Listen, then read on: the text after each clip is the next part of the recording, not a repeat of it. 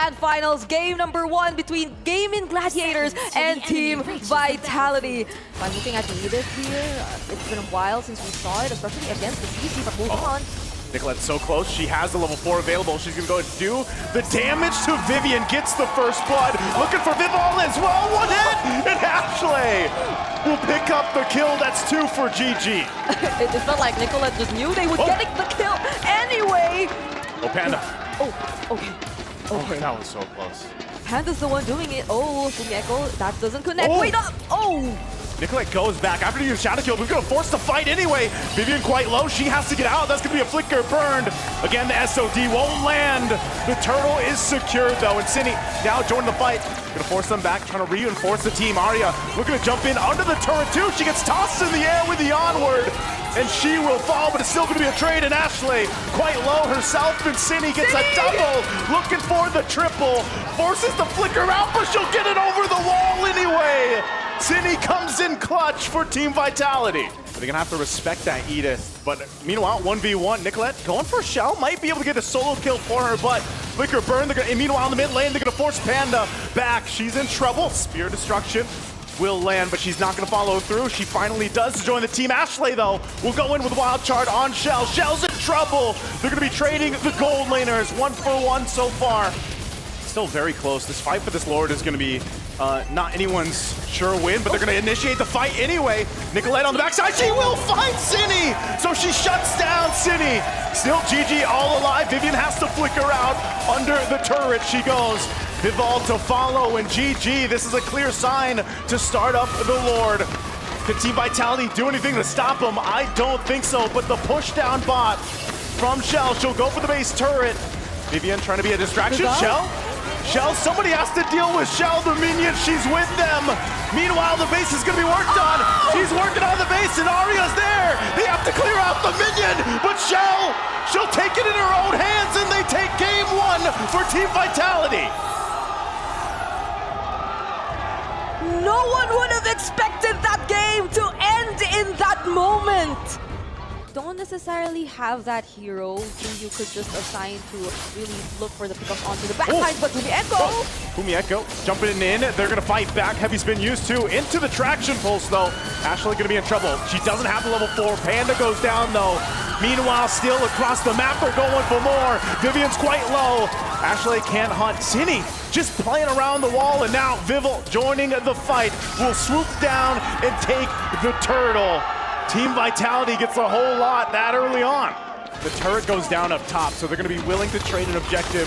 Meanwhile, a full force of GG is going to start this turtle up. They're going to go for a traction pulse again. Heavy spin.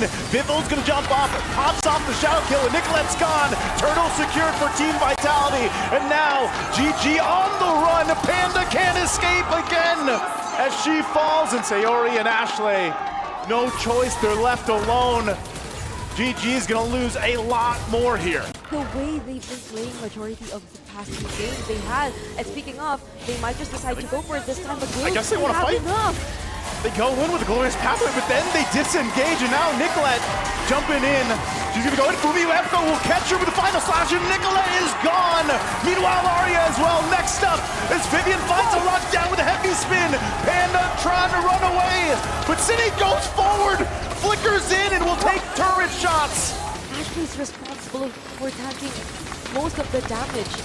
So how does that fall now? Ashley, oh no! Oh, this is trouble. They drop down the Zaman forcing the fight. Turret's gonna go down. Fumieko will flicker defensively. Nicolette joining the fight. They're gonna force them back into it. They'll find Vivian, but on the backside, Vivol goes into the turrets, into the fountain, and she'll go back. But on the hunt, Nicolette wants this one, but it'll be Panda that picks up a double kill. Gaming Gladiator is able to find something on the overzealous Team Vitality for that base. This major objective, the Lord, is up. It's going to be started by Team Vitality. Fumieko takes a couple shots. Conceal going to be used. They final slash in. They're going to fight it anyway. Panda unleashing on the backside. Not able to find Vivian, but they will get the flicker down and Shell the first to fall. Fumieko next. 2 down for Team Vitality. They want more. Nicolette jumps in. Vivol on the hunt, but she'll have to be forced back.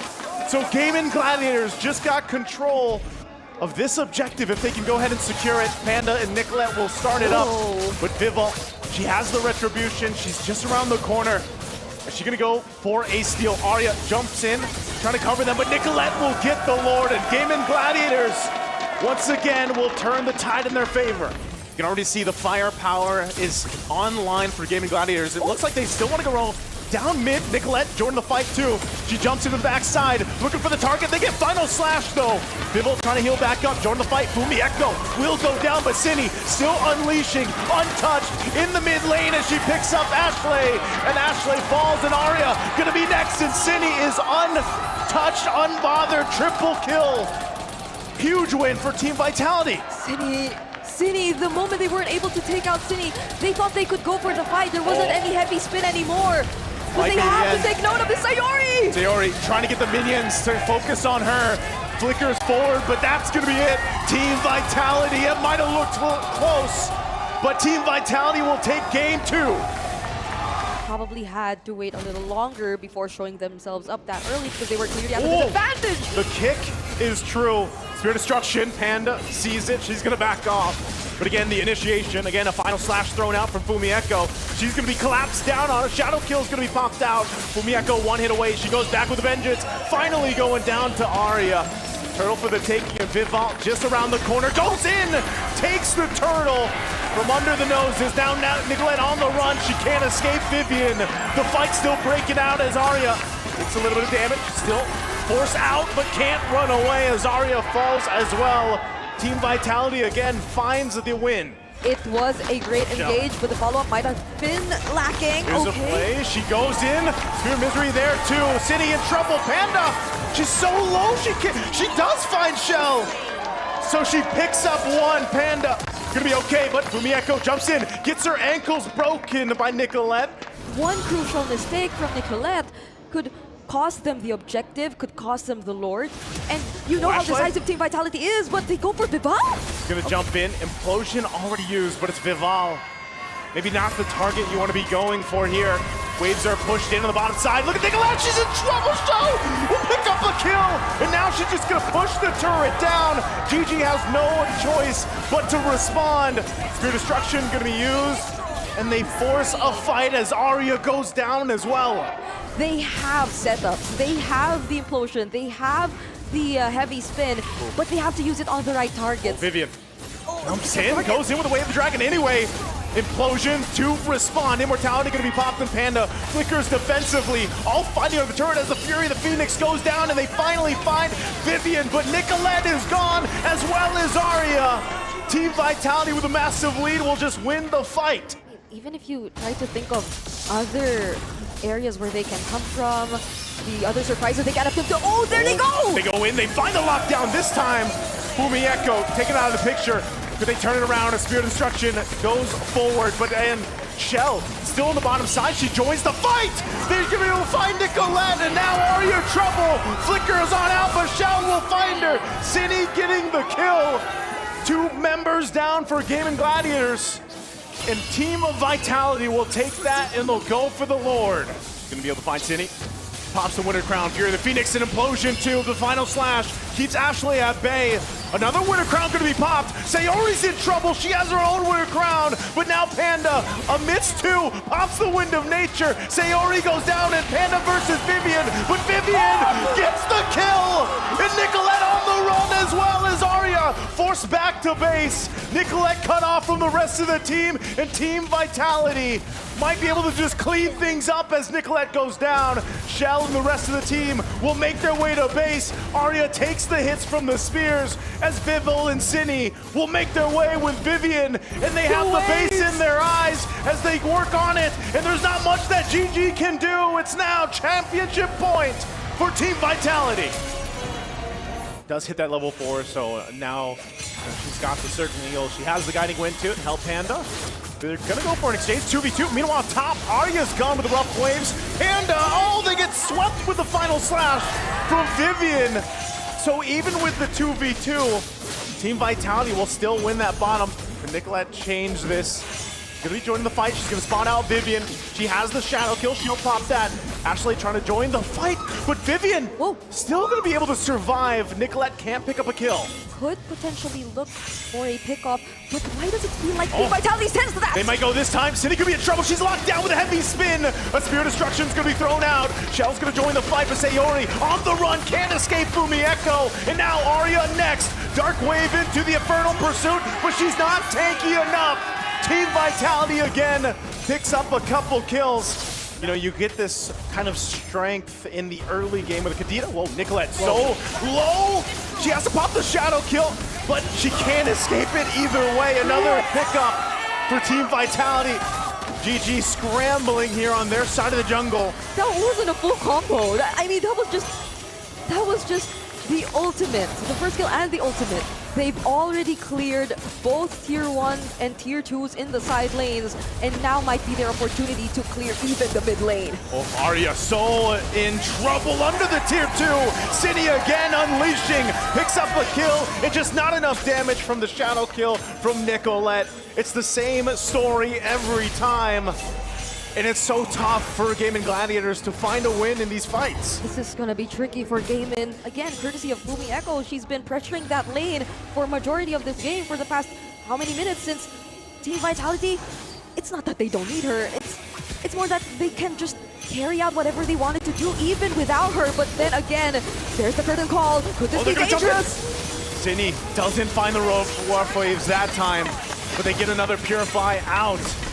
Lord is making its way up top. GG, are they ready to defend here? 6,000 gold behind. This is gonna be crucial. Panda's positioning. She still has the Purify. Ashley already at half health and she's gone. As Show picks up the kill and Panda falls. 2 major members are down of GG, and Team Vitality sees the win in sight. A couple shots of Sayori Arya trying to keep it together, but another's gonna fall. They carried the weight of last year's loss. They turned pain into purpose and left no soul unconvinced of their reign. They're completely undefeated. Team Vitality.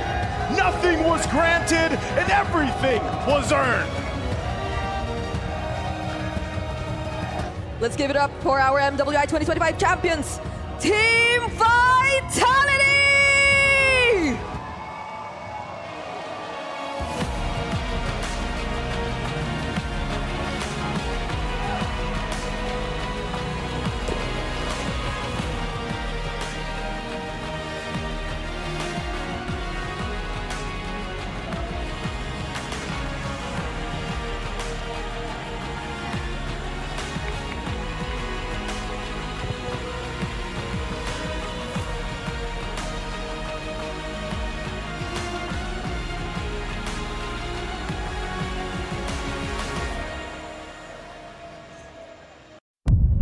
C'est la vie.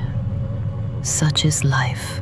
In the land of dawn, such is life when all that remains are dreams. We don't expect the loss last year, and the result is not like what we want. I know that we were capable of more. But MWI is where barriers are broken and queens are made. Vouloir, c'est pouvoir. To want is to be able. MWI is a chance for ladies to represent themselves because there were no opportunities in our region back then. Çoğu insan Türkiye'nin kolay bir yer olduğunu, biz burada bunun yanlış olduğunu kanıtlamak için buradayız. From heartbreak to hope, from doubt to belief. We only want to take revenge on Team Vitality because they were the only team standing in our way.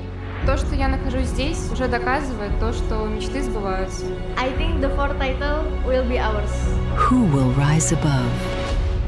2 champions, 1 game.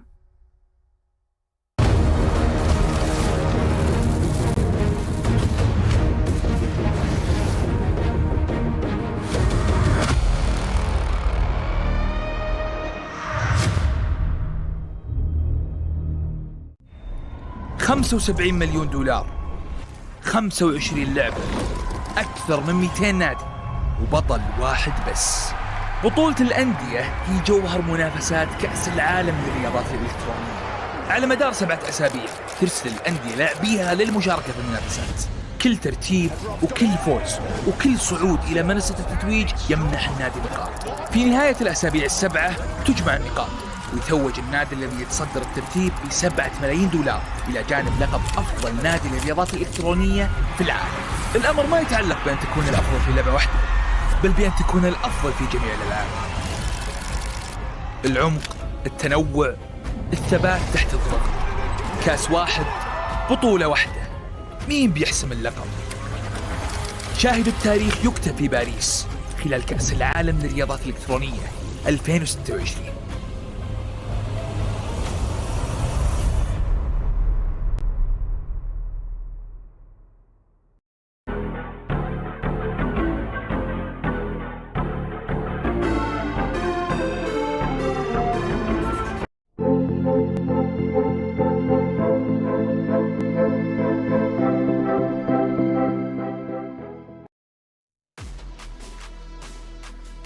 Paris, France, the city of love, a gorgeous city with rich history. Unfortunately for a lot of the women of MLBB, also the home ground of the world champion for women's MLBB team Vitality. Welcome to day number 1 of MWI. My name is Renmar, and no, this is not MPL Philippines, but you are joined by the We Bear Bros. It's Leo and Naisu. Gentlemen, how are we? Bonjour. Bonjour. What a dream come true to actually fly out all the way to Europe for, the third Esports World Cup, and to celebrate women's MLBB, to maybe crown the defending champions once more on home. So what? It's crazy. Definitely, we're going to have some action-packed days ahead of us. It's crazy to even be here. I think even for us, all talents, if we got settled in, I was here a little bit earlier than you guys. We had our wild cards over for MSC, but now you've got to share the beauty here, and now we get to see the beauty in the land of Dawn for this MWI. Yes, women's MLBB has been on the up and up ever since, of course, MWI started. Now officially the Women's World Championship, now Women's International, no longer the Invitational if you're familiar with it. But yeah, a lot of stories. We've talked about Team Vitality, but there are so many familiar faces coming back, a lot of new faces coming in. So I'm really looking forward to seeing what MLBB has in store for us. Because remember, it's not just one champion we're crowning. We have MSC later on, but it is MWI. We are under EWC, the Esports World Cup, and the whole club championship theme. So a lot more to watch out for. First off, let's watch this.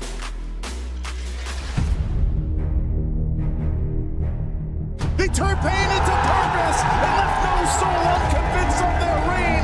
They're completely undefeated. Team of Vitality. Nothing was granted and everything was earned. I just want to prove that no one can do it better than us. I think that it was meant to be ours all along. Winning MWI 2025 meant a lot to us because this is our first ever EWC champion title. Meanwhile, the base is going to be worked on. She's working on the base and Arya's there. They have to clear out the minion, but she'll take it in her own hands and they We take didn't it. plan for a perfect round last year, but it just happened, so we kept going. The triple forces the flicker out, but she'll get it over the wall anyway. I feel like I have conquered the world in Mobile Legends Women. After that, we went to Paris. I actually feel a little bit pressured because we are playing at the home ground of Team Vitality. Now that we're here, all of our fans in Paris are able to watch us directly on site. Defending it again is the biggest challenge because there are more eyes on us. It has always been our nature to win every tournament there is, but what changed is going into this year's EWC, we have more motivation to get the back-to-back title. I feel confident this time. I know that everyone wants the MWI title, but I will not let it happen. I will always be hungry for the title. If you call us the final queen, we will take it. To all teams, give us an intense game. Don't make us sleepy.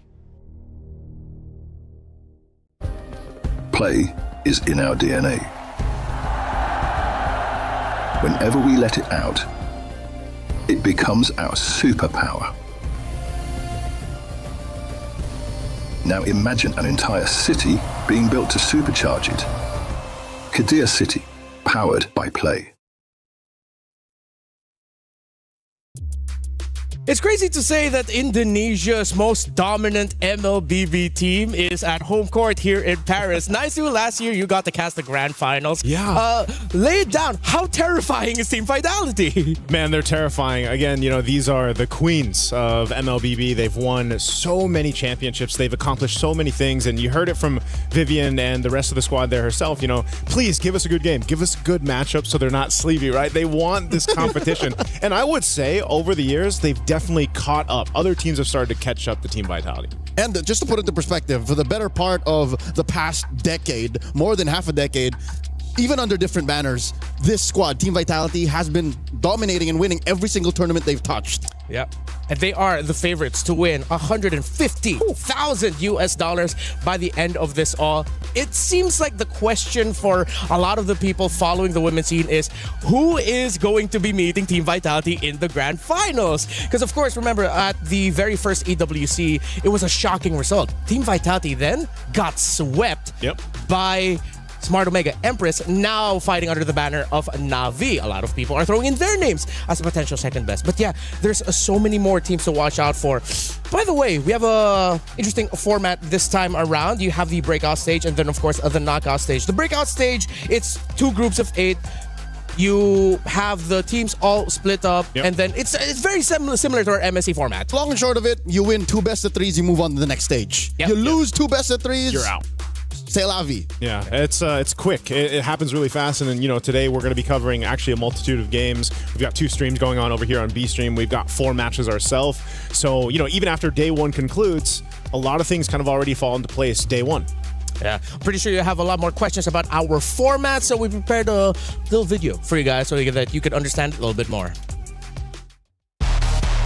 MLBB Women's International returns to the Esports World Cup 2026 for its historic 3rd edition. And for the first time ever, the grueling battle heads to Paris. As the one and only all-female championship at EWC26, 15 teams emerge through qualifiers spanning over 60 regions. Only one team bypasses the chaos, Team Vitality, returning as the title defender with a direct invitation. 16 elite teams will fight for a staggering $500,000 prize pool, one of the largest in women's esports history. MWI features 2 brutal stages, the group stage and the knockout stage. In the group stage, 2 groups of 8 are each locked in a double elimination showdown. To survive, teams must secure 2 series wins to claw their way into the knockout stage. One loss drops you straight into the lower bracket, where every match is crucial for survival. Lose again, and your tournament life is over. 8 teams will be eliminated. Only the top 4 from each group will advance to the knockout stage. In the knockout stage, the stakes escalate with every single step. Teams start in a best-of-3 quarterfinal before advancing to an unforgiving best-of-5 semifinal. Teams who fall short of the grand finals will be granted the opportunity for a podium finish in the 3rd place match. Finally, the top 2 teams battling for the title in the best-of-7 grand finals. In this single elimination format, every match is do or die. On the world stage where dreams are shattered and history is made, a monumental $500,000 prize pool and crucial club championship points are on the line. But only one team will rise above. In the first of 2 MLBB championships at EWC, who will be crowned the queens of MLBB? 2 champions, 1 game. This is MWI at EWC 2026.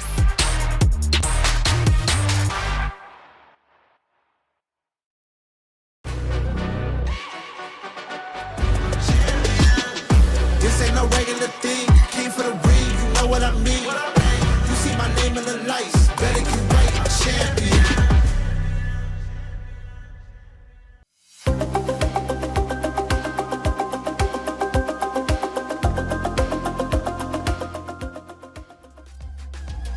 Three of the last 4 MWI titles have been won by the members that make up Team Vitality. Let's spend a little bit more time talking about them so that people understand why are we focusing so much on this team. Let's start with the roam. Vivian, arguably the best roamer in the women's scene in the entire MLBB landscape. And she's won apparently countless of titles in Indonesia if you consider like the grassroots tournaments. Woman keeps winning. Yep.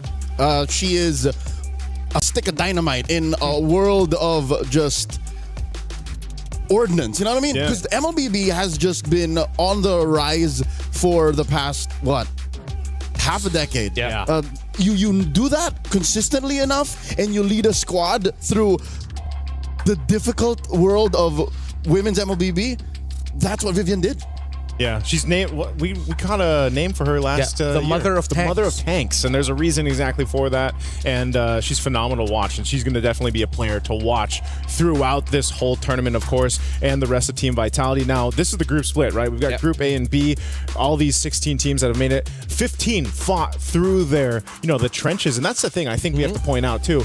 A lot of our viewers out there for MWI didn't get a chance to catch up with everyone, on their road here to EWC in Paris. And they've all had crazy journeys leading up to this point. It's hard to follow a world full of up-and-coming talents, and I think that's something that we didn't mention in the lead up to this discussion. It's 15 teams plus an invite, right? Yep. There's a lot of changes in the past year since Vitality's win in Riyadh. Yeah, there's going to be a lot of familiar names if you've been following the women's scene of MLBB all throughout the day. Some fighting now under different banners. But let's look at today's schedule. First, the top 2 matches you see, those are the ones featuring in Group A. Get Team Ray Young and Aurora Gaming and Virtus Pro versus Twisted Minds. That's where we're going to be seeing a little bit of an org switch up. We'll explain a little bit more about that later. Of course, Navi and Galaxy Phoenix, then Falcon Daisies against Team Falcons Mena. Different kinds of Falcons, by the way, something to note of. Is there a match that you're looking for specifically here first? Mine's definitely going to be match number 3. I want to see if Navi PH specifically can kind of make it work the way we saw them when you mentioned, was it 3 years ago, MWI? I know it's, we have 3 of those members now on Navi PH. It's a little bit of a mix-up, but that's been the case of a lot of the teams for MWI. They are, like you mentioned, Redmar, there's going to be some familiar faces, some org swaps happened here, but there's so much experience for these ladies. I think that's the big thing, especially the ones that have been on the international stage and what they can bring to some of the newer up-and-coming members of these teams. As for me, I'm all about the flight of the Falcon. Falcons? Yes. Okay. It's the Burmese versus the Egyptian squad. Both of these teams boast of experienced athletes, veterans of MLBB esports, and the fact that Ira joined Falcon Daisies, a Filipino import. I think that's the shot in the arm that the Burmese needs to get one over, obviously a veteran of MENA. Yeah, some great matches that you mentioned, but we also have our story of the day later on. We're going to be watching the little switch-up between Virtus Pro and Twisted Minds. The current members of Virtus Pro, a lot of them, were former players of Twisted Minds last year, while the current members of Twisted Minds were former players for Virtus Pro. That's why that's going to be our story of the day, and we're going to be explaining a little bit more about that later on. But if this is your first time watching MLBB, our women's scene, get ready. They are excited to show the world yet again why they deserve our attention and our focus. We are in the home ground of Team Vitality. And now the question is, will they be able to defend their throne? A lot of people say yes, but the world looks tougher. We've been mentioning it all throughout. So many new names, other regions. They've increased the difficulty to qualify here. A lot of them had to go through like best of sevens, full max series just to make it here to EWC MWI. Not to mention, this is mostly outside, but in-game, we are going into uncharted territory. A medium-sized patch just dropped with no major tournament to cover it since last weekend's wildcard. So nobody knows exactly what the game looks like except these athletes, and they're ready to put on a show today. And that's a point too. Like we saw last year in the previous MWIs, even what you saw in Wildcard could vary. It could be different, right, for MWI. There's their own meta for MWI and the ladies playing here. Yep, a quick flashback, a throwback to 2025. The bridge between the wildcard where Zetian and Yi Sun Shin was a thing. Wildcard, and then MWI, the ladies just like, nope, we're not doing that. We're not doing it. It carried over to the MSC. Yeah. So who's to say? That's something that has been consistent with all the previous MWIs also. We've always walked around going, hey, the women's scene is so unpredictable in a good way because they're willing to try out more new things compared to the men's scene. The men's scene, it seems like once they have a good understanding of how things work, all right, this is how we're going to play the game. The women's scene say, no, we're going to do our own thing. And I love that about MWI. Yeah, that's why that was kind of the joke over on Wildcard stage. You know, we were mentioning, we'll see LaFell later on too. He was saying it's, you know, you get to MSC, a lot of the teams just look at what the tops are doing. They're just like copy and paste. I'll just do that. I'll make that work. MWI is a different beast. And I like that that's the case. Yeah, scientific, mathematical, optimal is what we end up seeing in the stages of the mid-season cup. Yeah. But MWI, it's art. There's a little bit of molding going on, and the ladies are willing to experiment. And again, there's a full coaching team behind every one of these teams showing up. So it's not like they're just freestyling it. There is a rhyme and reason. Yeah, it's something that you could put up in the Louvre and appreciate. While the men's scene is a little bit more, I don't know, get studied at the University of Paris, maybe? Yeah, that's what we're going to go for now. But not to undermine any of the two ways to play the game. It's just that expect that the women's scene is a little bit more shocking for us in a great way. 2 champions, 1 game. Yeah. Champions, 1 game. Champions, 1 game. We might see some good picks here. Yeah. Speaking of picks, I think we can touch just a little bit on the patch environment that we've been talking about. Scarlet Embers. Scarlet Embers. In Wild Card, it was tankier. Now it seems like Assassins might be coming back. They tweaked the overtuned tank junglers. Yeah. Is what happened. It's Fredrin. Baxia. Yeah. It was more of, on paper, in case you didn't want to like dig deep into the details, it was more of a calibration. Yeah. It's not a full-on switch up. So I expect that maybe if it comes down to it, if some of these ladies aren't ready to, jump back into the Lings, the Lancelots, the Hayabusas, then they're more likely to try out something that's tanky but not exactly full-on big 3, like I'd say a Bamond. He's looking forward to the Ballman. Yeah. I'm looking forward to the Ballman as well. I think the biggest shakeup needed to not just be with what was happening in the jungle, but also like the mid lane picks. This is something that we were asking for, the shakeup. I'm still happy that at least Gord is he's meta now, basically. Yeah. But still, I think there's a very narrow option case for the mid lane right now, and that's why I always do look forward. I even said this in the wild card, now also for MWI, it's where it's like these teams have very distinct personalities and play styles when it comes to what they bring to the table. Some teams, like Team Vitality, they'll find something that really works, and until someone stops it, they don't really need to change it, Yeah. And then you have other teams that are a little more, free on the draft and what they want to bring to the table. And sometimes that kind of chaos to it is what could potentially give them an upper hand. Now, big difference, obviously, from wildcards, we had a bunch of best of ones. Yeah. Now, at least you have the best of 3s that we're going to go through. Yeah, right out of the gate. Yeah, right out of the gate. Yeah, we're going to be seeing a lot of best of 3s. There's not a lot of room, but I think there is still a good amount because you do at least have a second life here in the group stage where if you lose one, at least just don't lose the other one. Then you're fine. You can afford to lose one match, just not both, or as Leo said, you are out. So with the changes to Baxia, Fredrin, Akai, they are now slower with clearing the jungle, and with jungle creeps now giving more gold. That's why it seems like behind the scenes, a lot of people are saying Assassins are back. If you can get your gold faster, you get your items faster. It just works well for damage. Assassins are back. So what are we thinking? Like, is it still the same? Here's the thing. It's not as simple as just because the jungle changed, that's what will drive everything. Because note, when you play a soft but damage dealer jungler, you have to find tankiness elsewhere. Yeah. Well, gentlemen, I am enjoying our discussion, but it's time for us to go on over to the main stage, see what's going on.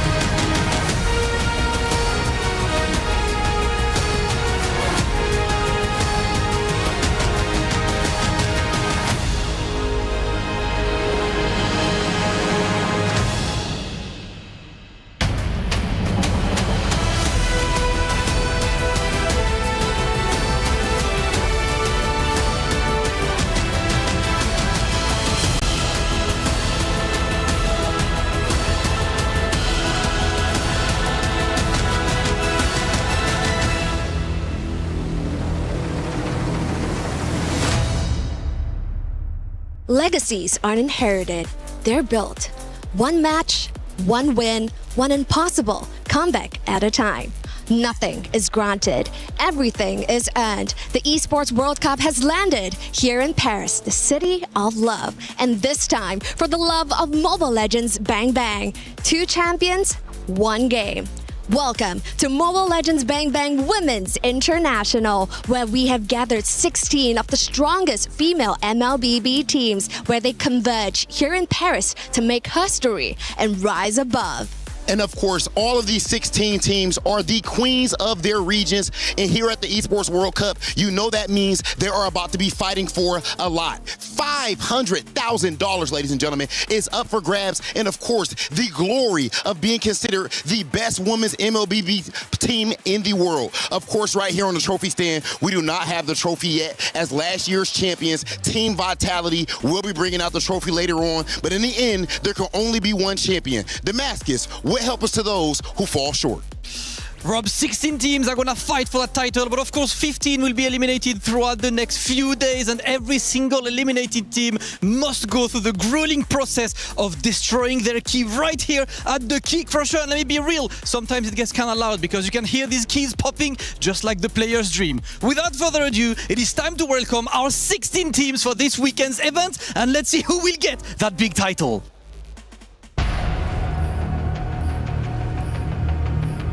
Qualifying out of Indonesia, Team Falcons. Qualifying out of Western Europe, made up of 5 countries, GK Esports. Qualifying out of North America, GG Esports. And joining all the way from Mongolia, Aurora Gaming.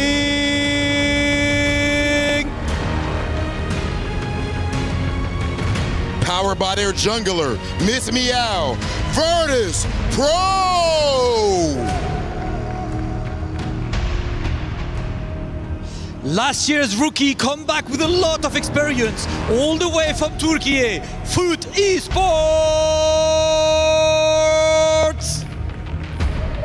The newly assembled qualifying out of Myanmar, Team Ray Young. And the new representative all the way from China, Seda.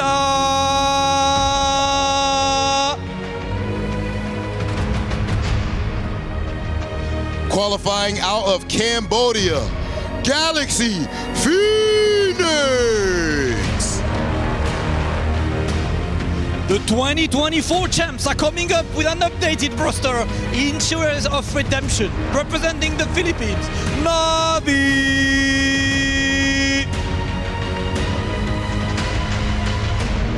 With the return of the Ice Queen, Galtech Cyber Team.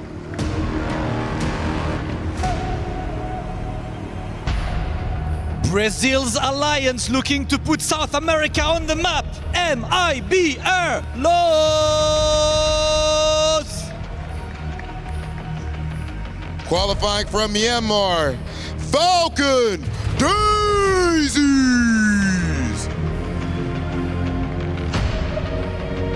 And with a more experienced roster looking to put Mekong on the map, Twisted Minds.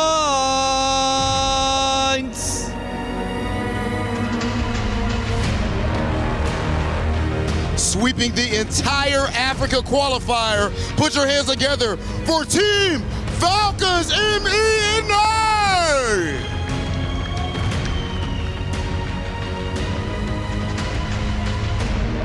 And now it is time to welcome the champions, the title holders. Make some noise for Team Vitality!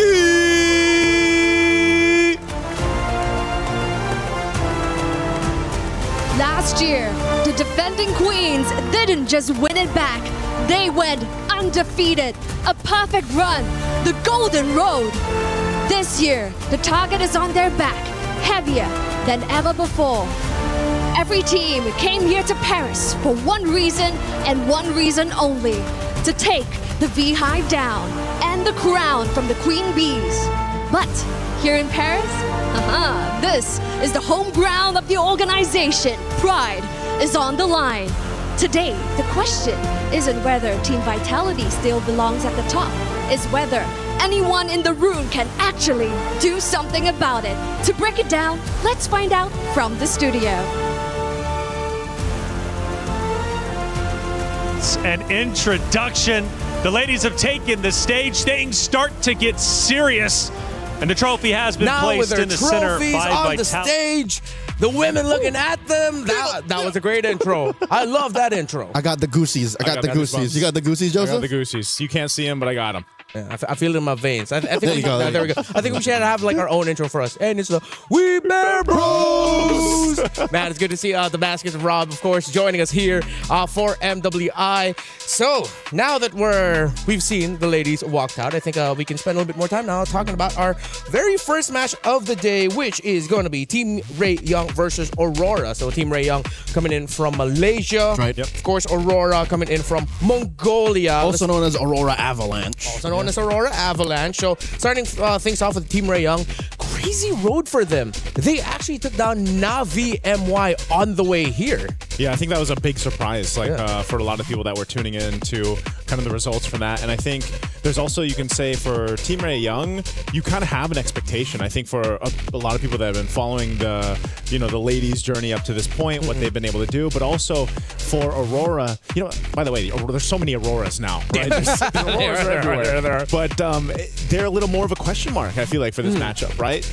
Maybe the expectations haven't been set exactly just yet, but I hope for our opening match, at least here on Stream B, we get the full series, man. We get the full show, best of 3. Yeah, Joseph, you're not a stranger to Mongolia's meteoric rise. Yeah. They almost made it through.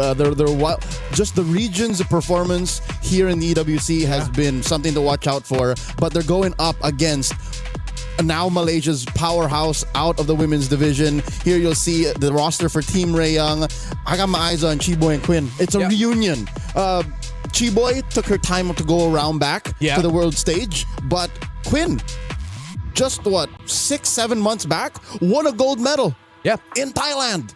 Gold medalist for the Southeast Asian Games for Team Malaysia that took down Team Philippines in a surprising end to best of 7 series. That was an emphatic win for the Malaysians. And yes, Keyboy and Quinn are back, returning to MWI since 2024. And when they were with Gaming Gladiators Homegirls, they were the duo to watch on that team.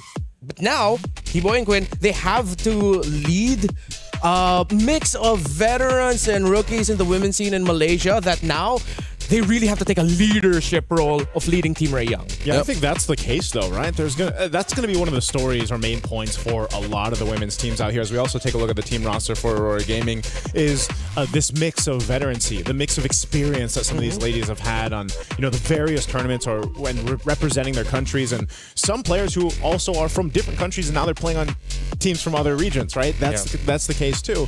And so you have to find this kind of mix between veterancy, but also the newcomers, kind of ambition to make things happen in these games. Even Roll, there's a switch up. Anu just recently moved on from her original role, and they're taking the time to work it through because even their climb towards the qualification was deep. If I'm not mistaken, they went through a slobber knocker. Yes. Aurora Avalanche went all the way, and it came down to one final game for them to book their ticket to Paris. And here's the thing. If you've watched Mongolian MLBB, you know that they are purveyors of the download game. Yeah. So here they can afford a download game. They can afford a download series. But I don't think that's something you want to give over to Team Ray Young. Yeah, with Team Ray Young, of course, we discussed Chiboy and Quinn like being the leaders there. If they are going to continue the DNA of Mongolians downloading, I agree with you. It's going to be risky. Punished. They're going to have to get out of the gate, ride out, be aggressive, show that you can set the tempo against a team that has experience on this stage. But you mentioned the transition from EXP to jungle for Anu. I think this is going to be where they're going to need to start showing off some dominance here. If they get bullied in the jungle, this is going to be a quick 2-0. That seems to be the case with a lot of the even before we had the patch, but now more so the patch, and what we saw in the wild cards is some teams, if they are putting that pressure on the junglers early on, it could be a problem, right? If you fall too far behind in the jungle early on, the rest of your team kind of has to help you get to that point. And that's why, again, those tank junglers were so good to a point where it's like, okay, I'm at least sturdy enough, so if I deal with some pressure, it's fine. Plus that change that happened with the Retribution, where, it does a little more damage, kind of helps with getting things pressured on your early buffs, and that's why we saw even the rotation change a bit, into the jungle. So that's one thing I guess my lens is going to be looking at here for this year's MWI, because it is very different. And I know there's some people out there that might just be tuning in, right? From MWI to MWI. Maybe they didn't catch all the qualifiers up to this point, and the game has changed, and these ladies will be showing us exactly how they want to play that game. Yeah, earlier we were touching on the patch and the hotfix. Now you're going to be seeing a more visual representation of it, of course, with the nerf to tank jungle, as we did janglers. Those janglers. The janglers. A little bit of my Filipino came out there. Excuse me. I think I agree with Leo where it's not just rush right away onto tank jungle era over. I think this just means there's more room for creativity. Yep. It's less about it literally being nerfed or taken out of the system. It's more, the role is just more fragile now. Yeah. If you want to play tank junglers, you have to understand what every single motion will lead to. It's a butterfly effect. Yeah. If you play assassin, you have the potential to run away and snowball. That's the thing. In the past month of high-level competitive MLBB, we've missed the concept of a snowball. It's always been inevitability. Yeah. Surely we will farm out what you're doing and then get our gold laner to just run amok. Here, we don't know what we're going to see just yet. Yeah, I would like to see a Ling, man. I know we actually had this discussion previously, even back in the wild card. Some of us wanted to see some of these assassin junglers pop up. Ling would be, I think, one of the junglers to come through. Maybe even a Lancelot again. I know he had his time. Nolan was there. And hell, you even saw that. Buffs on the list was for Mincetar. When was the last time we saw Mincetar? And he has gone in the gold lane. There's been history of that. Will we potentially see Mincetar or any other of these heroes that can find their footing in the meta now? Yeah, this is one of those scenarios where you feel like our great and gracious developer Muton seems to be leaning us, pushing us or nudging us a little bit towards a certain way, because you buff Mincetar in a realm where you nerf the tank jungler so that it gives more room for the assassins with a lot of dashes to come back. I feel like someone's going to be crazy enough to try and bring Mincetar, man. And yes, as creative and as direct as their changes show, I feel like we're being pulled in two different directions. Like, okay, go, Mincetar, try it. But also, Mincetar's shields. Guess who else got recently adjusted? Who? Esmeralda. So you know what I mean? He's like, where do you want me to go? Yeah. That's kind of how it feels. Yeah, I think that's the dance we're going to see in the draft. That's how it's going to feel like. That's why I play Balmond. Can we get that one more time? I just spin. I can't spin. We're gonna go. I'm physically incapable. You're not able to spin. Yeah. But even then, like, Sweeping there's Cyclone. Sweeping Cyclone, spin to win, man. Hopefully we actually end up seeing that again. I think there's a case for It's what won Falcon's main at the group stage. that's true. That's true. Almond of all man, picks. that takes me back, and it feels like it was just yesterday. Gotta but it was give Boyd a actually hug. Last week and a half, yeah.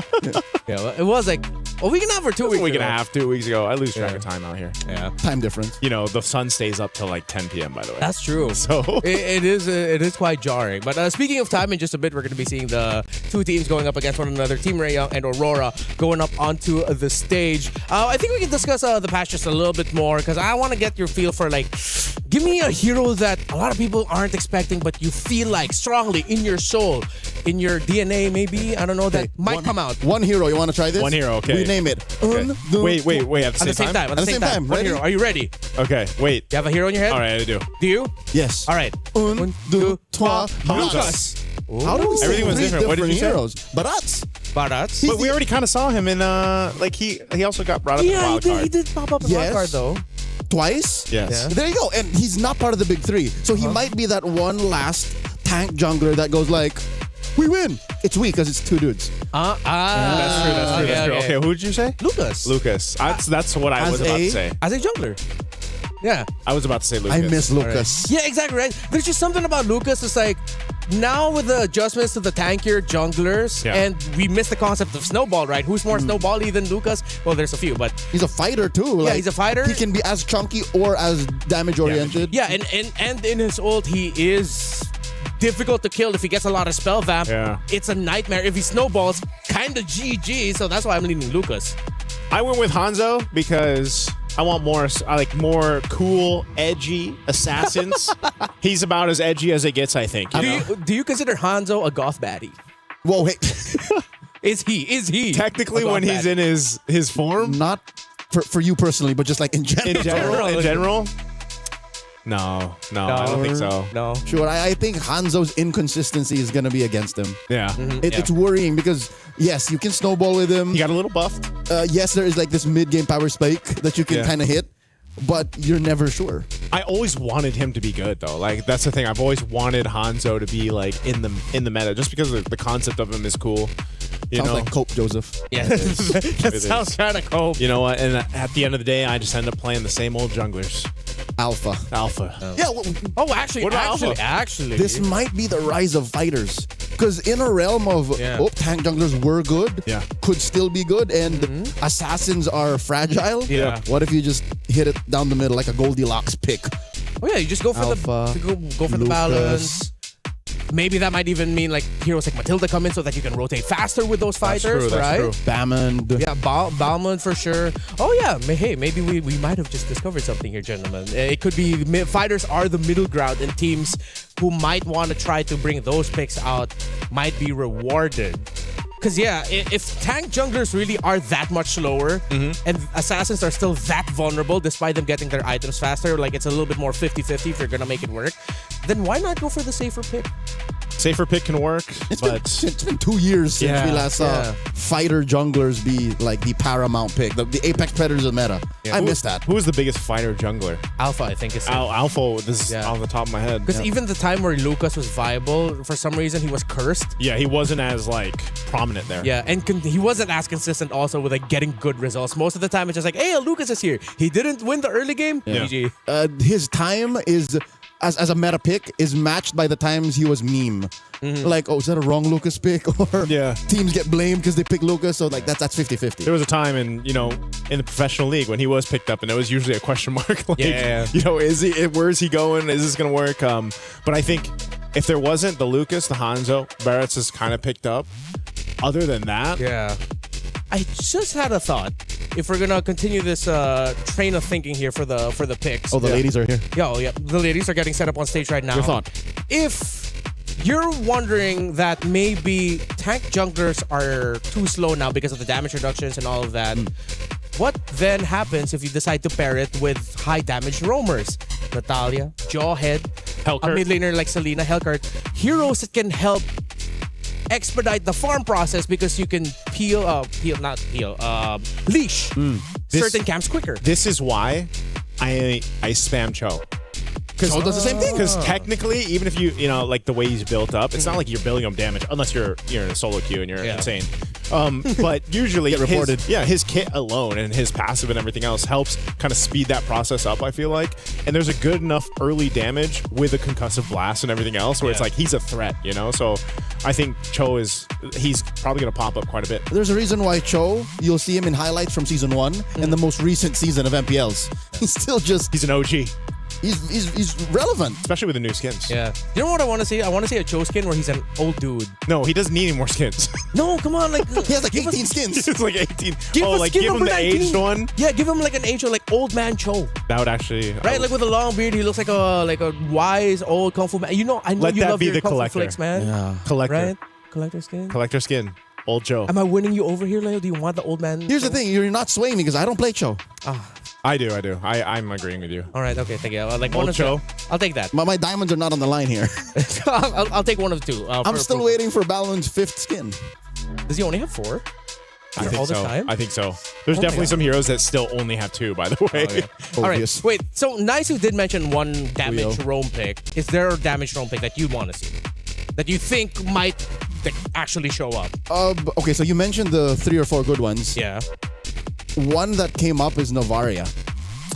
Right. She's sometimes swerved over as a roamer, but the thing is, if the goal is to expedite the early to mid, Novaria's not doing that. She's a win more in the late game. Because imagine you get a team past the 15-minute mark and they have a roam Novaria, you're not winning anything. you're not even crossing over to see what's in the bush when you're taking the Lord. Yeah, because vision is just not yours. You're just dead. Yeah. So that's where I'm going, but I don't know. That's the thing. Because of the Scarlet Embers update, I don't know if the game is slow enough to do that. Because we might even see like 9-minute games today. That's what I was going to say too. Yeah. I think Wildcard was enough to go ahead and prove just how fast games can be. What was our longest then? I think it was 25-ish minutes. 27 or so. Yeah, and then the fastest was 9. Like 9 minutes. So, and the average was probably around 13, 14 still, around that level. So those are from, equally matched teams when it comes to skill. Yeah. Experience, but maybe that counts too. Maybe, and that can be something we consider here, because some teams, like again, Team Vitality, Na'Vi, Team Ray Young, they come from very developed scenes. Yeah. Compare that to up and comers. That might be where they want to leverage the patch. So then we go back to what we talked about when it comes to MWI and the unexpected nature of the picks that might show up here. Expect teams to come in with a little bit more packed lunch. Something that it's life is like a box of packed lunch. You never know what you're going to get. I think that's how the quote goes. Is that the quote? Like that. Yeah. You take a bite of the croissant and you don't know what's in it. Yeah. It could have filling or not. Can people wait? Is it like sacrilegious to put filling into croissant? Okay, today I confirmed the pronunciation. No. He did such a pastry. I was next to him. Yeah, I did not. He was behind me. Yeah, but I do not know the rules on how it's made. Yes. Yeah. The rules on how it's made, and then you'd be surprised at how different. What is it? Pan au chocolat can be too. Yeah. Like what it's called in different areas. Chocolatine. Chocolatine. From the north and the south of France. How is it that when we start talking about food, suddenly, after waiting for so long, we finally are about to get into the draft? So thank you. I'm glad. I'm pretty sure Team Ray Young and Aurora are excited to go into this. What I'm looking forward to is for our questions to be answered. Are we going to get the utility? Are we going to get the assassins? Who are we going to get in terms of the picks? Or somewhere in between. Fighter. In between. Are we going to meet right there in the middle? Give us the fighters. You know what's funny? Because of all the adjustments, this means I think we might be seeing less Gord. You know There's what? something about with the more dangerous nature of the picks available. Hey. That it seems like, why would you want to pick Gord here? Live on the edge, man. That's that. If I know I've said this a couple times on our broadcast over at home.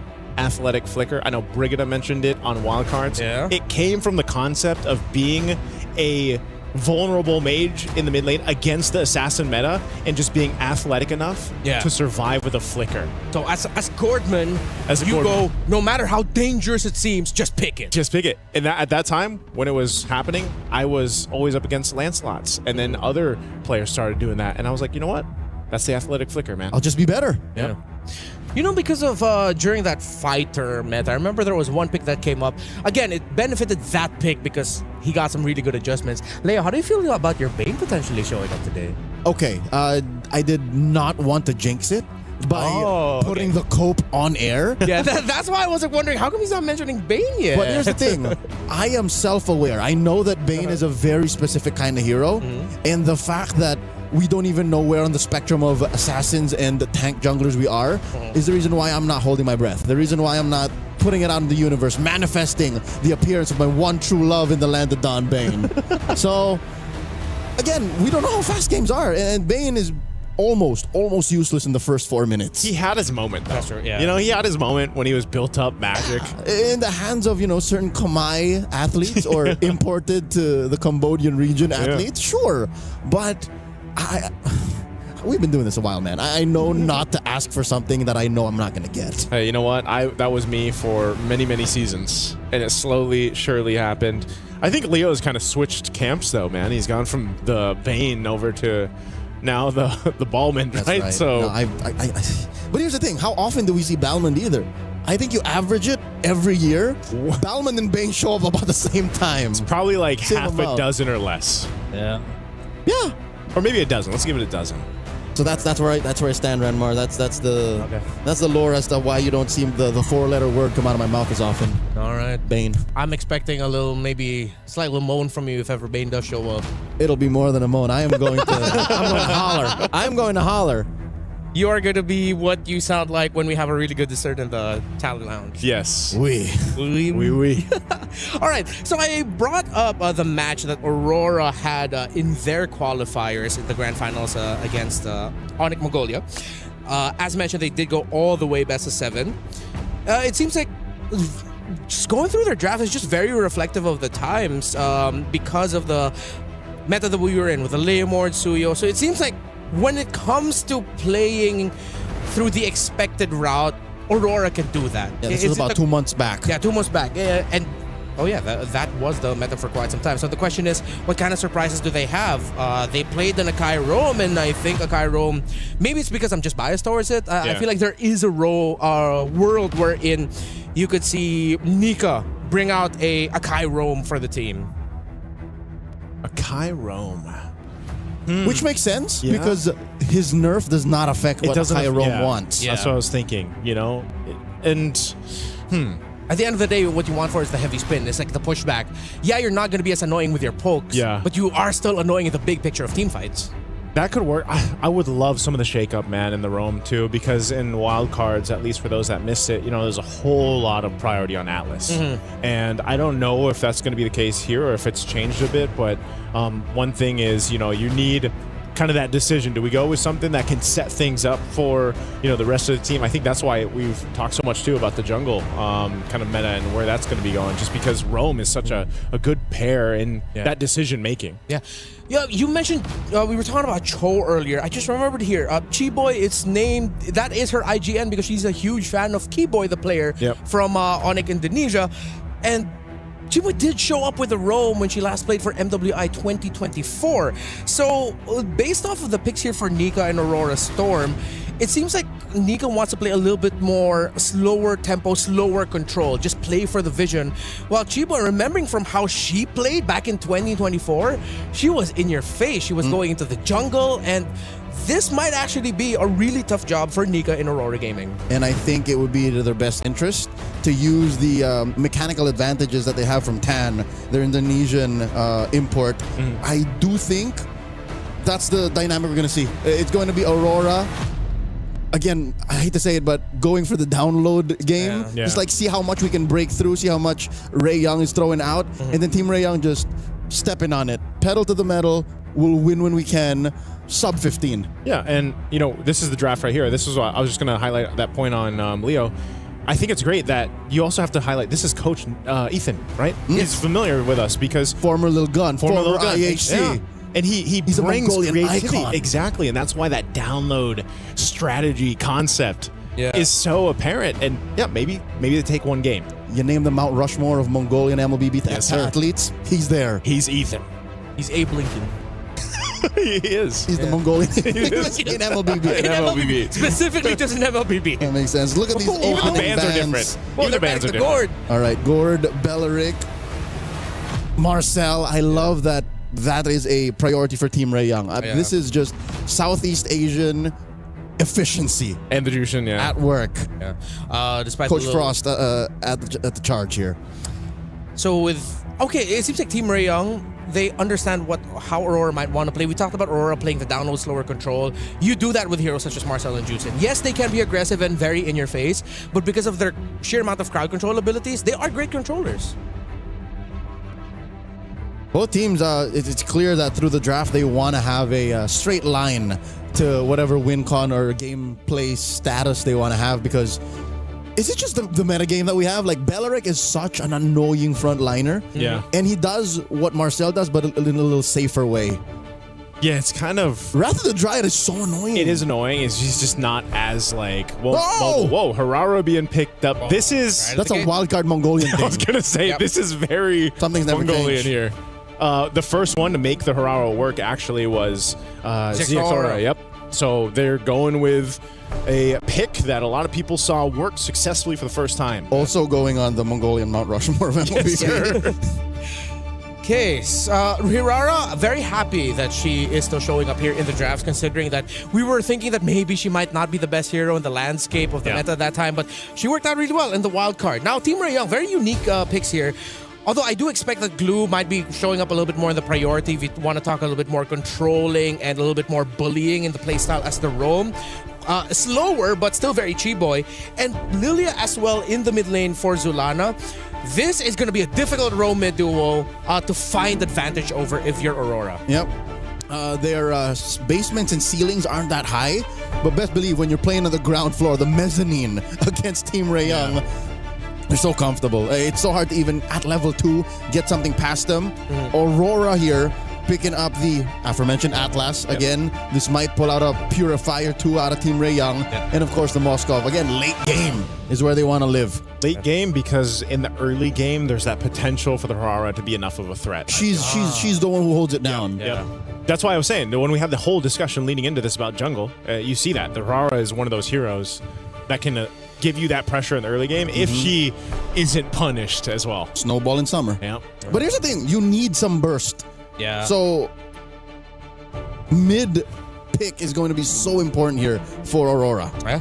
If ever you cannot find a mid laner that might not slot in safely enough or well enough for your burst, then they're going to have to pull off the second idea, which is get your burst through the EXP lane and play damage through there. But now with an Alice, yeah, the Team Ray Young, their first 3 picks really screams veterancy and their confidence that they can outsmart Aurora. It's first 2 or 3 move opener checkmate. Yeah.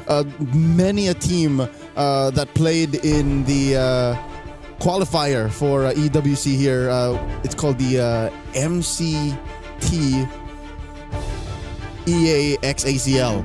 A lot of teams fell there because of a 3rd pick, 5th pick swing Alice. It's just hard to kind of answer this hero when she finds a good position to be in. The bans for Team Ray Young, the Freya and the Uranus.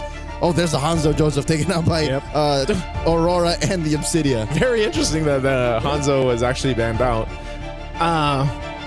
Even to an extent, the Obsidia. It's like one of those things where it's just, I guess they don't want to have to deal with too much pressure on the Harara also, right? Because you need to go ahead and secure that early jungle rotation. You need to be able to secure your buffs. You've got the, I would say maybe, I don't know if it's actually statistically the best burst early on because of the way her kit works, but it's surely one of the greatest things that you can have in early game, not to mention the iframes that come with her kit, which is kind of finicky to deal with, and so they'll take their own iframes. Yeah. Team Ray Young will go with a Lancelot. Honestly, very safe pick with the presence of the Atlas. You needed something that could disappear out of the map just real quick. Last 2 picks here for Aurora. You're still needing that pick on Zulana. Again, I need to see some good burst to call that Atlas and Hirara a worthy investment, especially in the first 3 picks. And then, of course, a good tanky EXP laner. I think you need a tank here since, again, in the jungle now, you have a fragile assassin. Not a lot of dashes, too. I think Hovius would not have a home here. Wow, that Alice pick are throwing off Aurora that they go settle for the Lunox. It's burst, but it's... Okay, so they sort of spread the burst potential. One more single target, the other more AoE. Yes, of the 2, I'm pretty sure Zulana knows what she's getting into. Coach Ethan gave her the heads up, or in this case, the thumbs up. But of the 2, I think the Sora was the better choice. So the Sora makes the Lunox kind of worth it. Yep. And Hanabi. Hanabi. Hanabi last week, yes. What? Yeah. Welcome to MWI, baby. Mob Psycho. Yeah, well, we saw a little bit of that. Off against the Hanabi. Against the Atlas, all that with the Sora there. You're going to get dove on a lot. You're not going to get controlled, but you're going to have to hope that your shields and your basic lifesteal is enough to keep you alive. Quinn, this is Gila. Yeah. This is crazy. But here's the thing. I see it. Yeah, right. Because everything else in the lineup allows for Quinn to just be this semi-mobile artillery. Just yeah. I don't hate it. I'm not thinking this is like a easy start. No, hell no. I'm all right with this Hanabi pickup. It's just that it is a little bit dangerous. So, gentlemen, you guys take over. Welcome. Thank you so much, Renmar. Ladies and gentlemen, welcome. We're officially opening up MWI here at EWC 2026. It's our very first matchup over here on Stream B, of course. Yes, just so you guys know, there is a Stream A. There's tons of games to watch, and this is going to be the first of the 4 here for Stream B. It's me, Naisu, and Leo to bring in the action. We already talked about the drafts. Let's take a look at the emblems here, too. While Nika is getting zoned down quite a bit on that Atlas. Same thing up here, up top, man. This is going to be a tough one, I feel like, for Sora. Whoa, Flicker used, too. Luet. A little bit of nerves here from the XP laner of Aurora. So, again, that mid lane matchup. Chiboy now crossing over, checking in on that small cap, which is all the more important right now. Tan is going to take advantage. This is something that Nika alone can't fix. Whoa. In comes Chiboy. Miku throws out some glooms. Close call. Just because of that. Team Ray Young are up by about 200 gold. Yeah, that's one of the things, though, you have to watch out for. You know, it's some of those burning those early flickers. You're dealing with a lot of damage, too, just from Miku on the Lilia, right? There's a lot of damage packed into those glooms that work well. Anu is going to go ahead and try to get out of here. Should be able to escape again on this Harara. So they're fine. Right now, no one going down just yet, but there's a lot of pressure coming out towards Aurora Gaming's jungle. Yep, 10 seconds to the first turtle of the game. And Aurora have done well to stabilize, at least get some farm elsewhere after mid got bullied out of those small camps. I expect the gold lane to wait until that major power spike. Nika here dealing a lot of damage. She-Boy put down to a quarter. Turtle already spawned. A whole lot of poke back and forth. Turtles up. First objective of the game. Team Ray Young will be in position. Nora just on the wings. Go ahead and spawn out Luet. But they're going to fight for this positioning. They're going to go for this. And coming in, a lot of damage on the Miku. Miku, black shoes. Phantom execution. Nika's in trouble. Already the brilliance out of T-Boy is taken down. Luet gets a double. Nora falls as well. And just like that, the trade goes over to the Mongolian squad. They're going straight for the turtle. They should be able to secure this just fine. What a setup. What patience from Luet there. She really waited for that moment. Mind you, she didn't even need the flicker for that, right? She burned it earlier on, but now, hell, she's got 2 kills leading into this XP lane. So this is what I was talking about in the draft prior. Team Ray Young, their first 3 picks, the basement and the ceiling ain't so high. So they can't win big ticket trades. And Aurora played with that. Aurora said, okay, you want to risk it? Yeah. Let's go. And they did, and they won. I think that's why it was so big to see how much Team Ray Young was trying to see what they could get away with in the early. You know, poke here, poke there, pull off a little bit. If they burn some battle spells, that might be great, but they weren't able to convert. So then they were put into that fight, and you know, now you actually have to worry, because now that these level 4s and these ultimates are available on both sides, it's going to be even more difficult to approach the next hurdle, because you have to worry about Nika setting you up with those fatal links. You know, and over here you've got that one purify for Miku. Yes, she's got black shoes too, but you're going to have to rely on a lot of finesse through these team fights against Aurora Gaming. Unfortunately, the map has flipped. Turtle spawns in the lower quarter now, closer to where maybe, just maybe, the relative quiet of the past 4 minutes has benefited Quinn enough. Because that's what they needed. They needed a little bit more of a reliable damage output that Team Ray Young could not find because, I don't know, Chi-Boy couldn't find the right mount, Miku wasn't putting down the right glooms, and Tan was spaced out. So looking at it now, it seems like it's Miku who we're looking at for Team Ray Young to deal more damage. She's up by about 100 gold. That's the only real reliable source of it this early on for them. Man, to be honest, I haven't seen a Hanabi in quite some time. It's been a minute, other than my own little solo queue adventures, right? How long does a Hanabi actually take to get online these days? Second and a half item. Second and a half. So she just got Corrosive Scythe, so what, she needs... Does she go DHS? Yeah. Optimally, if they can find it at the third turtle. Oh my lord, Chi-Boy forced the flicker back, and there it is, despair! In comes the rest of them. Tan takes down Nika, and Luet will follow through. Double kill for the Lancelot, and now the turtle goes over to the Malaysian squad. And that's why you pick Glue right there, or Patrick Star in this case, because Chi-Boy surviving that is insane. And then off of everything, they'll get the turtle as well, a good equalizer there in this game up to that 5th minute mark, as they're also going to take down a tier 1 turret bottom side. So yeah, man, you mentioned it, that turtle over on that side, as you look at the replay here, this is, again, a great setup. Even that Throne of Ruin from Nora, and then Quinn was just able to go ahead and fire off. A great double kill secured there too for Tam. And the icing on the cake here, cherry on top, Team Ray Young denied the trade up top. Yeah. That could have been a push for Mob Psycho, but up goes Nora saying, nope, this is not free, not right now. That's what puts Team Ray Young up by 1,000 gold, and they might even get another push. Chi-Boy going 2v1. Nika and Zulana trying their best. In comes Nika, but Quinn will still get it, and a lot of damage on the Nika. Quinn takes her down as Nika builds the fleeting time. To be fair, we really haven't seen that many good Fatal Links just yet. I guess it's just too difficult to actually get that setup you're looking for, you know, because even dealing with that kind of just, it seems like Team Ray Young is just marching on up to where they want to go and deciding to pick off a kill or two. They're going to go in and do tons of damage to this tier 2 turret. Wow. Whoa. Come on. Luet looking for Quinn. Goes into the lightning form. Shifting skies. Quinn down to an eighth of her health. Quinn is taken down. No need for the spear. And now Zulana comes in from the east. Keyboy in trouble. Gets the mount. She can only delay the inevitable. She's making them work for it. Why won't you die? Finally, Keyboy falls. That's exactly how Moskov sounds when he throws the spear. Now, putting pressure up here towards that top tier 1. They're going to go for more, but man, this is a fight for the map space, fight for objectives. All this for the Turtle to come up here. Last one of the game. They've got position favor. Chiboy will be back up. We can expect her to do essentially the same thing, but they might be a little bit too late to this. Golden Staff pickup for Quinn. They're fighting for it. Nika's going to push off Miku. And there it is. Turtle goes over to Aurora. It links by Nika. Nora very low. Oh. Nora here survives with a sliver of HP. The burn takes her down. And it's all Aurora going into the mid game as they try to find Nika. There's the mount by Chiboy. The flicker back by Aurora's roamer. Oh. And the black shoes. Miku survives.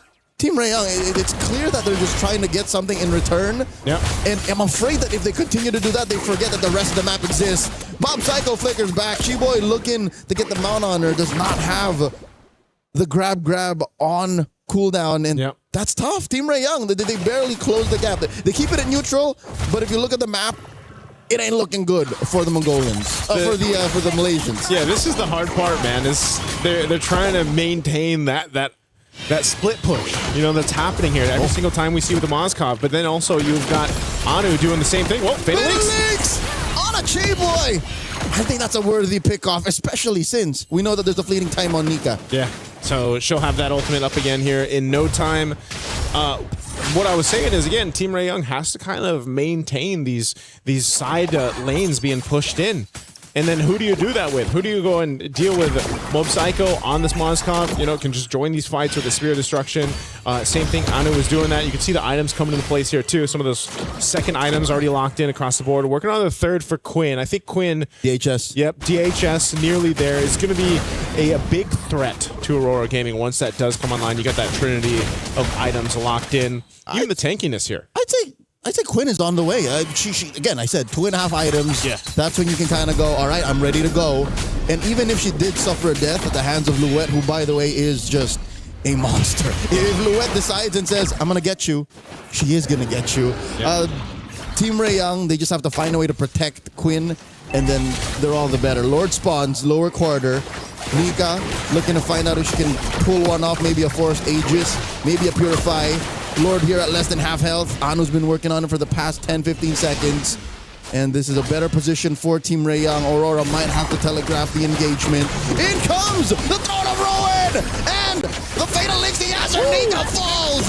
Chiboy traded out for her. Down goes Luan. Miku gets a double. Zulana goes down as well! Triple for the Lilia. Now Anu can do it is stealing Lord for Aurora. That was clutch from Anu. She got Tam low enough so that she had to get out of the Lord pit, and then Anu knew, I have an iframe to work with the kit here. I'll go in, get the Lord secured. What a clutch play from Aurora Gaming. Hirara's iframes are criminal. Yeah. They are nothing like the iframes we've known from the half-a-decade-old hero that is Lancelot. His iframes are like on DSL. This is fiber speed. This is fiber. 5G satellite internet iframes coming in from Hirara. I had to hold my breath. Wait, how's she doing this? I was like, wait, is she actually going to go back in? And then ends up making it work. All right, look at the damage coming in from Quinn. Fatal Links once more. Black shoes from Miku. Luet in trouble. Does shifting skies into the cloud forms. A little chunkier for this. And they will get the back off. Lord marching down bottom for Aurora. Okay, so luckily for Aurora Game, no one goes down there. They still have that Lord. It should charge into the turret. Does take out the tier 2 on the bottom side. That's probably all they're going to be able to get off of that. I'm not sure if they'll continue to push down at the mid, tier 2, or top. Right now, Mob Psycho. All right, Tan, can't they do exactly? Whoa. Oh, my lord, look at the damage Out of Anu. That was a single sequence, Joseph. Oh, you don't follow that. Yeah, you don't need to. Mob Psycho, that's Psycho. Don't do it. You don't have to follow through with She's that. fine. She's fine.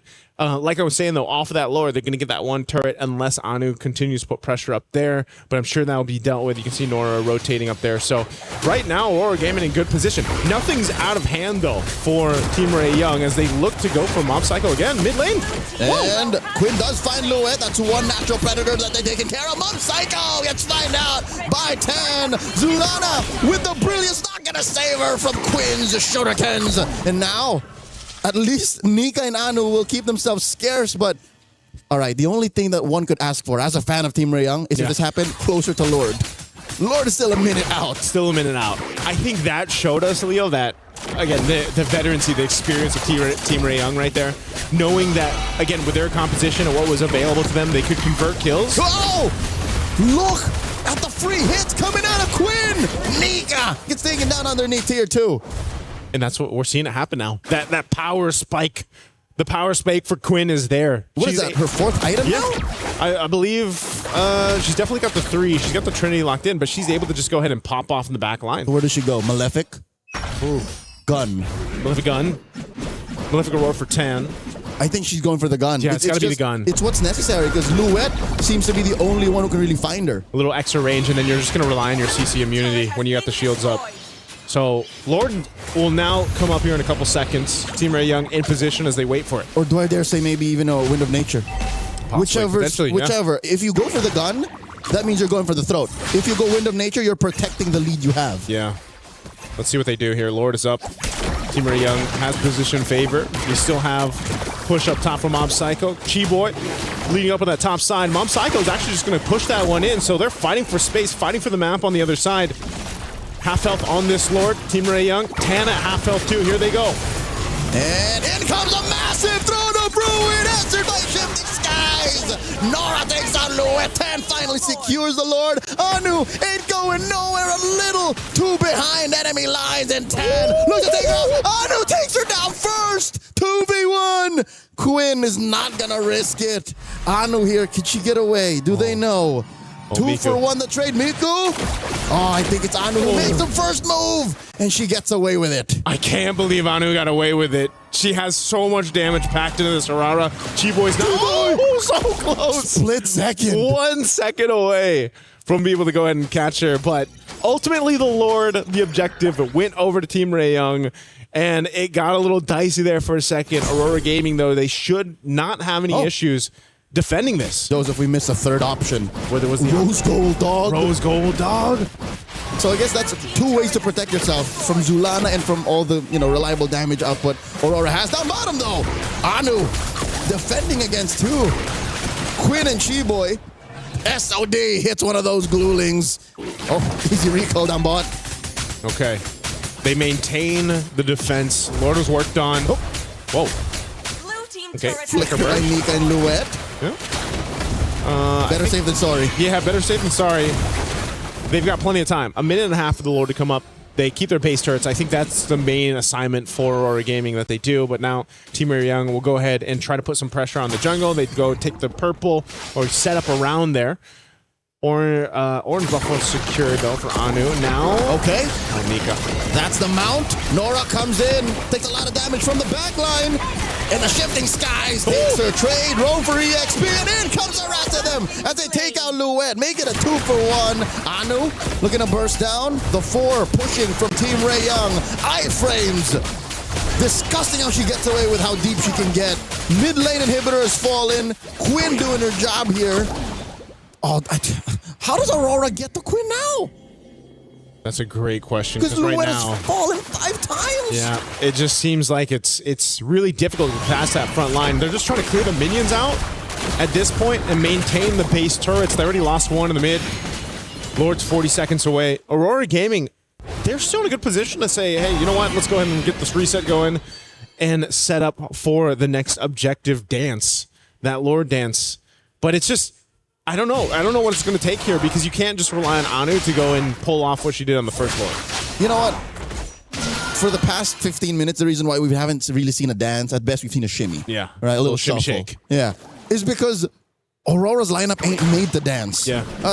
Maybe Team Ray, they can kind of do that. They can like, all right, pull her out, pull her out, pull her out. Okay, we back off. Aurora, they just can say all in. Pick off or no. That's why Nika's been doing this. Fatal links. Yes, sir. Oh, my Lord. 3-person hit on the throne of Rowan. Chiboy falls first. And they answer. Trading out for Luette. And Nika might get away. Mob Psycho trying. Zulana gets into the back line. Takes down Nora. 2-for-1. The first win for Aurora in a while. Yeah, 2-for-1 trade. They're going to make their way quickly to this Lord. They want to see if they can potentially get something. Miku picks up a winner crown. Hasn't died at all. Doesn't have a Purify for this fight, though. Quinn as well. They're still a threat for this Lord, and you can see it. Even the 4v3. Team Ray Young. Oh, and Nika does have a Fatal Links. Not going to be able to pull it off as Quinn takes her down. Quinn with the Aegis proc and Solana gets taken out a double for the SEA Games gold medalist. 2-for-1 the trade. Finally, Miku's first death. Team Ray Young goes straight for the Lord. Team Ray Young should be able to just secure this. I don't think Anu can do anything with this, so they're just going to go ahead and maintain what they can. She could have tried. She could have tried. I wouldn't put it beyond her, but alas, when you're down like this, at 17 minutes, you don't want to risk it. Don't want to risk it. They held on to those 2 base turrets. They have been fighting, and like you said, Leo, it's been, you know, one of those instances where it's like, we have a Fatal Links, and that's about it. That's kind of what the fight process has been for Aurora Gaming. You know, it's been really tough for Nika. She's died 8 times, but she's been able to get, I don't feel like she's been able to just get one of those massive setups yet that we've seen with the Atlases throughout competitive play. Maybe in the defense, the base defense, that'll be the best case scenario for her to pull off. Yeah. Deep behind the inhibitors, you could use the extra firepower. Yeah. Because they're a 2-step team fighting team right now. The mount onto Anu, that's a rare sight. Rarely happens for Chiboy to find the Hirara like that. Anu using that kit to really clear quick. I think they gotta say goodbye to this bottom lane. Tan holding Nika down. Lord gets taken out with 1 more minion. Team Ray Young surprisingly aren't forcing it. Oh. That inhibitor stands. Yeah, stands for now. 1 HP, literally one hit away.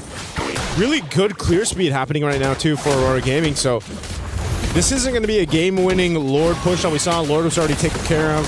Oh, whoa! Shifting skies out of Luette. SOD point-blank range, and Mob Psycho serves up a kill. Quinn finds Luette, and Chiboy fools. Mob Psycho still throwing out those spears. And Nika looking for it. Zulana punishes Tan for staying a little too long behind enemy lines. Aurora and Team Ray Young, man, they are taking each other to the limit.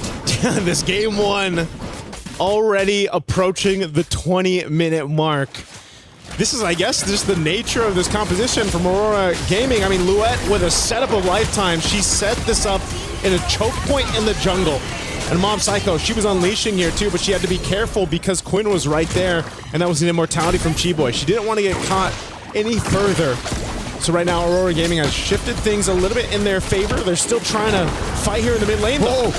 Nora here with a fake out. Flickers forward. Could have used the gleam. And, yep, no, she just gleamed in. That was a good threat, forcing Aurora back off. So where does this go for Aurora Gaming, man? I think as much as we've seen them defend, they've lost the base turrets. They're gone. They've been dealt with. Yeah, eventually everything just fell. Are they in a position to actually fight for the Lord here? That's the thing. Like you mentioned, it's been the shimmy. It hasn't been a dance. It hasn't been a full contest for the Lord. Joseph, just to answer your question, yes. You see how much firepower they have? Yeah. Especially if they find Team Ray Young lacking and just in the wrong positions. You have to respect Aurora. You look at this draft. Look at top. It's risky, but wait, Mob Psycho fighting it. Now Tan playing with the iframes as well. SOD, Chiboy blocks it. Tan! Risky business as Chiboy gets the mount protecting her jungler. What is this? What is this play? Oh, Mob Psycho. This is the riskiest type of split 4-in-1 I've ever seen. And the Lord goes over to Aurora. Anu again with the retribution to skewer. But look at the Quinn! Quinn with the solo push and a couple of minions. Can Nika stop her? Team Ray Young take game 1. We thought the whole map was split and it was going a different way, but hey, Quinn and the rest of Team Ray Young had a plan, and my goodness, that plan ended up working. That was devious. That was veteran veteran Wiles that got Quinn across there. Man, what a decision there, too. I was just thinking, that's crazy. Mom Cycle was doing such a good job at keeping them contained up top. Tan was really low and so late. She rotated not in enough time, but they made the decision, and they were just like, you know what? Hey, send Quinn. Hey, the pick was Gila. It was crazy already. And the fact that they won that way is just a perfect bookend. Yeah, man, that was a great game one in this best of 3. 20, what did we end at? 20 almost plus, 20. 21, maybe almost 21. A little past. Yeah, that was just great game one. Team Ray Young showing, again, this experience, this veterancy that they do have through the course of MLBB, and it showed here in this one. That is a great way to start MWI 2026 here on Best Stream B.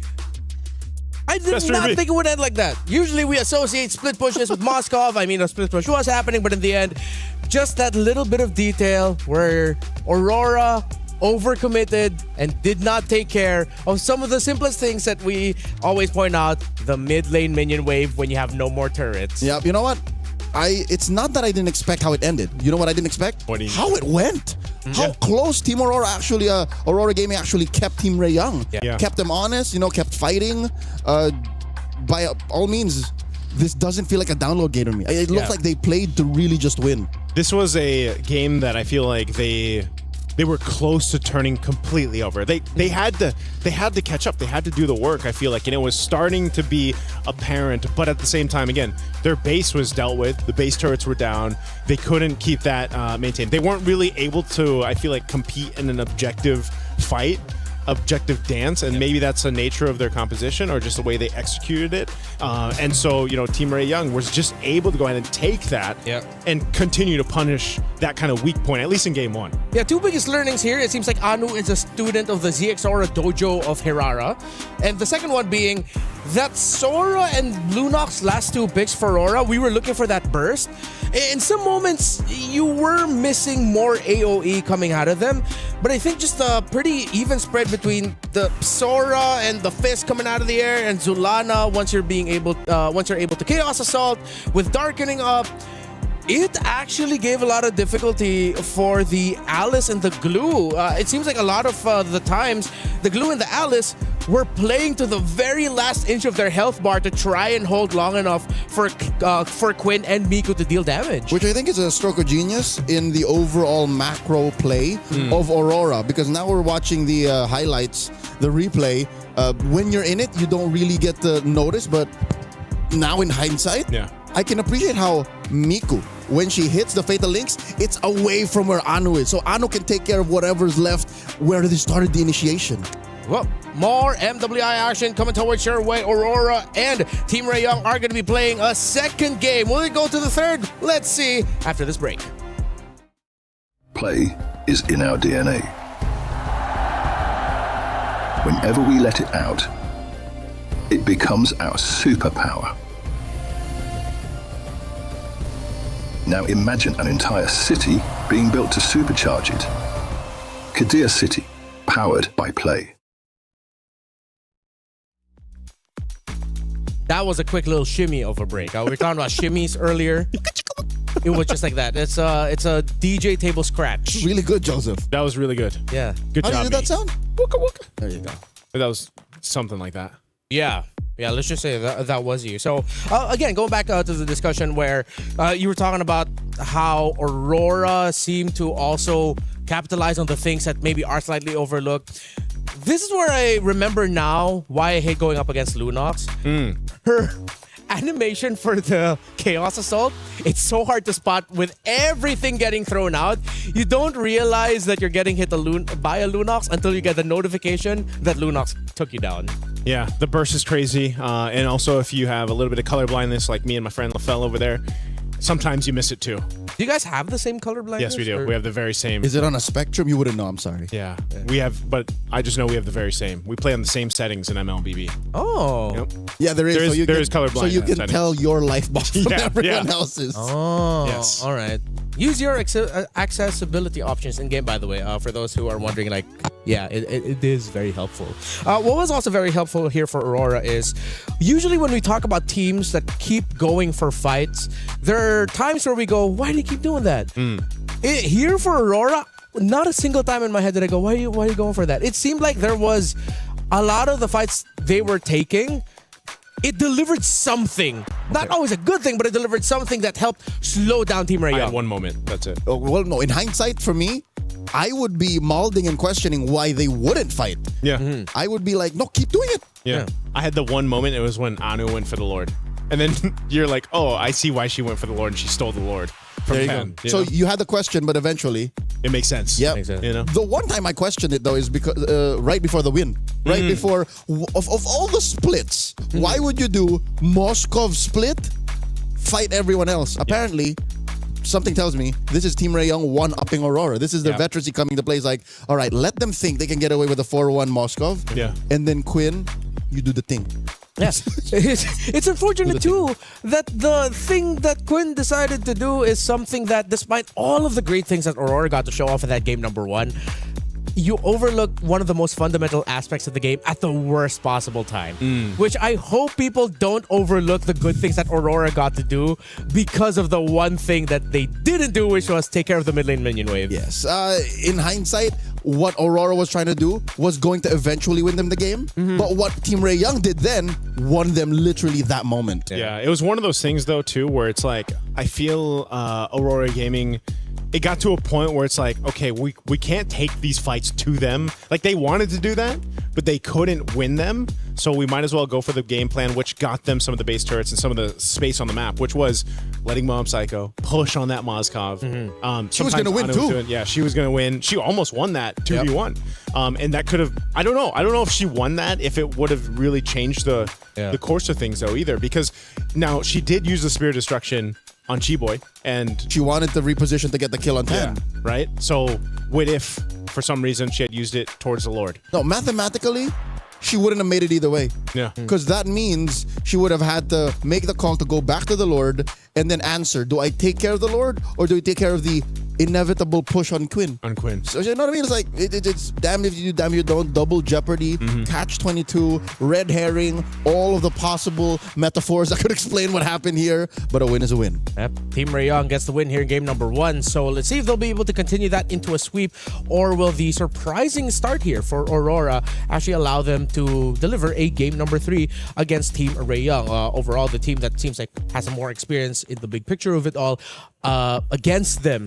For Aurora, gonna have to ask you guys this. Is it just me, or if you blocked out the names, I could have sworn maybe I'm also just watching one of the men's teams in Mongolia. It was a very Mongolian playstyle. And I mean that in the best way possible. Taking risk when you least expect it, because you know that it's going to deliver a result that either slows down the game for the opponents or rushes the game for you. There were just unfortunately some moments where Team Ray Young won more, but that was a very Mongolian game, and I appreciate that so much. I like their play style. Yeah. I think like that's the same thing I was saying, back in Wildcard. I think we have seen it. Like we've seen them on the international stages, whether it was the men's teams and now here for the ladies teams.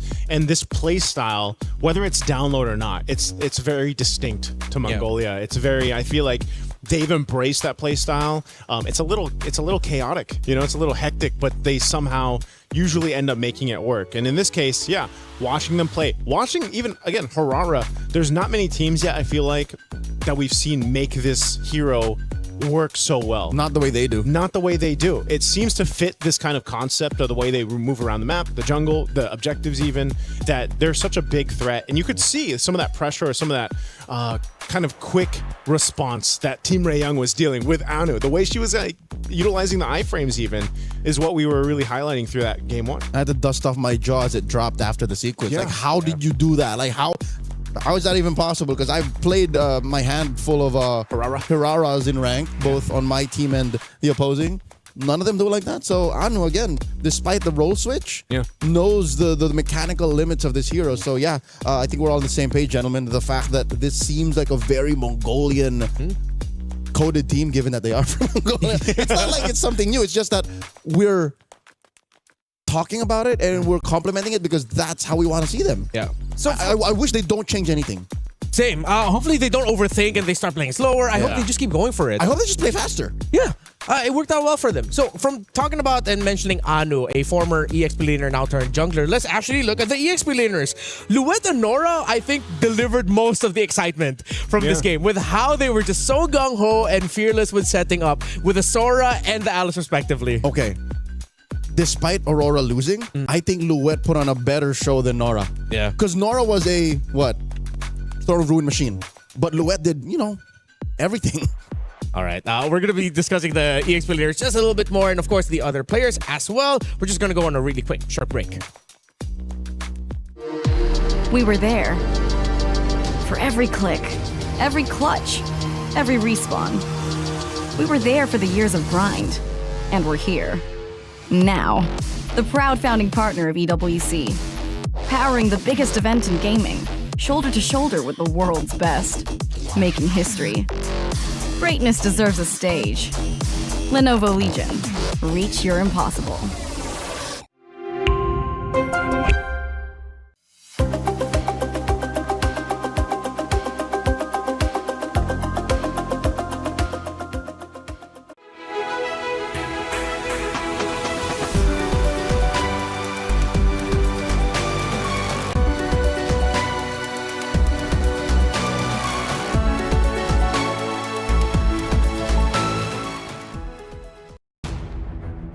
We're now entering game number 2, the draft of Team Ray Young against Aurora. Of course, if you missed it, Team Ray Young are leading 1-0. Gentlemen, I have a working theory of Mobile Legends Bang Bang.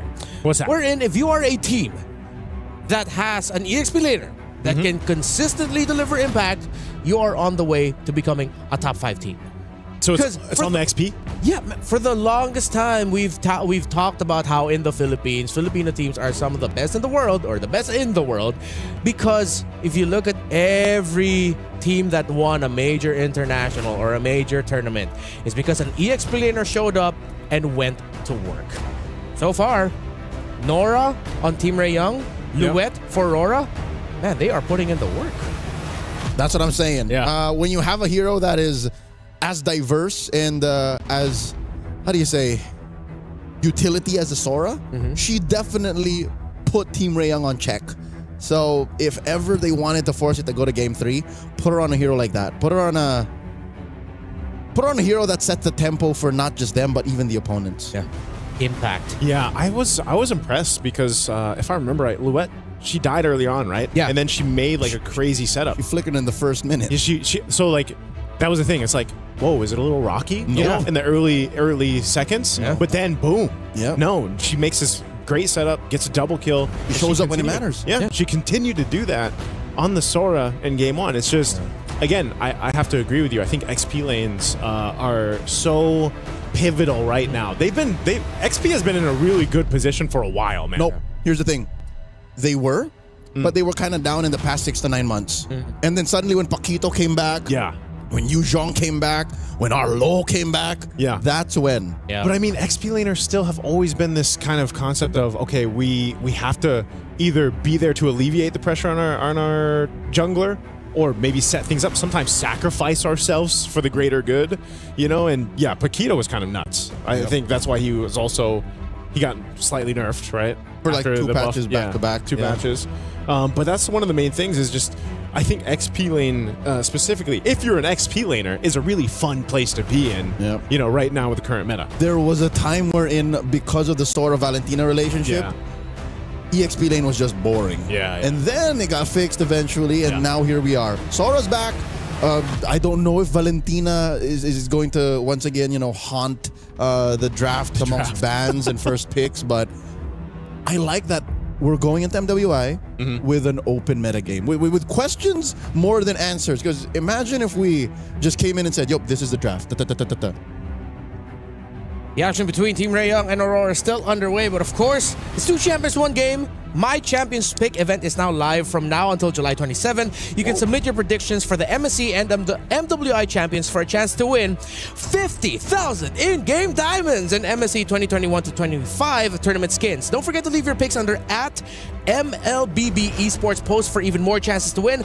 Log in your champions now and cheer for your favorite team. It's a lot of diamonds, right? There's a lot of great skins to spend diamonds on. Wow, look at that. The past half a decade of MSC celebrated once again in the form of your favorite skins. I remember I was having a discussion with our friends from Moontown back in the back. It's like, for some reason, there was a hero that we were forgetting for an MSC skin. It was Nathan. There was a year where he was an MSC skin. Yeah. He was 20... What does that say? 2025? 2024? 4 or 5. Because it was Claude, Farsa. Farsa was 22. No. Sorry, not sorry. Oh, yeah. No. From order, it's Atlas. Atlas 23. Farsa. Yes. Atlas is 23. Oh, Atlas is 23. Then 21's Claude. Yeah. 21's Claude. All right. Now we remember. So this is one hero that was banned out earlier by Aurora on the blue side. Now they decide to open it. Guinevere is one of the few utility junglers that were unaffected, generally so. So that's why I think they committed the ban, because she's one of the safe ones. Similar to why you mentioned Barrett's earlier. Yes. So I hope that they don't swerve this and put it into the hands of Nika. I'm not saying she can't do it, but most jungle Guineveres, I'd say like 9 out of 10 are not a good idea. It's a no-go. In recent memory, only Team Falcons PH were the only ones to be able to pull off the whole... No, not Team Falcons PH. Smart Omega. Out of MPL Philippines was the last one to go, let's try this. Yeah. Wait, sorry, Gwyn Rome or Gwyn Jungle? Gwyn Jungle. Switch up. Oh, the switch up. Yeah. When you for sure thought it was going into the jungle. And then it went wrong. It's rarely a good idea. But dang! Not only that, but there's a Minotaur, and then the Gourd comes through. All right, okay. This is what I like now. This is what we're expecting for MWI. New orders, new heroes. Minotaur has been a pick that we were looking for, even during the wildcard for MSC this year. So now, showing up very early on, day one, great. And we don't know where this Badang is going. There's a couple of flavors of Badang. Yeah. More than half of them are roamers, but then, there's a small group who just throw it into the EXP lane and make it work. Yeah, that's not me. Yeah, I'm looking at you, Diablo out of Ignite Gaming from Singapore. So here's one hero that, straddles the line between fighter and assassin. There's Suyo. Yeah, Suyo kind of fell off a little bit in the meta. I feel like this is maybe a start of where he comes through again. Certain teams, certain players still can really utilize the Suyo in the jungle. But I'm wondering what are they going to use to beef up this lineup though from Team Raeyang? Quinn. Quinn is like red 5 queen right now. So it's just whatever they need, throw it on her. Last pick. Impressive. Who chose this? Did Coach Ethan choose to go blue again? Or first choice, blue side. Home side is Team Raeyang. So Team Raeyang said, let's go red. Yeah. Wow. So they have the choice to just stay here. This has got to be the MO for Quinn then. Because now that you asked the question, I'm looking at the answer. It's just whatever else they need in that slot. Yeah.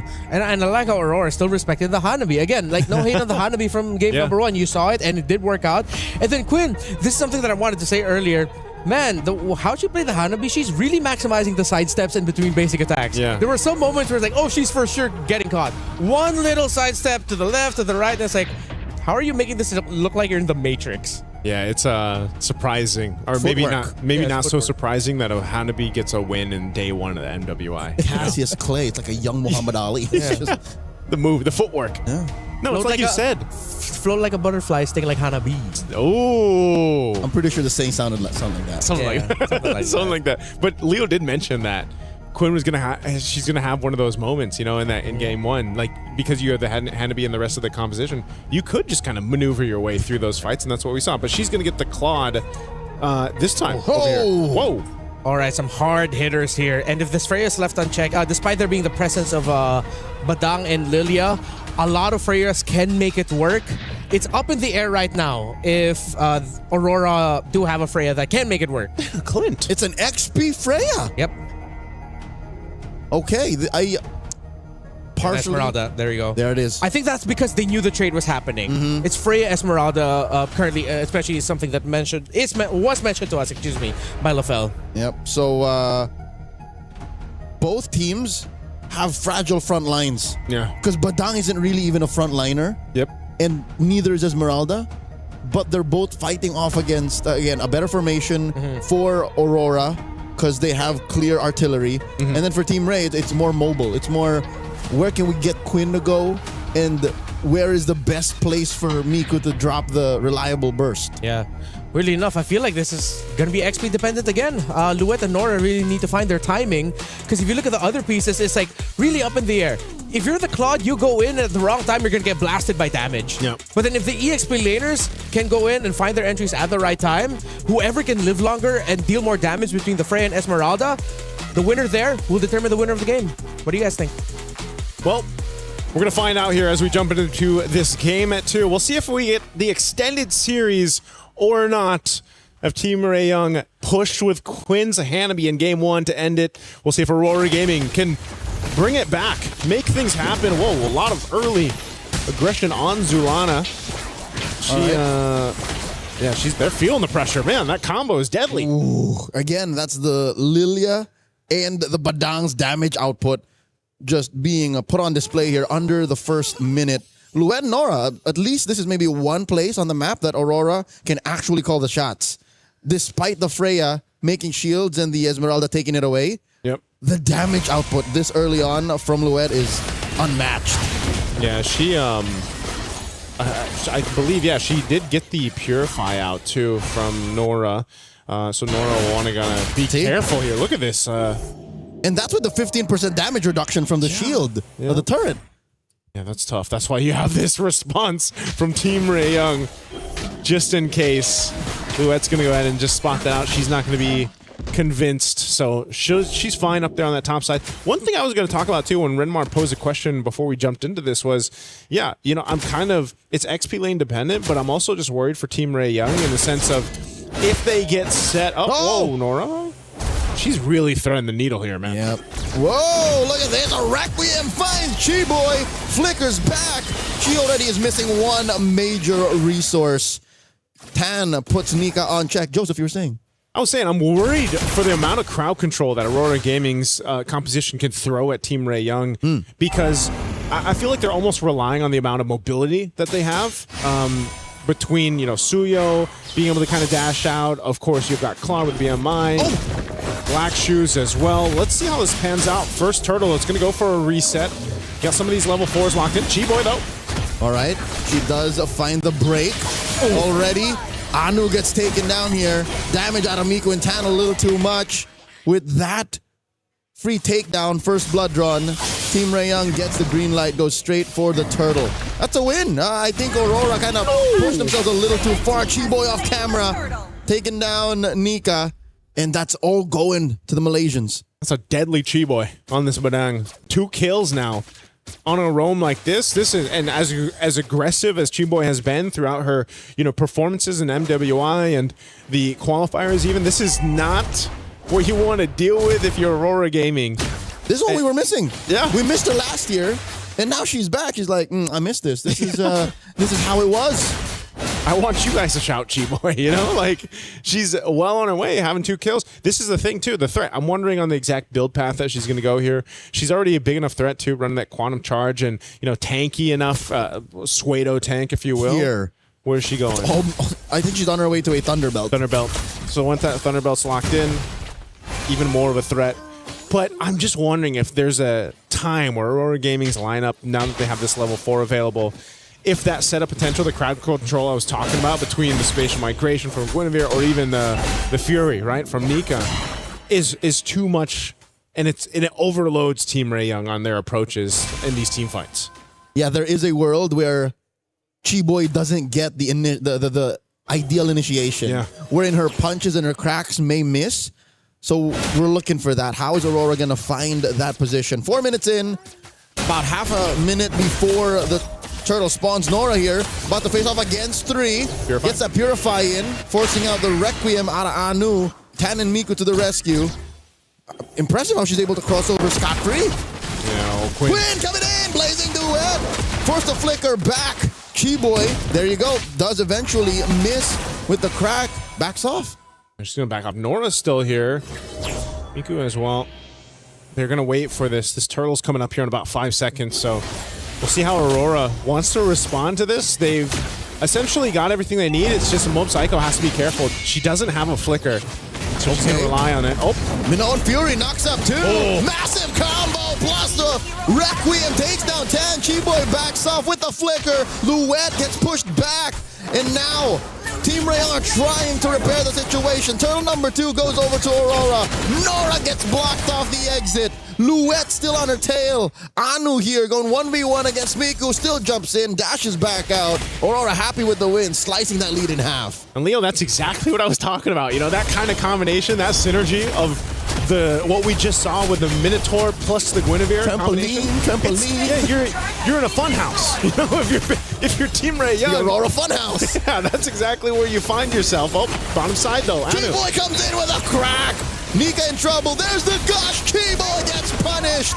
And that's a free pickup for Aurora. There you go.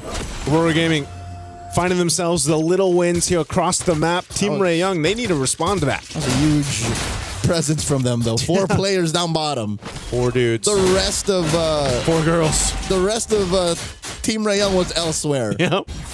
Hey, Zulana now, I was wondering when they'd get the anti-heal. But since she had a great start, you know, 2 kills in, you got a glowing wand already. And she's about to get the piercer. She's going to go for the piercer build. That's a piercer. Yep.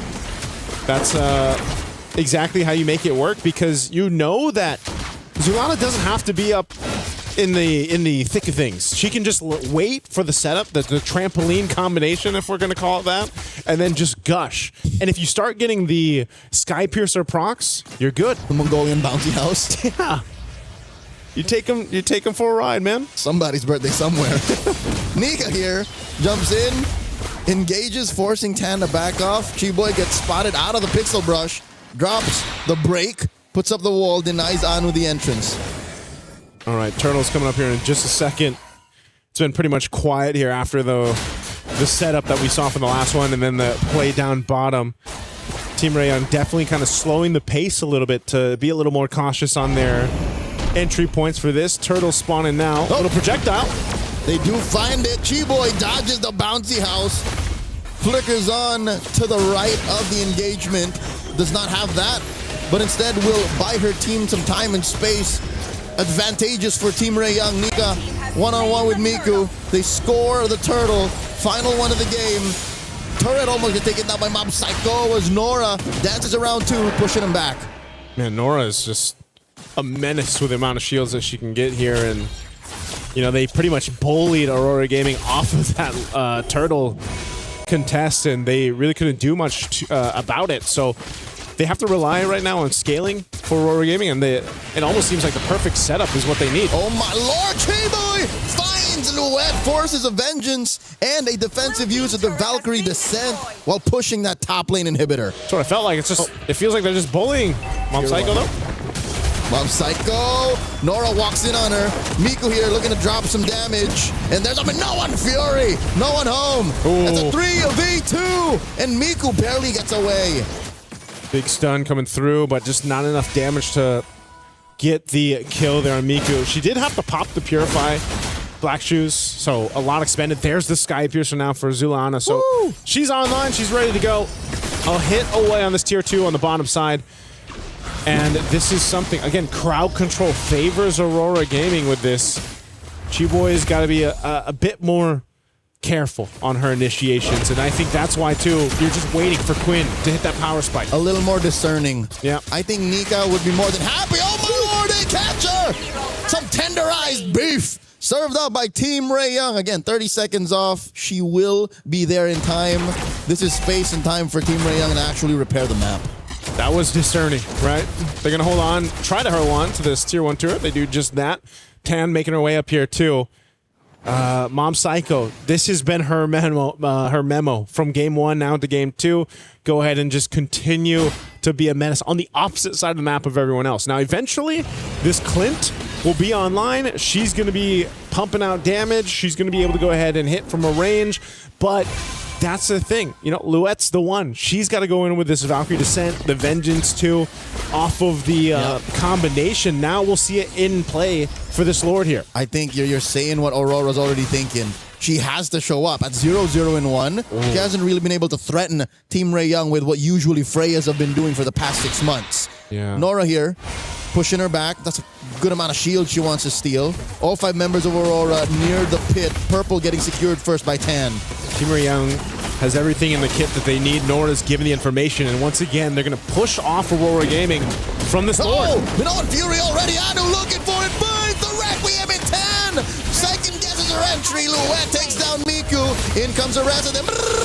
Quinn with a blazing duet gets knocked up, backed off. I'm pretty sure there was a couple more seconds left in that BD. And just like that, the dance has turned into Operation Push. Aurora back. Zulana gets taken down 1-for-1. The eventual trade by Team Ray Young. And look at all the battle spells and ultimates and everything else that was used by Team Ray Young, but hell, was it worth it? They get a kill on Zulana.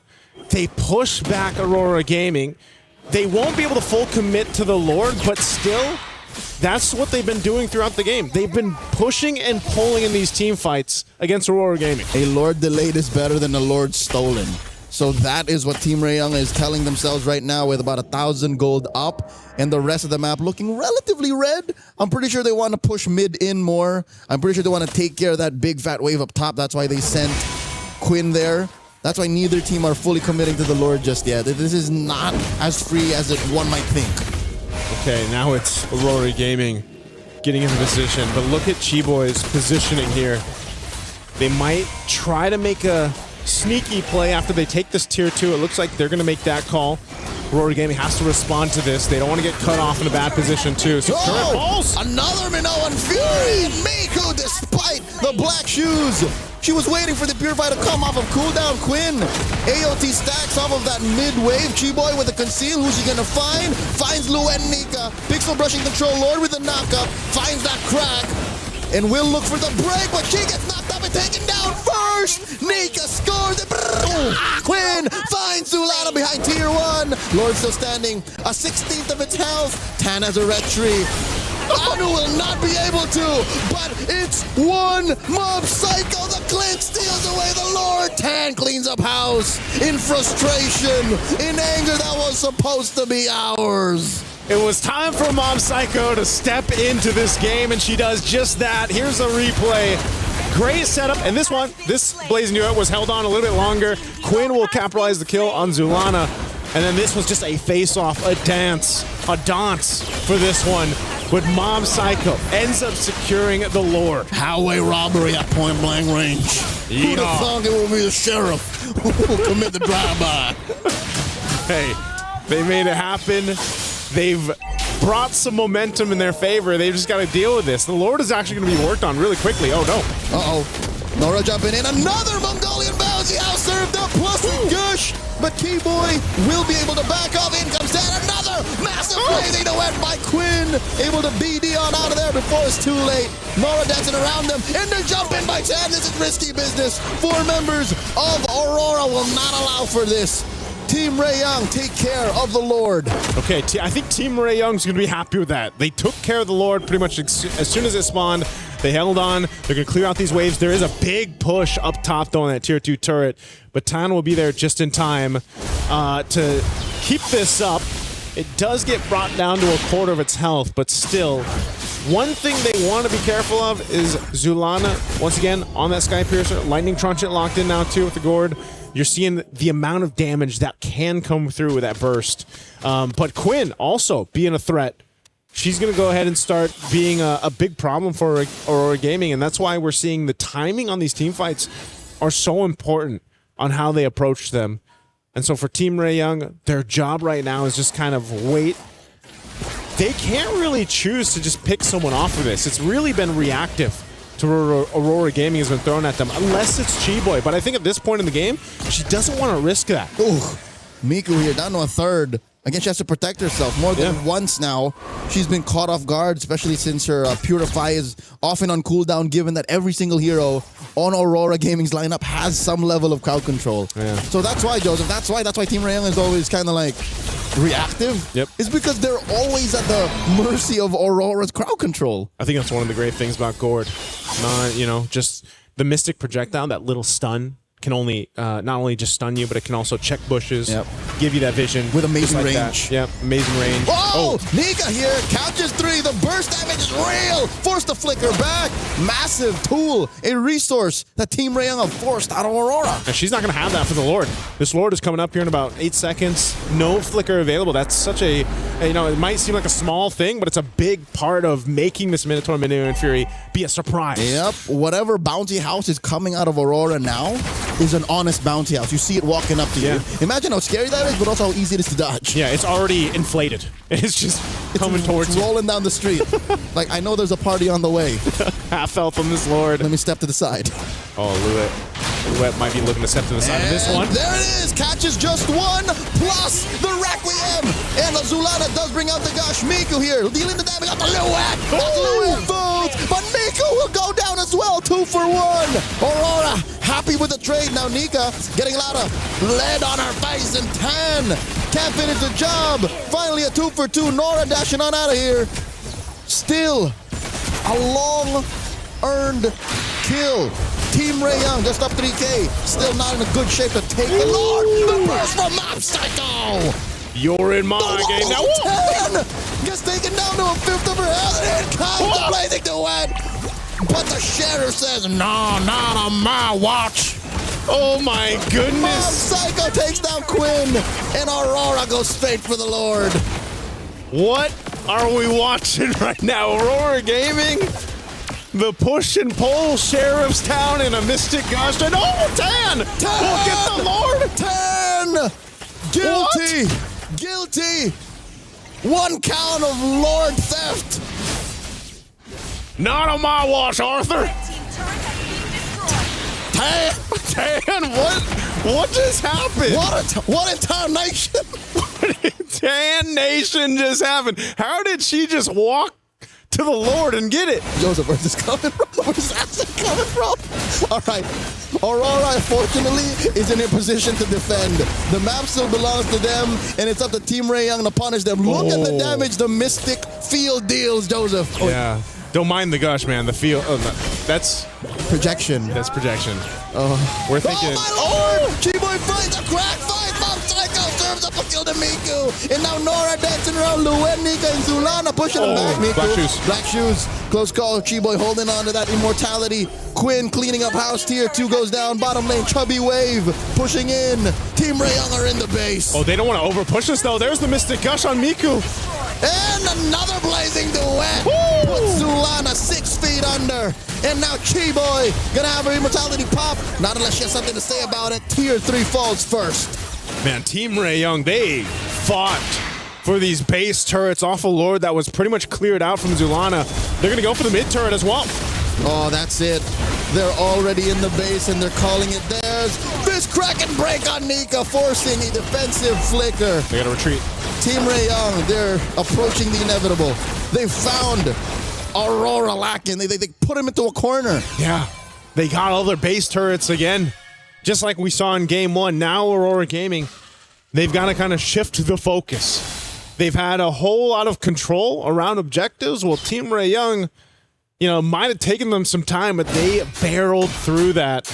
And once again, we're approaching the 20-minute mark into this game. By the time we get to this Lord dance, it's going to be up to that point. So now, for Aurora Gaming, they've got to make their own adjustments. Oh, whoa, they're going for Luet to actually expend an ultimate for this, and now Aurora Gaming wants to fight. And there's the Requiem plus the Gush, and in comes the backline blazing duet from Quinn. Zulana falls. Big knock up a 10 looking to clean up house. Luet takes down Chiboy. Down goes Luet. 10 gets her. 2 for 1 now Nika. Quinn flailing away. Double kill for the Suyo. And now Mob Psycho goes down. Only pops in immortality. And now they're on the base. All up to Anu to defend. I don't think she can do this. It's too tall an order. Requiem to delay the inevitable. Down goes 10. Anu gets her immortality pop. Still a couple of minions there. It's a wipeout. Team Ray Young sweeps Aurora. Team Ray Young, they fought in Game 2 for that one, but they end up getting it here. Man, what a fight they had to go through for this. Joseph, you chose the right words. It's a fight. It's a fight. They had to fight through it, man. My goodness. What a clutch game in the last kind of seconds there for that Lord, too. That was close to another 20-minute slap, Bernard. What in Tan Nation, man? Again. When you think they didn't have a chance. That looked but all but a Lord wearing Aurora's colors. Like, that could have sworn that was it. Oh. I almost thought we were going to game 3 on that one. But Team Ray Young, I don't know. It's the mix of the veterancy and plus just the ability for them to adjust on the fly. Yeah, that and their willingness to kind of try things, to see how far they can take whatever strats they brought in for the game's draft. Renmar, were you entertained? I was entertained. That was some of the craziest last 5 minutes I've seen. The push and pull, the back and forth, team fight to team fight. Holy expletive, man. There is a word that if I was casting, I might have screamed out if I did that with what Tan did, that I can only translate to Tan Mother. A little bit of a moment of vulnerability. That's why we decided to go Western. Yeah, we had to, because there's only to remove ourselves from our actual instinctual responses. Tan Mother. For the Filipinos out there, y'all know what I'm talking. But if you've ever played in a Southeast Asian server or a game with Filipinos involved, y'all know what I was thinking. Tan, oh my goodness. But it wasn't just Tan and what she did, stealing that Lord. Gotta give the flowers as well to Aurora. No. This game number 2 felt a lot like game number 1, where it was like a lot of the determining turnaround sequences came through the big team fights either before or during the objective. Yeah. And it was happening consistently. There were also some similar beats to what Team Ray Young were doing. We're in, this one team fight didn't go our way, or we won this team fight. What's next? We go to the nearest turret, break that down, and then that's the first tier turret that we're going to take down. And then on the other side, that's what Aurora's also staking. Okay, so we go for the trade. These two remind me of each other way too much. Like, sometimes you could cover up the name and I could say, that's actually Team Ray Young. No, it's Aurora. I want to see more of this match. Unfortunately, it's a sweep win for Team Ray Young. Congratulations. I think the only other way you could say that they're not similar is in finishing power. Yeah. I think Team Ray Young just see the bigger picture at the end of the day a little clearer. Yes. And that's why they got away with the sweep. And that's probably where the experience, comes through for these ladies here from Team Ray Young. I mean, we saw this in a lot of their decision-making when it comes to the team fights. Again, even give it up to Nora. You see her going 1v4. Bouncing between that is Tan as she finds her entry points. And there was just a lot of good fights that you saw here from Team Ray Young and executing what they had left, even if it was just 3 of them left. 3, maybe sometimes 2 in some of these situations. But they really made it work. And this is... Yeah, look at Tan here. Just walks up, takes that lore. Yoink. With the assist of G-Boy as well. One thing that I started to notice here, though, and I think this is one of the very, very little adjustment that maybe Aurora could do and then start shocking some other more teams in their group, is that just because your roamer has a big-ticket ultimate doesn't mean you have to use everything alongside that big-ticket ultimate. There were moments where I was thinking, why is Aurora gassing out? It's because Team Ray Young, we've talked about their veterancy and experience, they're holding on a little bit longer to key abilities, whereas Aurora, they're just throwing everything out. Yeah.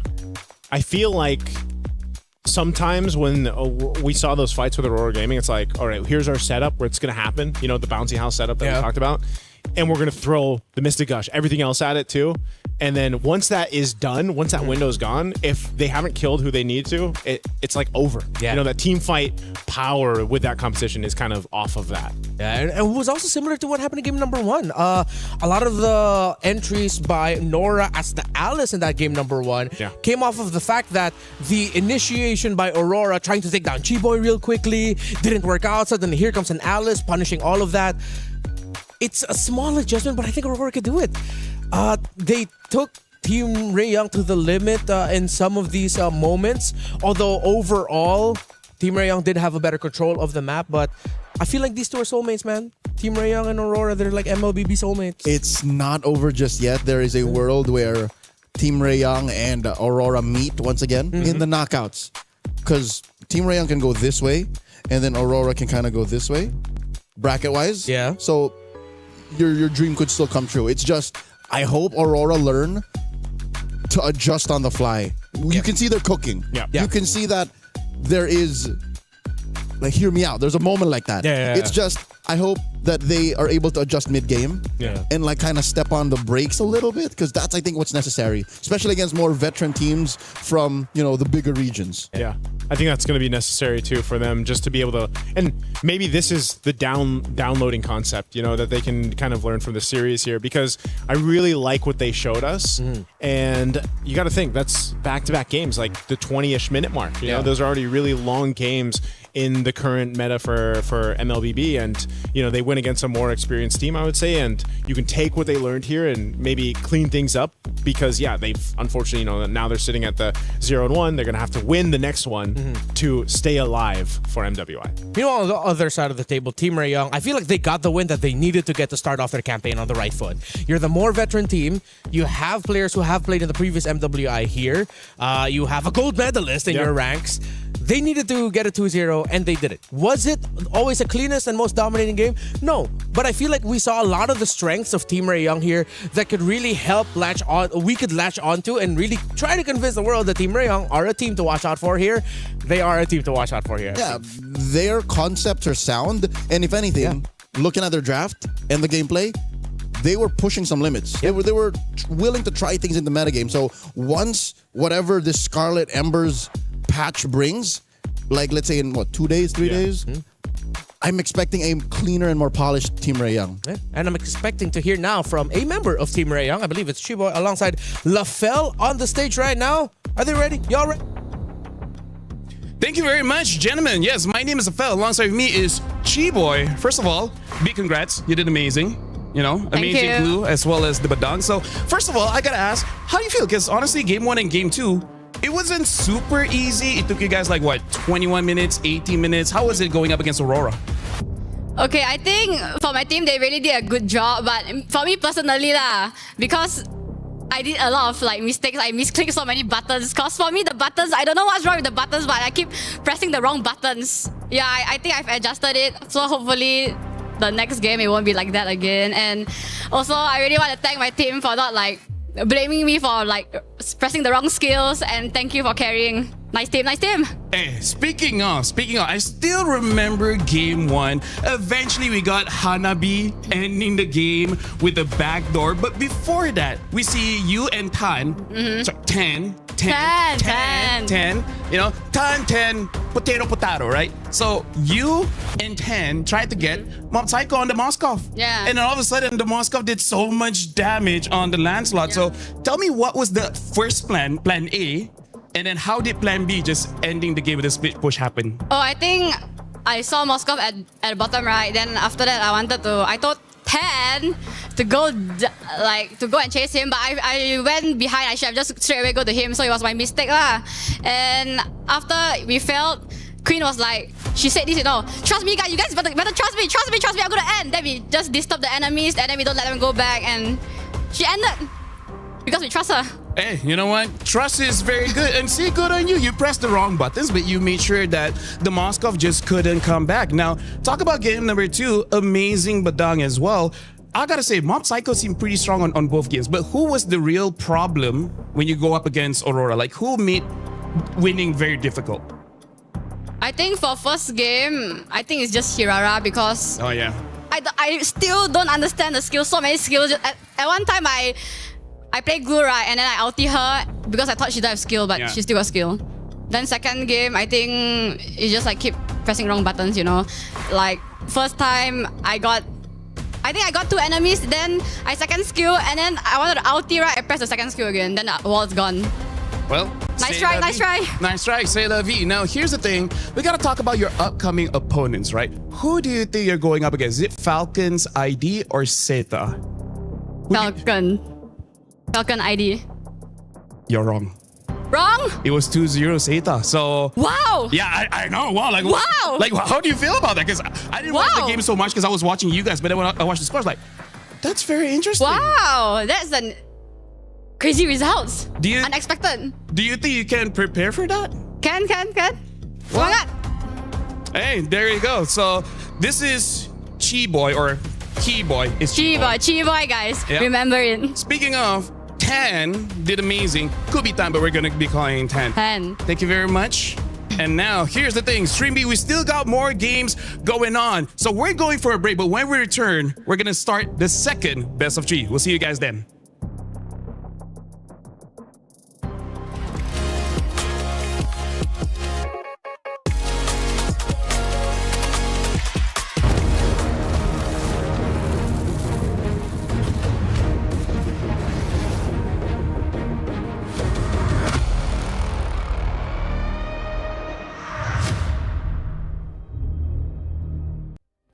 Play is in our DNA. Whenever we let it out, it becomes our superpower. Now imagine an entire city being built to supercharge it. Kadir City, powered by play. We were there. For every click, every clutch, every respawn. We were there for the years of grind, and we're here. Now, the proud founding partner of EWC, powering the biggest event in gaming, shoulder to shoulder with the world's best, making history. Greatness deserves a stage. Lenovo Legion, reach your impossible.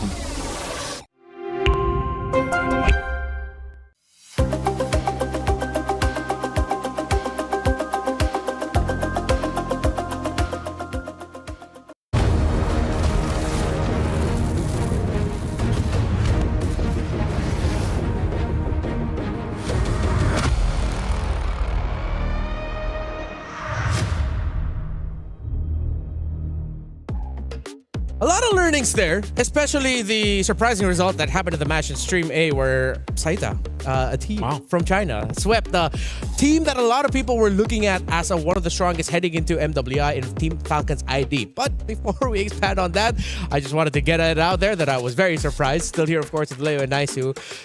Let's share a little bit more about our thoughts with what happened with the previous one in Team Rayong versus Aurora. I think heading into this, we all had a similar feeling that maybe Team Rayong are the favorites. Yeah. Would you say so? Yeah. Yeah, for that matchup. Yeah, for I that put him in matchup, top yeah. 4. Yeah.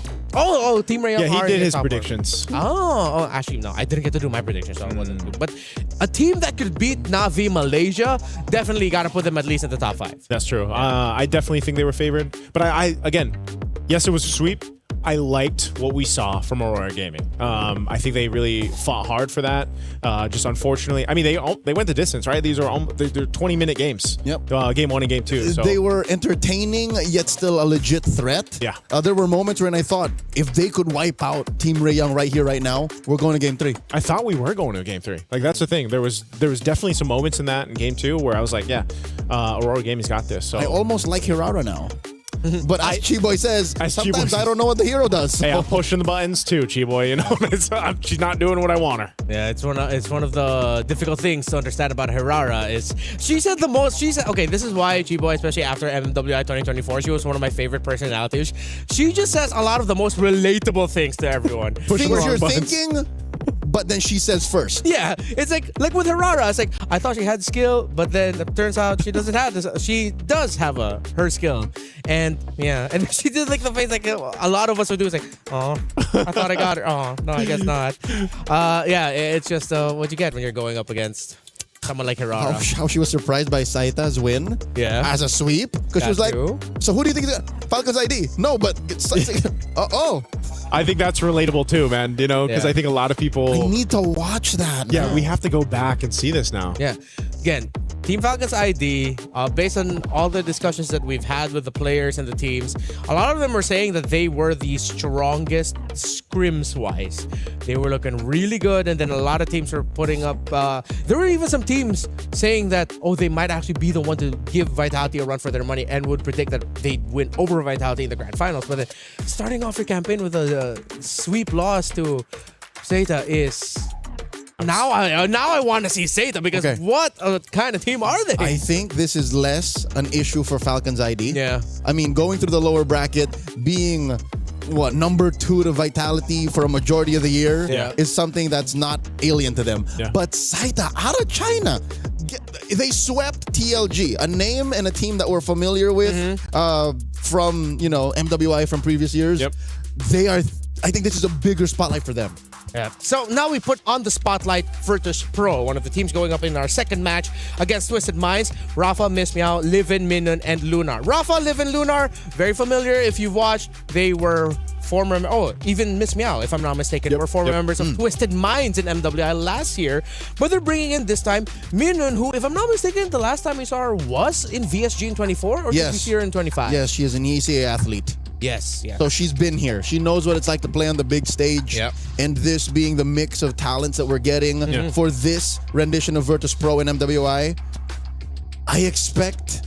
I don't know, this is interesting because you have the macro of the Philippines in Miss Meow. Yep. You have the Vi gameplay out of the ECA. Yeah. And then you have that MENA balance. Yeah.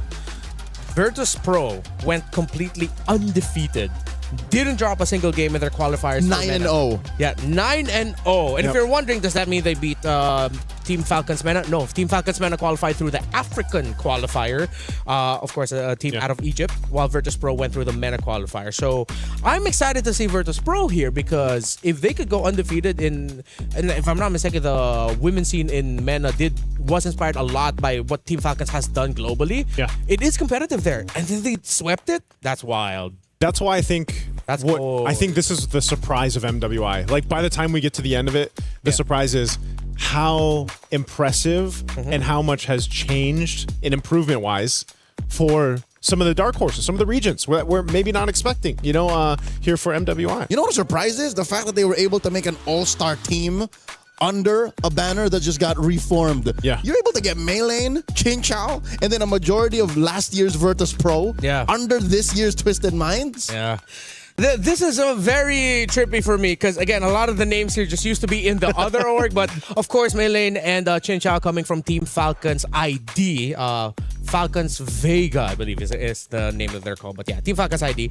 I like how these two teams are quite international in their own right. Twisted Minds has a little bit more of a Vietnamese presence, but then you got an Indonesian presence. Meanwhile, Virtus Pro, you have an ECAN in Minun. You have a Filipino in Miss Meow. Although, as per our previous discussions with Miss Meow last year, she has been in MENA for quite some time. That Filipino story of growing up. She's lived there the longest time. So she can blend in very well with Saudi Arabian players that are also with them. So it's interesting. It really shows how global MLBB has gotten just with these two teams alone. Yeah. And we don't even have Geek Esports on yet, just yet. Yeah, GK is the most international of the teams that we have. Yeah. 5 different nationalities on this single team. Yeah, that's what makes these international events, I feel like, so special. Like you get a chance to go ahead and see players from all over the regions. And that's why we mentioned too earlier on. You got those mix-ups happening. I think even for me, when we were coming into MWI and preparing for it, I was like, man, yeah, there's so many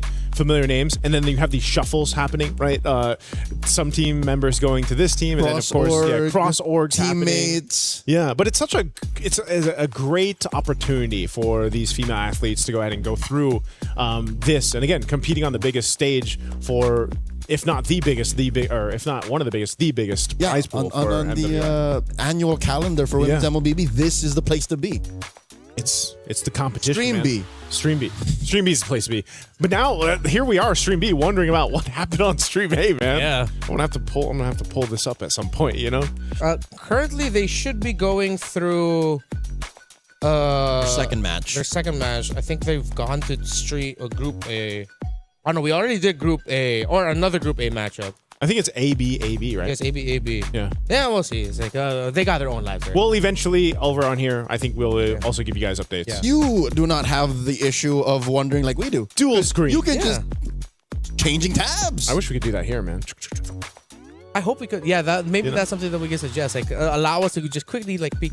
Actually, I realize I should have that power too. I do have this. So. You do have yes. My bad. It should have been me. You have the technology. Yeah. Eventually, we'll all have that technology. Yeah. I'm not going to do that now. I'll set that up later. But all right, let's look at some specific matchups. For Virtus Pro and Lunar, I believe it was last year's MWI that there were some moments I remember Lunar. Her name did pop up. Was she the one that got some highlights on a rare Bruno pick last year, or was that in 24? I think it was. I think I recall 25. 25, right? Like I remember Lunar Bruno. That's just something there's an association there in my brain. Yeah, Lunar, Livin, and Rafa. Yeah, they Rafa. have the experience. Like they've each had like those moments. In previous MWIs, I feel like for them, and I think that's why those three alone, and then of course the mix that we talked about. Like you have so much potential for different highlights for the team, but also I hope that doesn't be the case where it's like the synergy is missing. You know what I mean? Like maybe it's lacking. Maybe they haven't had enough time to prep. Because I think at this point too, what we've already seen is like you can get really surprised here with the competition in MWI, not just from the drafts alone. Like think about the two drafts we went through. That was, even the bands are very different already from what we saw a couple weeks ago in the wild card. Now, not to mention chemistry. And the chemistry, yeah. The main skeleton of both squads, despite them changing teams, like just literally switching up, could mean that they're capable of pulling off weird strats that a team that literally was formed a month ago could not. That's what I'm expecting here. More than just the individual play and the overall macro and how they define what Scarlet Embers is capable of or what you can do in this meta and in this patch. I'm looking forward to how well they can use their own relationships, like how well they gel together. Because again, we've known them for a while. They've known each other for a while, which I think makes this, again, a perfect match like we saw in Team Ray, Young, and Aurora. They both have like 2 new members each. That's true. With the 3 members that are of the same nationality and have played together for a longer time. So we touch on Lunar a little bit for Virtus Pro, Twisted Minds, of course, on the other side, Chin Chow.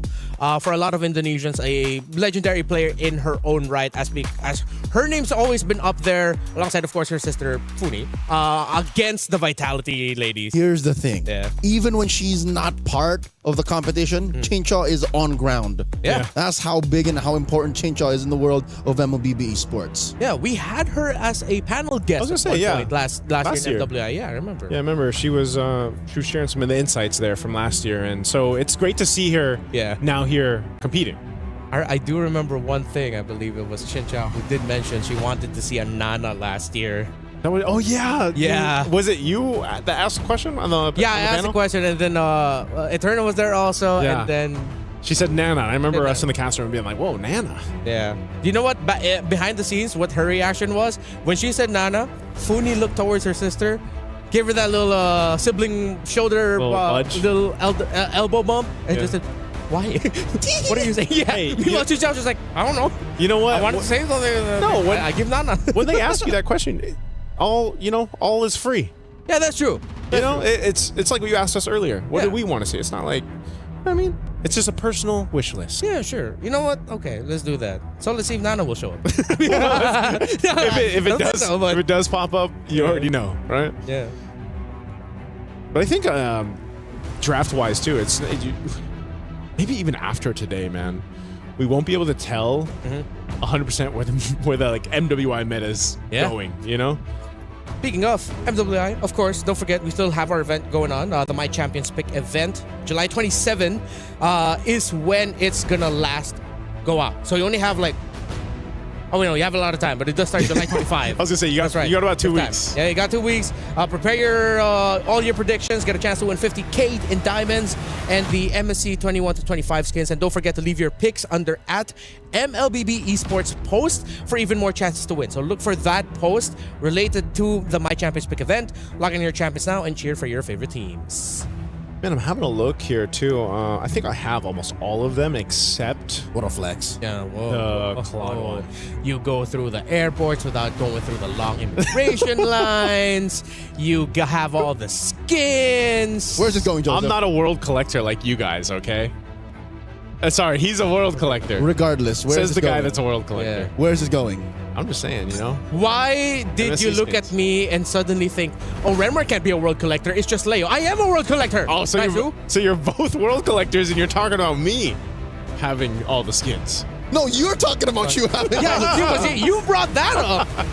That wasn't us. You're the ones who just went, I think I have all of these. So you know what that means? If I were to win those 10,000 diamonds, because again, that's 10,000 for 5 winners. Yeah. I would not have to use it on the MSC skin. And the point is, you have even more diamonds than you already have? Maybe I can catch up to the world collector like you guys. Okay, that's a pretty good take, yeah. That's where it's going. I don't think I got a counter to that. How they encounter that. I'll see you in the immigration lines. Oh, wait. Oh, wait. We don't have to. You don't have to, at least. In just a bit, we're going to be starting up Twisted Minds here against Virtus Pro. I wonder if they had if these two teams had words with each other like right beforehand. Yeah. Acknowledging the fact that it is pretty funny that organization-wise, Virtus Pro was mainly backing a Vietnamese-led team last year, and then mainly a Saudi Arabian team last year for Twisted, and then now they just do that little switcheroo. Up. Yeah, that's funny to me. I wonder how that all like comes into play. You know, what was that conversation? Yeah, what was like? that? Yeah, like what was the meeting on that one like? Did they do the Spider-Man meme of just like pointing at one another, or the Matrix trading meme? Yeah, like which pill you want? Speaking of, I as we look at the roster here for Twisted Minds, I suddenly remember Melee and her performance in MWI 2024 under Team Falcon's Vega ID. She is very comfortable with the Assassins. She is at home with heroes such as the Hayabusa, the Lance. She loves the Assassin Even more maybe than Vival. Yes. More, one might say she's more bloodthirsty than Vival. Yeah. Vival, even in the time of Lings and Lancelots, was always just scalpel precise. She was always just, no, I'm going to do what's necessary. I'll invade when I need to, but I'm not going to run for the kill. Melee, though, different beast. Yeah. This might be like a styles clash between the two junglers in Miss Meow, and because I remember from Miss Meow's performance last year was that it seemed like her pacing is a little bit more of the slower side, not to detriment her, but more calculated, I believe is the best way to say that. She likes to take her time, get the information, and then pounce. While Melee will make that opportunity happen and will make certain sequences happen, even though most of her team doesn't see it yet. She's the one who's gonna go for the jump. Yeah, I mean this in the sweetest ways, but she hasn't taken that brawl server tendency out of her just yet, which makes for great games. And again, if you can get away with it and you can snowball out of control, it's by all means. Yeah, I think that's going to be one of the things to look at is, again, if you've been following some of these individual players or, because they've been on different teams, different organizations, you want to see that kind of that growth, right, that they've had over the years, over the seasons. I mean, someone too that I think of over here for Twisted Minds is Sa. Like, Sa has been playing for how many years? Oh yes, Lilies. She was on multiple teams leading up to this. And it's Virtus Pro last year. Virtus Pro last year, and Sa loves MLBB so much. She does, and she is one of those more aggressive kind of style mid laners. Yep. And last year when they fell, she couldn't hold it. That was a tough one, right? So, how much has changed in a year's time, right? Oh yeah, no, I remember Sa also, because I think it was in 24. Was it last year? Wherein she had to eliminate like one of her closest friends. What's the name of jungler from Cambodia? In CFU. They fought it on. Was it last MWI or 2024? I think it was last year. That was like one of our biggest stories. That was one of the story headlines. Yeah. One of the few female athletes out of Cambodia that actually has played in MPLKH. Yeah, and has a win, if I'm not mistaken. I think she has a win under there. Oh, I'm gonna have to remind myself again of her name of that. So was it Fa? Because Sa and Fa? No. There was another one. Here we go. I will remember it. Okay. Yeah, I was thinking it was Fa because they were Sa and Fa, but I could be wrong. But again, jumping into this draft, let's go and see what will happen here. Dude, it seems like Atlas still definitely has a presence in the meta. He keeps getting banned out. He's not a bad pick. So as much as we want to veer away from the Atlases of the world, he's here to stay. You know what? You're not going to see his MSC skin right now. But yeah, it makes sense. And I think that's going to be the case even when we get to MSC, man. Real quick, before we analyze this, I just remembered. Yeah. It was Tagami. Oh, Tagami, yes. Yeah, from CFU. That's right. And then in an interview, they described that they were actually really close friends, Tagami and Sa. Yeah. So when Sa had to eliminate Tagami, and they had that picture of them, like hugging it out. It's like, I'm sorry, girl. But nature of competition. Yeah, I was going to say, nature of competition, man. Yeah. Draft. All right, let's go back into this. Freya, Marcel. Okay, so instead of being the ones to pick up a Marcel Open for them, they want to force out a different ban. It forces out the Paquito. I think Twisted Minds are setting up for a trade in pick 2 and 3. I just cannot see it right now. Maybe one of them's like eyeing out the possibility of a glue getting picked up early on, maybe? Right now, Oh, hey! Matilda. One of the heroes that we did mention earlier. Yeah. As a potential surprise pick of the Rome. This was a big target to ban out in wildcards. And when we did get to see it played, you know, there's an apparent reason, not only with the recent buff that she had for the Matilda, does a little bit more damage, you know, a little bit more of a threat, especially early on. This is kind of leaning towards what we were talking about with how there's roams that you could pick up that are actually able to put out enough damage to be a threat, right, early on. But not only does she have that with the Wisp and everything else, but now you provide your team with a ton of mobility, right? The Circling Eagle setup or the Guiding Wind that you have. So I don't know if we'll actually see a Fredrin come into play here, because now you have an Akai and a Gord being picked up for Virtus Pro. And Leo mentioned Barretts earlier. I think you just go ahead and lock in a Matilda and Barretts at the same time. You just have to time your Deathness Welcome really well so that Akai's heavy spin just becomes nothing. But if you time it before the heavy spin, Akai can heavy spin, and then he's out of the belly of Barretts. Meanwhile, the Gord into Matilda, is that a risky thing? Would you want to go up against a Matilda that could potentially bring someone to dive you? Again, I think it's one of those things where it's just like you're just hoping that you're quick enough to avoid. There's the merits, like you mentioned. You're quick enough to avoid a lot of the setup potential. Your main job, and that we've been seeing with a lot of the Gord play right now, is just, again, information. The Mystic Projectile, that first skill. Obviously your ultimate, the Mystic Gush, is such a threat when it's laid down. And yeah, you could run into a problem with, you're playing against a Matilda, man. She's going to be kind of literally circling over you, and it could potentially be a problem for your Gord. But again, I think your job here is just, let me just be a glass cannon kind of concept. Okay, they close it out with a Moskov. If Twisted Minds play fast, and if they want to be really honest with this draft, which so far they are, they showed up the Matilda, we saw the Barretts come in, they picked up the carry so that they don't have to go up against it. I think they just lean in on the predictability of it, pick up an EXP laner that rotates hella fast, clears minion wave fast, so that you're constantly adding pressure to the map. Just play through raw speed, allow the Barretts to be the slower one, and maybe pick up a mid laner that could deliver the same thing. Fast rotations, fast clear, and then just constantly be playing hit and run. But if you play too much into that idea, they might be susceptible to suddenly like a Hilda or a Cho Roam showing up that just deals way too much damage. At that point too, you're just matching, you know, the fire for fire. Especially in the early game with the roamers here. So I think we'll see what this the last couple bans will be out as they come through here, but you got a good mix of just the Matilda utility, the Barretts that Leo mentioned earlier on, and you know, covering a lot of your crowd control and durability issues on both sides right now. Remember, one thing that we learned also from wildcards is that Matilda, her pokes are really annoying. You don't think of it as much, but they're actually quite disturbing. We've seen maybe 1 or 2 Matilda kills. Yes. So it's real. It's not something that we're just saying for the sake of, oh, cool, Matilda's back. It's just, it happens. And again, when you have the Barats, which you know, we spent a good amount of time talking about in the pre-show, it's gonna help. Are we locked in saying that this Akai is jungle? Or are we open to, you know, maybe the swerve? Swerving it. This is Miss Meow. Like it might go into the roam instead. Yeah, I think there's a world where that happens.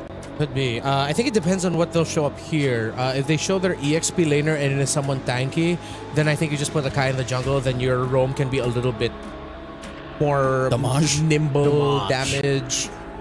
But if they show their roamer, then yeah, for sure you already know it's going to the jungle.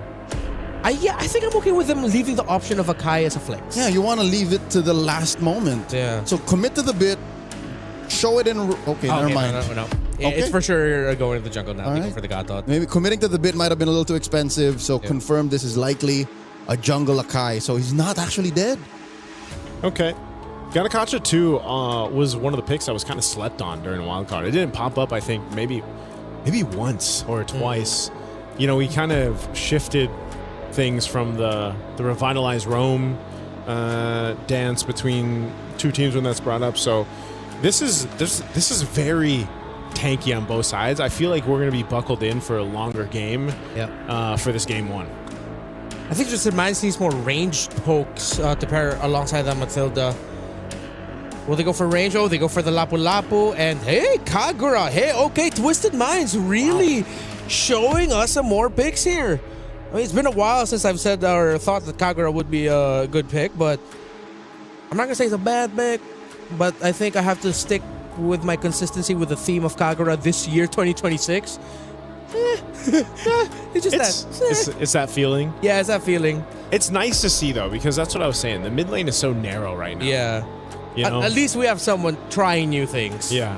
I can't remember the last time Kagura was a legit like prio pick. Yeah, like a threat to. I remember more times when she was actually banned because of balancing issues. Yes. Oh.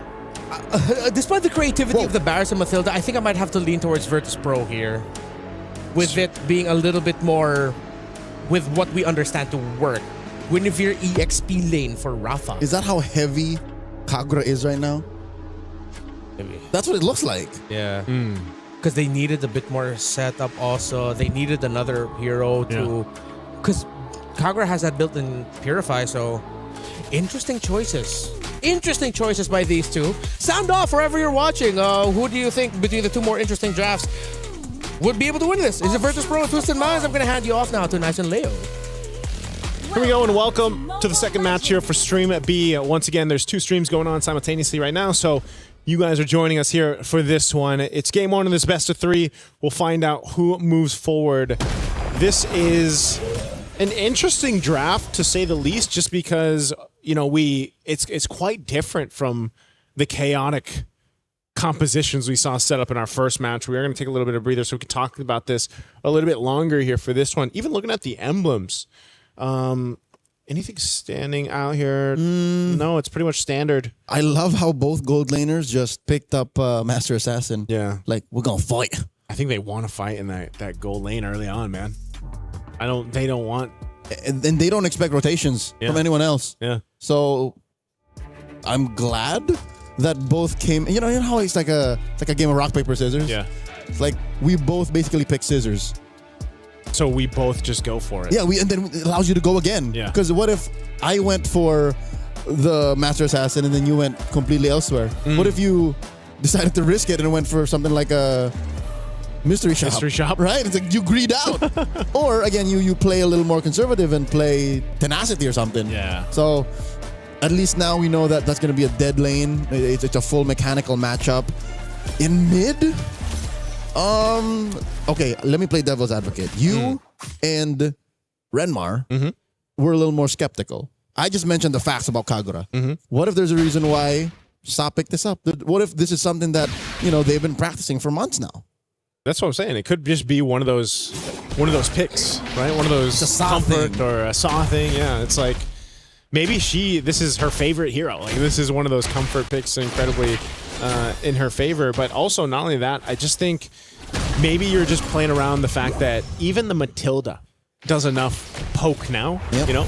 I mean, even better now, and you can set things up, whether that's with the burst that comes with the Kagura or utilizing that circling eagle to set things up for your team. That and Twisted Minds, their lineups look so tightly packed. When you look at something and I like the way that's built. Yeah. I like when you put all of these together, especially with Chincha on the carry. Like, that's the icing on the cake. Yeah, Chincha, she's going to be able to shred through that tanky front line that we're going to see here from Virtus Pro. Again, the play here, this is what we were talking about. I guess we're seeing a preview of that in the gold lane. And they're going to poke back and forth. Turtle will be up here in a second. And so Twisted has control of this area. Daisy, level 4. On her Lapu Lapu. Still trying to get there for the Guinevere over here for Virtus Pro. Minion's going to go ahead and charge in, but they might be a little bit off for this fight here. Okay, in comes Miss Meow Daisy with the bravest fighter, the flicker to re-engage, finds Livin. First blood drawn by Twisted Minds, and Maylane, despite the heavy spin, gets the turtle. Free kill and major objective. Sa with the flicker forward, pushing deep enough to threaten Grand Theft Orange. Twisted Minds just a second away from being called guilty. Rafa backs off. Maylane wants it. Maylane's gonna take it. Maylane just got a whole lot. And this is, I don't know, maybe this is one of the things. you are a threat enough in the Barretts, even if you don't get any kills, but just roaming around, being that threat of I've got a Daytona's Welcome, I've got the Matilda with me.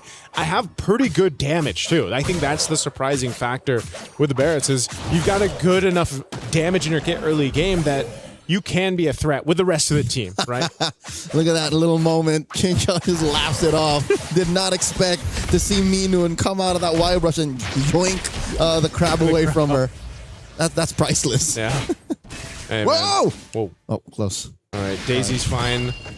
This is what I was expecting, Leo. Like a bit of a slower paced game, just for the sense of the compositions on both sides. But look what's happened here. Twisted has pretty much built up, 1K lead off of a turtle and a kill. Yep. This is up to the MO of how Maylane wants to play. Sure, you're looking at Chincha as the main core, but the first 8 to 9 minutes, it's on Maylane.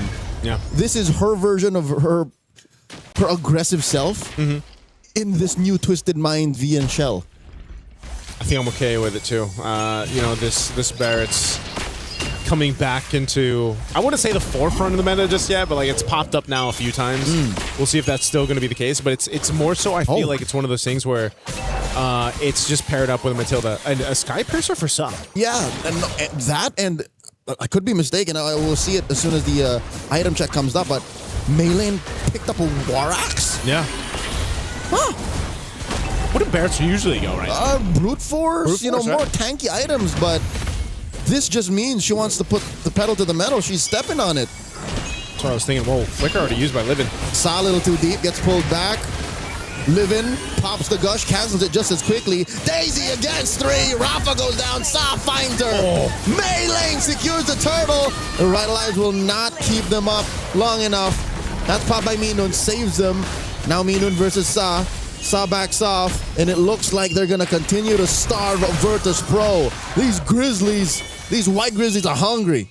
Daisy was hungry, man. She just jumped in and kept Virtus Pro busy for how long? She jumped in without a flicker. That was all just her kit. That was just the bravest fighter, man. She knew what she had to do, and that bought so much space for Virtus Pro off that. They're actually going to get a tier 1 turret down bot too. And again, just playing the map, playing to their strengths. Maybe that's also why the War Axe. These polar bears are on thin ice. Yeah. After every major objective, sure they got a trade, but it's now 2,000, Joseph. It's 2,000 and a half. Yeah, that's a lot at this point in the game.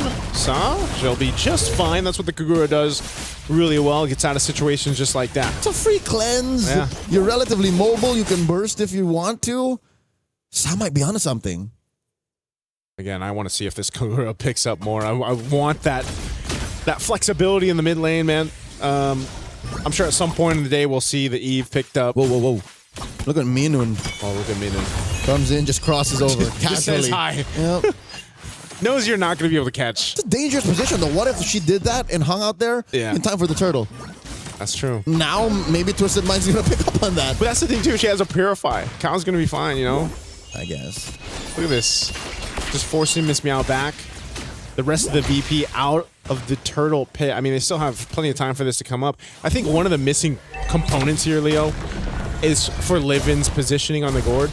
It's exactly what I was worried about in the draft. Which is made all the more worse by the fact that Virtus Pro does not have a traditional front to back. Yeah. Their formation is wherever Miss Meow can take it, where Minun lands a solid taunt and AOG, where Rafa can find the full combo. And this is an XP lane win.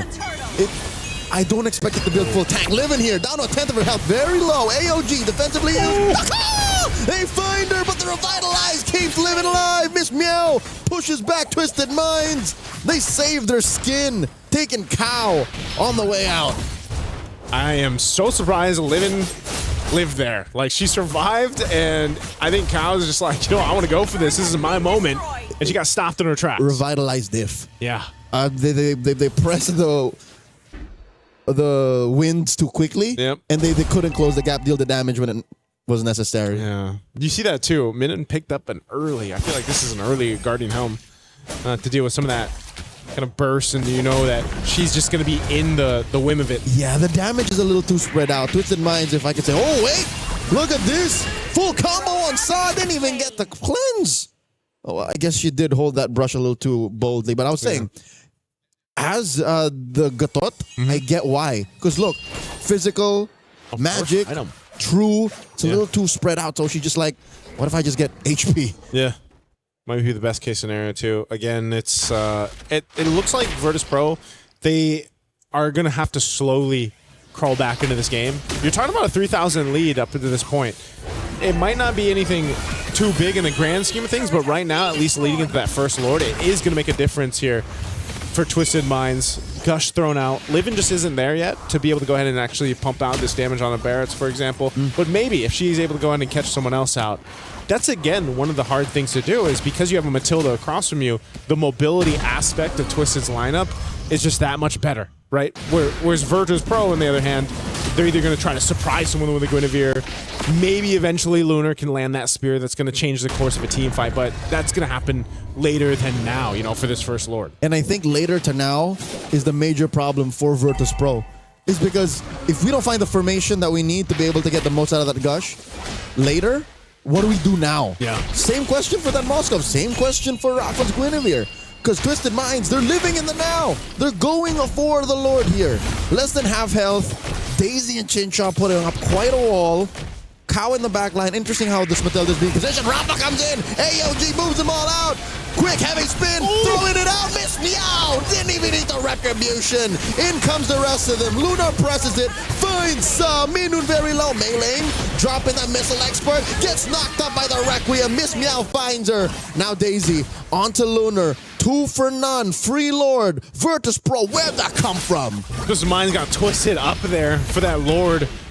They were really, really low HP for Melee.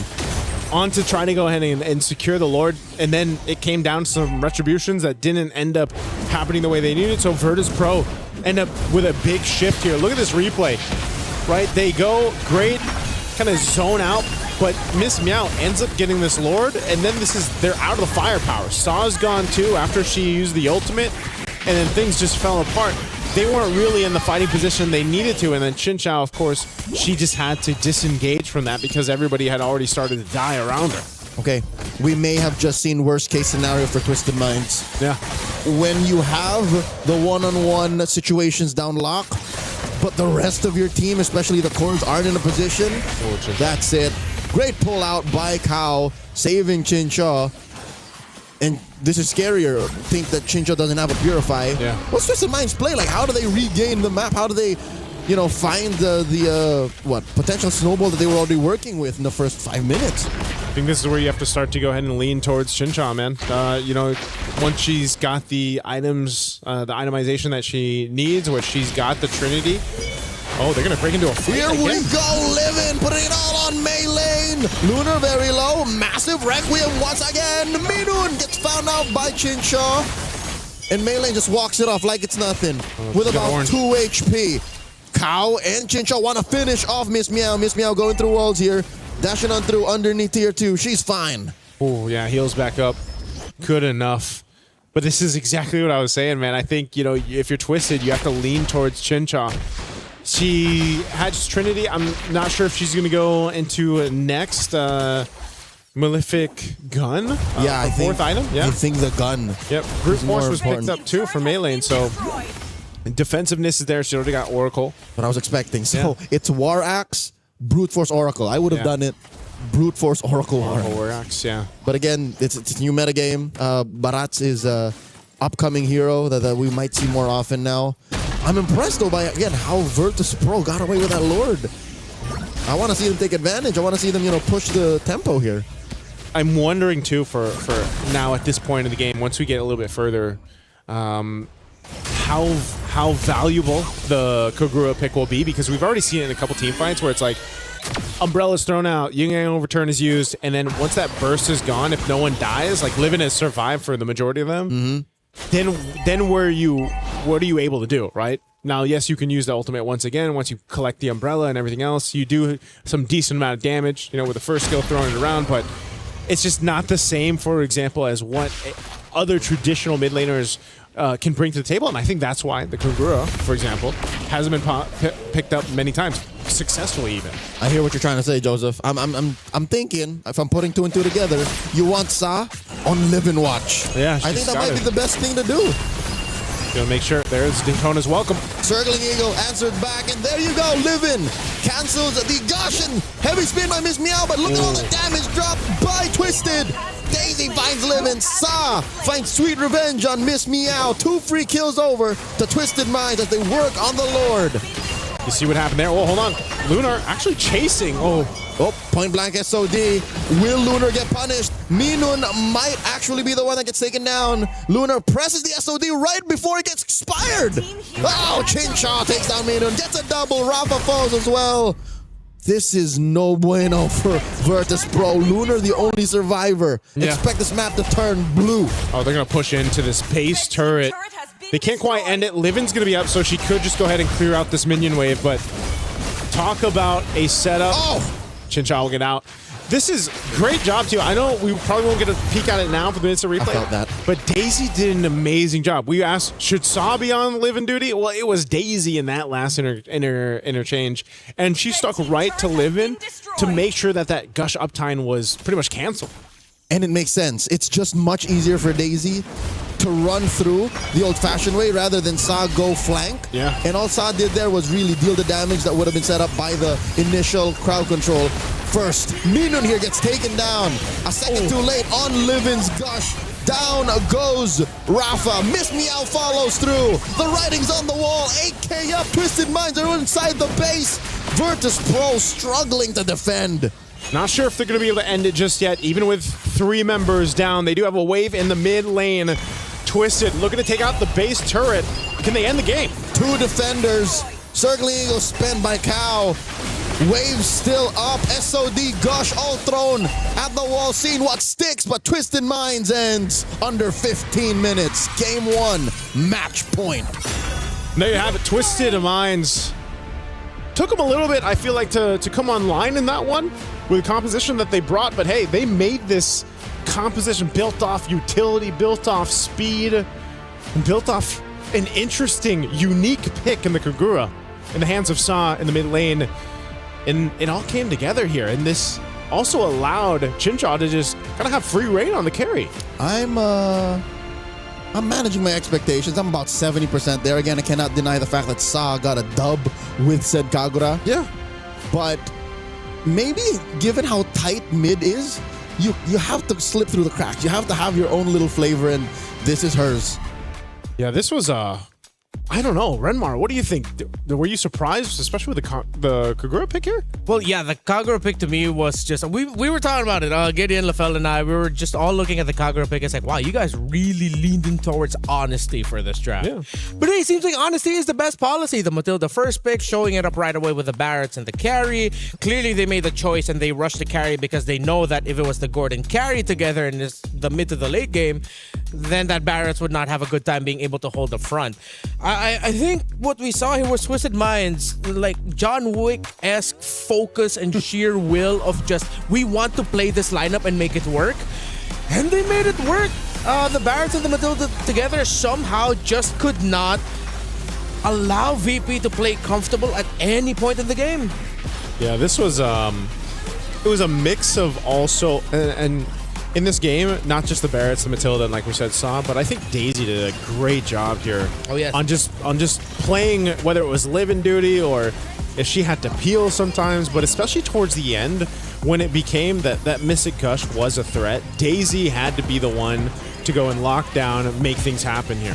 Which kind of works because given how deep you already went and halfway through getting to live-in duty, yeah, you would have used the majority of your damage reduction to even survive and threaten killing the Gord.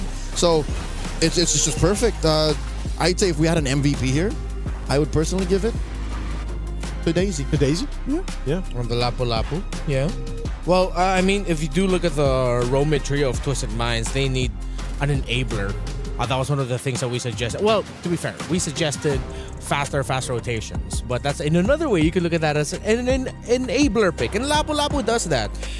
I thought personally that we'd see a little bit more of a match that highlights individual skill, but Twisted Minds as a team were quite flawless here. It was less about the one-on-ones. Maybe that's why we put so much pressure and impact on the Kagura. That wasn't it. It was more of what can I do so that the other four can do their thing. Yeah. And then we all just converge and come together, which is the complete I want to say complete opposite, but it's the antithesis to what Virtus Pro did. Because Virtus Pro, when you look at it, it's like, yeah, Moskov can do that. Yeah. Yeah, the Akai can do that.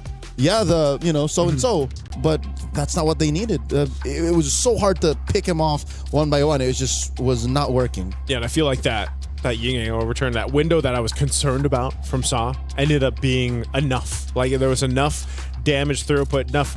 I don't know how many stacks she had on the Skypiercer, but I know she was enough of a threat to actually keep some of the important people at bay from Virtus If Pro. I were to just eyeball it, she didn't have many. One or two, maybe? Yeah, it was more the threat of, again, the Lapu-Lapu, more the threat of just the Barat sitting in front of you, and why is it not dying? And, of course, Chinchong.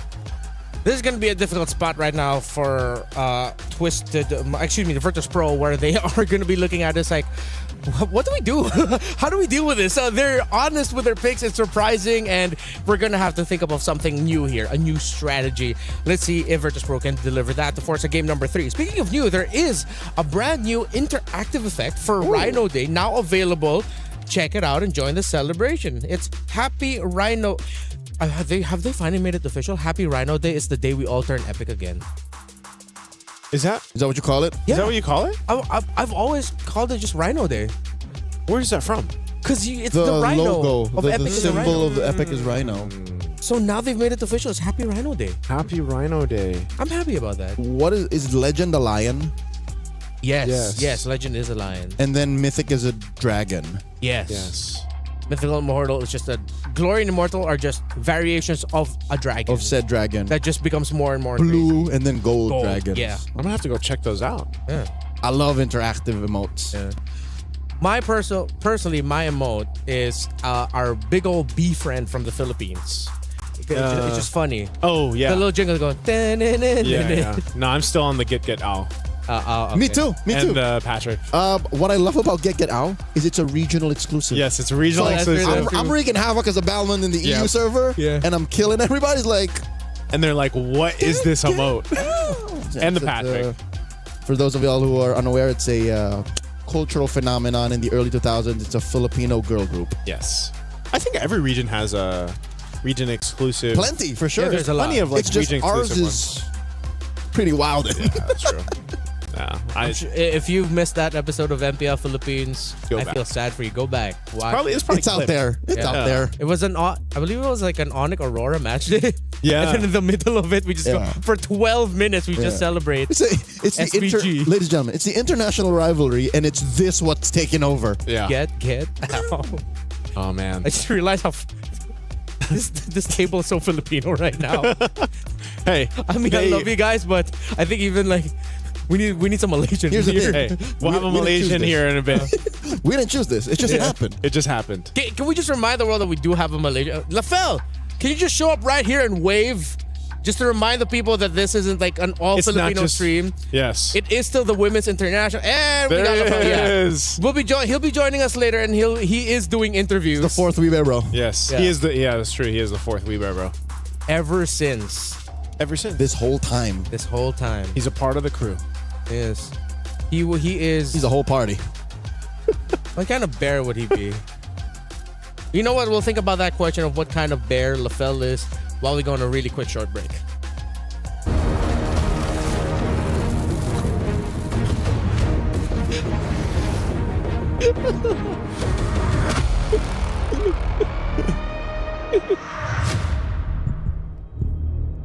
Yes.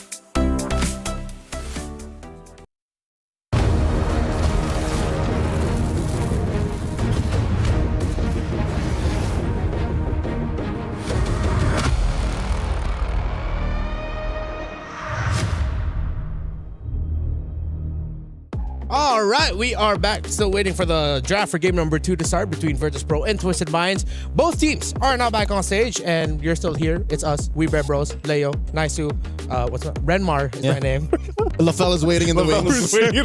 I really wanted to say LaFell, but I realized, wait, I'm introducing myself. He's later. Who am I again? You're Renmar. Speaking of identity here, it's unfortunate that because of the dominant nature of Twisted Minds in game number 1, we really didn't get to see enough of the identity of what being Virtus Pro right now really means. Yeah. There's a pick that I want to go back to, and we had reactions towards it. You think that Guinevere XP was too much? It was too much that it was like too little in the game, in the grand scheme of things. The fact that where it ended up in was neither here nor there for when we warned them about it. It's like, remember how when Guinevere comes out, you're like, oh, that better be jungle. Yeah. And then, whoop, got swerved over, showed up with an Akai. What is this? And then it ends up in the EXP. So, yeah, this might have been a situation of, you kind of overcooked. Yeah. The overcook, I think they were also left with the lesser of all the gold lane options. Moskov is great, and clearly Virtus Pro, it seems like at one point they shifted towards, let's just build a strong front for the Gord and the Moskov. But because you're up against the Matilda Barretts, it's hard to play that Gord into that. There were some moments, but clearly you're playing all in for the Moskov. Most of the Gorge's gushes were always like halfway through. Yeah. And that's what we talked about in the first few picks of the draft. We were like, this is like, because your first question, Renmar, was, did you want to pick the Gord into this? Like the Matilda? And then the Barretts came up. Yeah. And then even more so, I was like, oh, yeah, this is not going to be a fun time. And it wasn't even just that. They actually had a lot of tools from Twisted Mind to deal with canceling out that gush early on. So then if you actually cancel out that gush, then what do you mainly have? The Mystic Projectile to get some information and stuns off. Yeah, 5 out of 10 Gords experience Limp Gush, and it's not a good time. Yeah, that's not a good time. Get that checked. Especially in the draft. That's how you get that checked. Check that you have a solid front line. Check that if you're going to get doved in, you're ready with that athletic flicker. It's gotta keep the flow going. There's many ways to address it. It's not over just yet, so that's why I'm hoping that Virtus Pro get their wits about them and just double check, make sure that if you do want to Gord, you're ready for it, On the screen right now, you see Melee having a very animated conversation with her coach Nasduk of Twisted Minds. Of course, on the other side for Virtus Pro is coach Bulat, if I'm not mistaken. I hope they pronounce that right. There you see Virtus Pro. Again, it's like, I'm trying to put myself in the shoes of Virtus Pro, but then because of how they lost and what they lost to in game 1, it's like, do you throw drafting fundamentals out the window? This is the equivalent of having a tummy ache but not knowing exactly what's wrong. Yeah. So it's like what to take. Yeah. It's better that you know what's wrong and then you adjust to that. Here, I'm not even sure where to begin. Yeah. It's one of those things where you can't even really take that game 1 and like, there's not too much that we got to see from Virtus Pro, basically. Yeah. Just because of the nature of the composition. And I think that's why, too, are we going to see a shifting of sides? Because home team is Virtus Pro, yeah? Twisted Minds won from blue. Yeah. So does that mean Virtus Pro goes blue?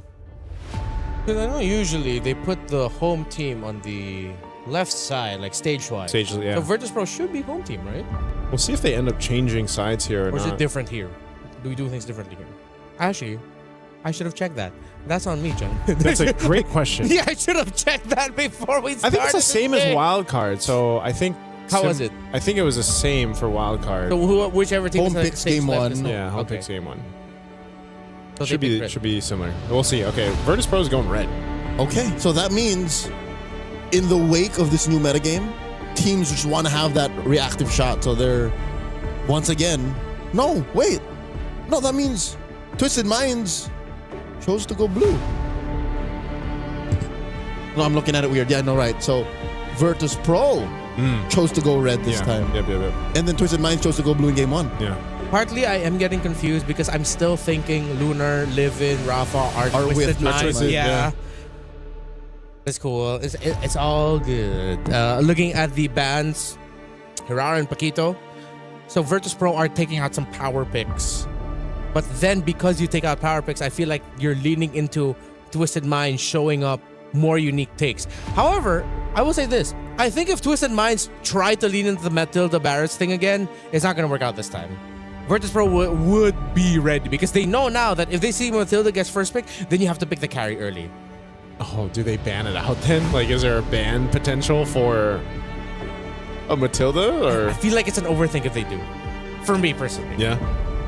I think that's what they're doing, is trying to consider, because it could just very well be that. Or in that case, if Matilda is blue side priority for Twisted, because that's going to be a Khalid ban, then you just pick differently on your swing. So here's my working theory. Given these 3 bans, Virtus.pro might have just thrown everything out the window. Yeah. This might have just been them saying, let's just hard reset. Whatever happened in game 1, forget about it. Yeah. Let's go to plan B. Oh, wow. Don't tell me they're really just going to lean into it again. Wow, Twisted Minds. The Matilda team. Yeah. Who would have thought? Out of all the teams, like, it would be them. Here we were talking about Melee and her being really good at the Assassin. Suddenly she shows up with the Barracks in game number 1 and does a tremendous job at it. Great targeting with the Tetanus Welcome. So Virtus.pro now, alarms are blaring. Yeah. They're going to Barats again. They're going to Barats again. I think So you don't pick Gord on the swing right now. Don't pick Gord, and I wouldn't be mad if they just rush carry here. But they have to take away maybe an E? Oh, okay. Okay, that's a way to play with range, and there's the carry rush. Good response, because this is why the nature of the bans went. You know, they wanted some of this response because they had a hunch that maybe that Matilda is just going to be picked up again. So they got 2 great power picks. If it's not the Barretts, I might see my wish list here. I might say Lucas. Then it's the Barretts. Oh, dang it. I'm not mad. I'm not disappointed. I'm just sad. Okay. Oh, and that's how they checkmate them, because that's why I was thinking they'd pair the Eve with the carry. Yep. Because, oh, man. Now, Virtus.pro again has to play to Twisted Minds rules. Yep. These 2 picks on red 1 and 2, are just answered by a singular mid hero. Get in there. I don't know. That's what I was saying. We would see the Eve eventually, and then we saw it here. Eventually? Yeah. Eventually. Hey, I like that. You like that? Yeah. All right. Don't ask me that question in that tone of voice, please. Here's a Barats. Here's a box here to answer the Barats. A victim of the Scarlet Embers nerf. Yeah. But is it going to be Rome or Jungle? Another big question. Right? I hope it's not XP. I think because of Barretts and Matilda being faster, I think I'm okay with it going Rome. Yeah, there's a world where it's okay Rome, but yeah. But why? Just enough of a flex pick right now currently. So Moskov taken out. Would Chincho play Clint? I see it. It's just missing in the damage profile, no? Yeah. Like burst. If they want burst, I wonder if they're willing to stack just like a field of magic damage and just go like Harith Eve. Just play for big team fights. But then your XP lane has to be like a Terizla, which they have on Matilda, and that's good. Then you don't have to worry about the Valir because there's the juice in. Or is it just like a Lapu Lapu again? Actually, well, yeah. I mean, with how good Daisy was. Daisy, yeah. Just continue that vibe. That spans that Granger. We might see that. Okay, again, you're looking for burst. Granger provides that, if that's the train of thought we're going with to build up the Kanja. That lineup. So that's a couple of pick-off heroes. Yeah. That's the answer to the Matilda, so that you take away the Matilda or the Eve. And then you lose a combo. Yeah, you lose a combo and you lose a big piece. Okay. Red 4, the pick for Virtus.pro now. They are still lacking an XP laner and what seems to be a roamer. I'm thinking maybe Alice or Yuzong, the EXP. This is going to be Esmeralda. Oh, all the shields. Yeah. A lot of shields. Not a bad pick. Yep. Solid choice there. Esmeralda recently just got a little bit of buff too. Yeah. And now the suggestion of bringing out the Harith, I wouldn't want to do here. Yep. More shields. You just settle for something like Yura is lacking. Yeah, Alice or Yuzhong maybe for Twisted. I would Yuzhong. I like the Yuzhong. Just go carry hunting. Yeah. Nice Petri, but then in the long run of it, the Esmeralda might just be too much for Twisted Minds. Whoa. The Wan. Whoa, Twisted. You are really flexing today, huh? It's been a while. And then the Sora. Okay. Sora EXP. There's a lot of set potential here for Twisted. Yeah. Wan's not what I expected, but maybe in the sense of just duel it out, get that airtime. You've got your own little form of Purify. It's so jungle-wise, the options are tough. Okay. Because now even looking at it, I think the Baksha in the jungle will have a hard time. And then if you put it in the roam, it's gonna poke to oblivion. Oh, what? Rafaela. Okay. They decided to match the little speed and trying to buff up the Baksha. For Virtus, I think the Esmeralda's the X-Factor pick, but in the big picture, I just prefer Twisted. And we know how Twisted plays with a lineup like this. Yeah. So I can see the recency bias at work, which again just makes sense. They're at match point. For Virtus Pro though, it's so honest that the response to that Eve, the response to the 1-1, okay, let's deny the real world. We're gonna have to cross the threshold, but it's fine. Deny the crossbow of Tang. Let's just get on out of here. I don't think they have enough burst to stop the 1-1 before it flies up. Yeah. Unless they somehow catch her early, get the needles out, and then are still able to follow through. What is the damage profile? It's literally just a carry. Because the Esmeralda, you kind of have to walk into that. Yeah. I don't know. Let's see. Interesting draft here, but also another unique hero in the sense of Twisted being pulled into this game of 2. We'll see if we go the distance for game 3.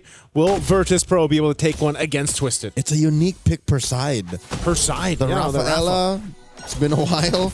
The 1-1, again, for a year or two in recent history, was #1 ban. Like, you just got to get rid of the 1-1. That's how bad it was. I like this too. You see Lunar. She's got tenacity this time, right? Yep. Little different choice on some of the emblems here instead of what we saw previously, yeah. Play it safe. You know you can't win every single duel. Yeah. Melee here. Trying to double camp. I'm pretty sure that's not how it works still. You could try, but Miss Meow crossing the threshold here. Helping score that early Little Wanderer. So even with the changes that we've seen on the jungle and some of these tankier heroes, seems to still be the main way to go. You know, pick up the Bakshas, pick up the Barretts, pick up... Eventually we'll see the Fredrins, It's not like they're completely dead. It's just they were cut down a peg. Yeah. I don't know. Maybe they're going to be cut down a little bit more. Are you thinking they can still get nerfed? Yeah, I don't know. It's such a weird thing to be back into this basically tanky meta in the jungle. I mean, there's still room. There's still room for flexibility. We saw it already in the wild cards. But I'm just wondering if that'll end up being the course of, you know, the MSC and MWI as a whole, where it's like, yeah, we find ourselves in this once again. We gave the MSC skin to Boxia this year. So it's part of the plan. Yeah, it's Moonton's at work. We see the grand plan now. Turtle spawns in the upper quarter. It's clear that for Virtus Pro, it's no problem for them to quickly rotate. Again, you have a Baksha, you have the Rafaela. They started up. It's Mei Lane pulling it slightly over to their side. Sa holding onto that RWM. Rafa with the jump in. And the crash. Shifting skies. Look at the damage. RWM. Miss Meow secures Living with the Crimson Bacon. Mei Lane very low gets pulled out by the guiding winds. And there is first blood. Double kill for Mei Lane. Miss Meow falls. Rafa flickers back. Sa flicker 2. Void Crystal takes down Rafa. And down bottom, can Chincha win the duel? Chincha already took to the skies. Both gold laners have already used their ults. Yeah, they've both been used. Sa's there, though, and Chincha, they're going to go for Lunar. Sa drops it. He's a little bit more. Minu to the rescue. Lunar's fine. Yeah, she's got the heal. The timing was just off a bit. Whoa. Uh-oh. Did she get it? Cow got it. Cow got it. Okay, it went from worse to bad. Yeah. Cow gets the orange buff away from Miss Meow. Denied. And Twisted potentially almost got a kill on this bottom side Lunar, but good thing Minun's there to go ahead and heal her back up. She will go ahead and get this reset going. But yeah, you already saw that fight break out. You see how much damage potential too comes from a Barrett's early game. Like that's crazy. And there isn't even the War Axe built up. And I'm thinking, is she going to build War Axe first? Yeah. Is this going to be a different build path? Looks no. like it. It's the same. It's the same build. First item war ass, and she gets it at 3.5 minutes. Yeah, and she comes. No, she did not steal it. It's Miss Meow who gets her own buff, but Detna's welcome plus the RWM. Crimson Beacon won't save her. Miss Meow goes down. Minun falls as well, living backing off. But Chinchao once more. Chinchao gets knocked up, cleanses, and she's finally backing off. You're seeing it, man. You're seeing this Leo in action in a lot of these early skirmishes where Virtus Pro just unfortunately cannot go face to face.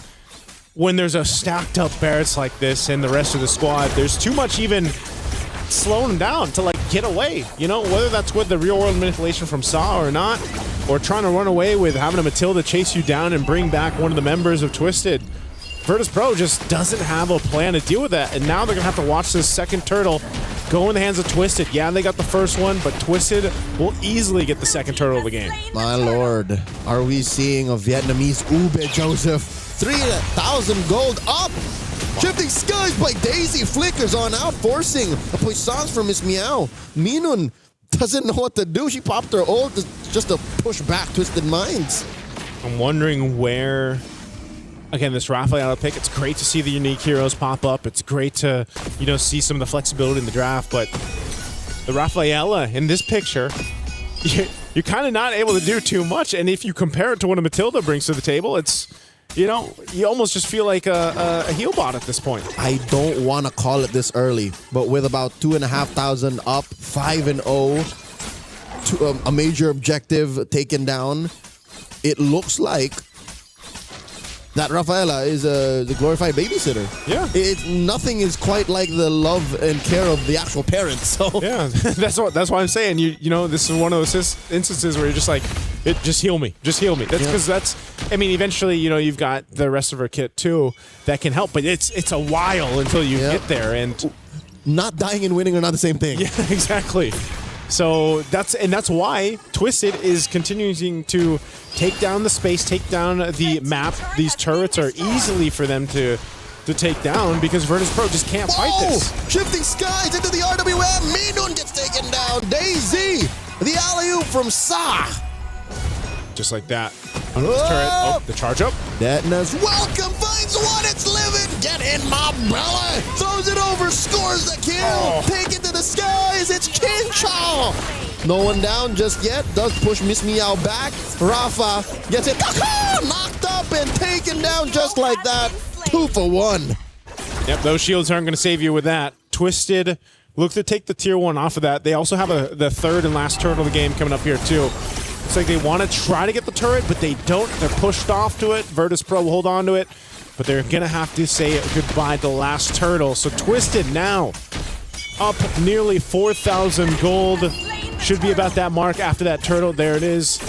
They are in a big lead. So where Virtus Pro, to get back into this game, to stay in the series, they have to turn around a lot here. And I think a part of this is letting Lunar get to the itemization she needs. Rafa is a threat. Like, there's a part of her that is still a threat because, again, she can really utilize taking these shields over from Twisted. But if you don't have the firepower to kind of capitalize on that front line of yours, then you're exactly what we're seeing, where you just kind of have to watch your turrets be taken down and wait for that opening. And that's the problem. They have to work on their cardio. They got to get their striking down. Yeah. Their grapple game ain't there just yet. So which do they address first? I don't know, man. Do they take care of the map so that they can farm, or do they farm up so that they can eventually fight on the map? Shifting Skies, buying time here, looking for the engage. Miss Meow rolls out to the side. Big push up top. They left that chubby wave. See, it's things like this. Is like, as VP, what do? Do you focus on getting the farm on Lunar? Yeah. Or do you, like, not care about what Twisted Minds is doing? Oof. This is one of those things, it's like having a to-do list, but only having an hour left in the day, you know, and you still got like 5 check boxes to mark off here, so. Hey, 5 is generous. This looks like it's more than 5. It's probably 6. Maybe a little bit more.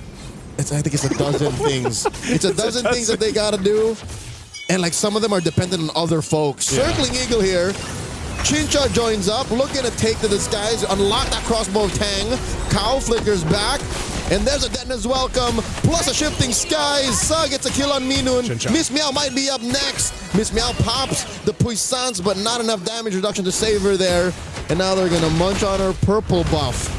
Twisted Minds are taking Virtus Pro's lunch money. Yeah, they're looking to take the shield down too. They've got a wave up there pushing, and it's only a few members left of VP. Holy Defense, that shield's gonna pop now on the bottom side. And just, again, we're seeing this. This is the result of being up almost 7,000, well now 7,000 gold. You know, that's a good chunk of change to deal with in terms of fighting power or being able to survive what Twisted is throwing on them. And Twisted doesn't even have to do anything fancy. It's just kind of brute forcing their way to collapse down on Virtus Pro's lineup. So Lord is secured, big take there. Virtus Pro is going to find themselves with their backs against the wall here while Twisted continues to punch down these tier 2 turrets up top and mid in the next. Again, at this point, you're taking a look at the itemization from Virtus Pro and they just aren't there. Not the trinity we're looking for from Lunar to be effective yet. Ooh, on the carry. Look at this. A select build from Melee on that Barat. She actually builds the pauldrons. Yeah. So she's saving herself from the damage on Lunar, maybe? Oh, another Dennis welcome! RWM underneath, Livin won't survive! A pickoff underneath an inhibitor! Yeah, that's how you know it's a really dire situation to be in. Almost 10,000 now up to this point. Twisted has just kind of picked and chosen what they wanted to go ahead and take from VP. And now as the Holy Defense will pop in the mid, this slow push from the Lord down bottom. Again, that shield was already taken care of. A heal's going to be used here. VP trying to hold on. Shifting skies plus the guiding winds into the eagle. And they are going to try to punish Livin with the Crimson Beak, and they find Daisy and Cow. The damage is real. Ching Chaw finds Lunar. Soft flickers back. The bloodshed underneath that inhibitor down bottom, distracting him from the Lord marching and crashing down bot. Okay, well, Virtus Pro showing some fight here. They're trying to hold on to this turret. RWM Minun will be able to cross. Here's a quick replay as Virtus Pro gets pushed in on. Twisted Minds are in the base in more ways than one. Down bottom already goes. Here's a quick replay. Yeah, that replay, again, giving us a look at how it kind of went wrong there for Twisted. Luna was able to go ahead and just kind of freely hit them, fire off on the backside, did a ton of damage, so she's getting to that point. But, you know, they do eventually lose a base turret, but what happened there is you're down 10,000 gold. That's a successful defense for Virtus Pro. And consider this, the extra firepower to make up for the difference between the 10,000 gold that Twisted Minds has on VP was made up for by turret. Yeah. So that could not happen again. That should not happen again. Yep, shouldn't. But Virtus Pro, with that bit of extra gold to go in their pockets, it's going to really help them go ahead and potentially, I don't know if they're actually in a fighting form just yet to go ahead and fight and contest against the Lord. It might be one of those cases where they just need to defend again and hope that they can maybe get a numbers advantage here. Rafa and Miss Meow kind of scouting things out here. Look at this. They're going to get collapsed down on. Yep. That could have gone so wrong in so many ways. It could have got sandwiched. Yeah. You don't want to get sandwiched there on that choke point of the jungle. Little look here at the animation before this Lord comes up in about 10. This is what I was saying. You're tanky. You're decently tanky on Rafa. Miss Meow too, trying to get to that point. Even for the Rafaela, man, the most interesting pick on this side for Virtus Pro. Flask of the Oasis and Enchanted Talisman. They're going to force a fight. They find Chinshaw. She's in trouble. Gets taken down by Rafa. The RWM able to help him recover. And they do get on out of there. Lunar finds Daisy. 2 free kills. Make it 3 as Melee falls in the hands of Livin. All Virtus Pro. There's the Virtus Pro we wanted to see in game 1. And now off of that fight from a base defense to this to punish Twisted. They've got themselves the Lord. Virtus Pro, they're going to go ahead and push it down mid a little bit further while Twisted tries to defend. They did not respect the damage output out of Virtus Pro. Chinshaw put herself literally in the middle of 3 members. All Virtus Pro. And as soon as that happened, that's a non-starter. Not the position you want to be in there. Chinshaw, she's going to have to make the adjustment for the next one. Oh, they're actually going to be quite aggressive towards Miss Meow. Good backup here from Livin. Virtus Pro, man. Gotten themselves now pretty much 8,000-ish gold off of the deficit we saw them defend against towards the base. They have a Lord with them up top. Not evolved just yet. We're just nearing that 14-minute mark into this game. Whoa! They force Daisy onto the lightning form. Helps her dash on out. RWM, look at the positioning, the angle that it's at. And now the Dent is welcome. Get in my belly into the wall. Miss me out, fall. Serving up a kill to Cow. All right, a pick off to recover from here would be great. The flicker coming through. Sign Cow right in your face. Circling Eagle knocks up Livin. In comes Miss Meow. The Rafaela revive is working wonders as Cow barely gets away. No clap back out of Twisted Minds just yet. They're not ready. Oh, man. Now, the healing for the Rafaela, I think, is really starting to play a part in some of these fights, man. They go for this engage, and then when they think they've got the upper hand, whoa, Daytona's welcome on the defense. Oh, no, Chincho gets caught again! The speed from Virtus Pro playing a huge point to this lineup here. Joseph, it's more than just the healing. I'll tell you what it is. Imagine every hero is like Faramis. It's the free revive. They were allowed to make the mistake, and then they were allowed to go again. Go again. Virtus Pro has been going again now for a while. In this game, the last maybe 5 minutes or so. Dude, they lost the lead. Twisted Minds. Oh, talk From about about it. 10K? Yeah, 10K. Down to not even one. Essentially gone at this point.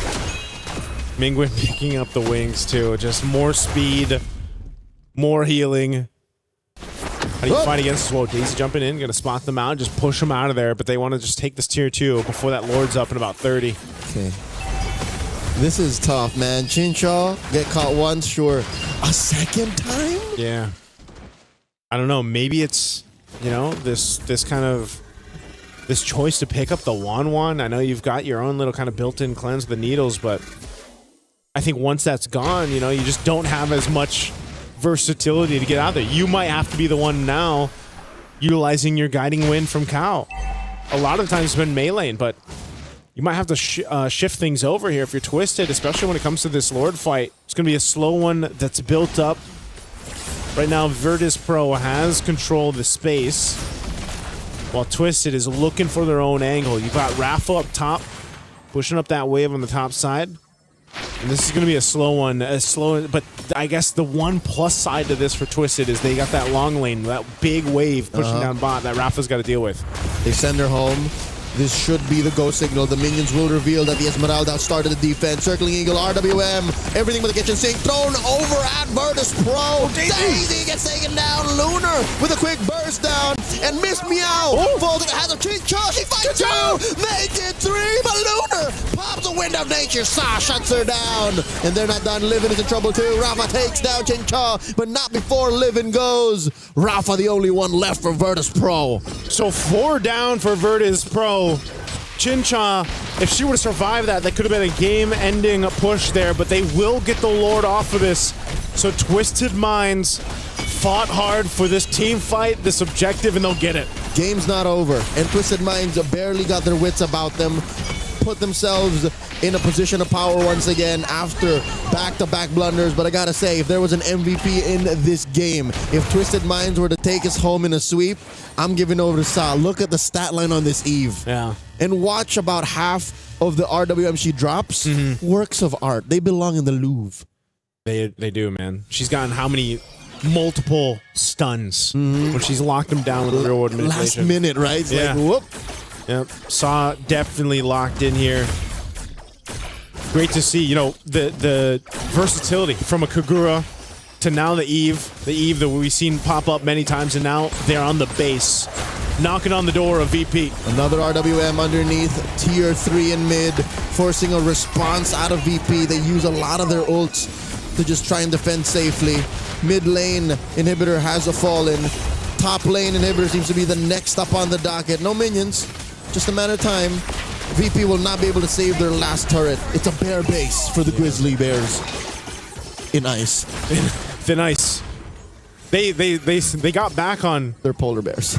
Better ice for a bit, but then it's been stopped in the tracks, man. Why do I keep thinking they're not polar bears? They are polar bears. They are polar bears. Yeah, they are polar bears. Whoa! Uh-oh, missed me out. And they keep going. Here they are from the back. From the back. Thunder which way? From Chincho and Daisy. Meaden falls. So does Lunar. And that might have been it. They've cracked the code. Virtus Pro have lost their core. And now it's just Rafa and Levin left. Miss Meow has fallen. Another RWM. Rafa flickers back out, running to the safety of her base, but there's nothing left there to save her. Rafa down to a third of her health. Down to 0 now. As she falls, Livin the only one left to defend. Circling Eagle knocks her up. The base is going to be up next as Daisy takes her down. Twisted Minds with a sweep. Took them a little bit longer in this game too, but Twisted Minds with a sandwich play at the end collapsed down on the hopes of Virtus Pro to make it to a game 3. It was close. It was getting there, man. The Rafaela was a whole lot to deal with, but Twisted Minds figured it out. They dealt with it exactly how they needed to. Oh my lord. This one was closer to our first match, like the Aurora Team Ray kind of suspense. Definitely. But, okay, can we now say that we've met the Virtus Pro that we've been expecting to see? You know, I would say we saw the shades of it in this one. We saw a glimpse. We didn't see everything, but definitely if we go from game 1 to this here for game 2, this is the Virtus Pro. We saw shades of that come together, but it wasn't the execution to get them the win. Congratulations, Twisted Minds, ending the series with a sweep. Once again, bringing out the Matilda and the Barretts, being honest with it, and that little bit of decision-making in the draft, picking the Juice in instead of the Eve, when we were suggesting pair that Eve with a carry. Because of that, team fights were difficult. However, as you mentioned, the Rafaela and the Constant Revives were keeping Virtus Pro in this game. And I was surprised by it. I think that's when that's when we started to realize the value of the Rafaela besides the heal and besides the extra movement speed. It's just that you have a little bit more room for mistakes. Yep, the macro timing has changed.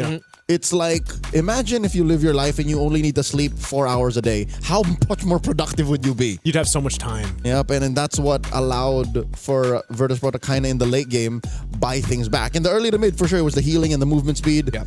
But as soon as Miss Meow died and then they revived her, it's like, whoa. Yeah. I think not only that too, but like you called out, Chincha was picked out of position a couple times, but also I think that was just the nature of also being on a 1-1, for example. You only have so much, you literally have like one tool to get out. And I think, we saw the shift of guiding winds being used by Melee, and then eventually it was also Chinchao or like the rest of the squad to kind of make use of that, because Virtus Pro was really good at utilizing their own speed potential to try to collapse on Twisted. But there was a quick answer, and once that positioning from Chinchar was fixed, you saw how much of a threat. It's been a while since we saw that, man. The crossbow of Tang changed with like tides of some of these fights, and you're taking down 2-3 health bars with that one ultimate.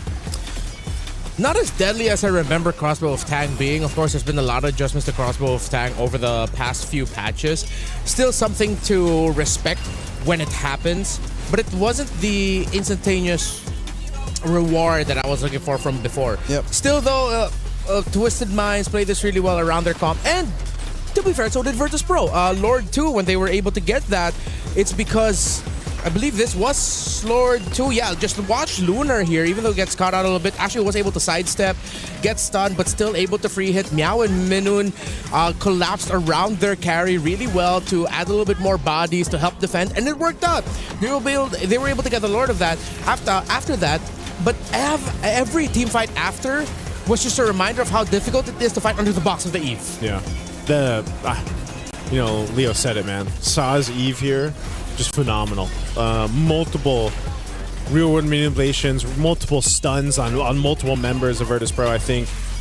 It's such a contrasting game from seeing a Kagura and then an Eve in the hands of Saw here for this one. The Eve in Saw's hands is like a paintbrush and an artist, It's just she does beautiful things with it. I'd say the last couple of real world manipulations I don't play many Eves, so whenever I see something like that, it's like it's art. Yeah, the slight little adjustments. And now this begs a question for every team wanting to go up against Twisted Minds. Are they an Ube team? Are they ultimate bonding experience with how they've packed Matilda and Barretts? Because these are drafts and ideas from how many years back?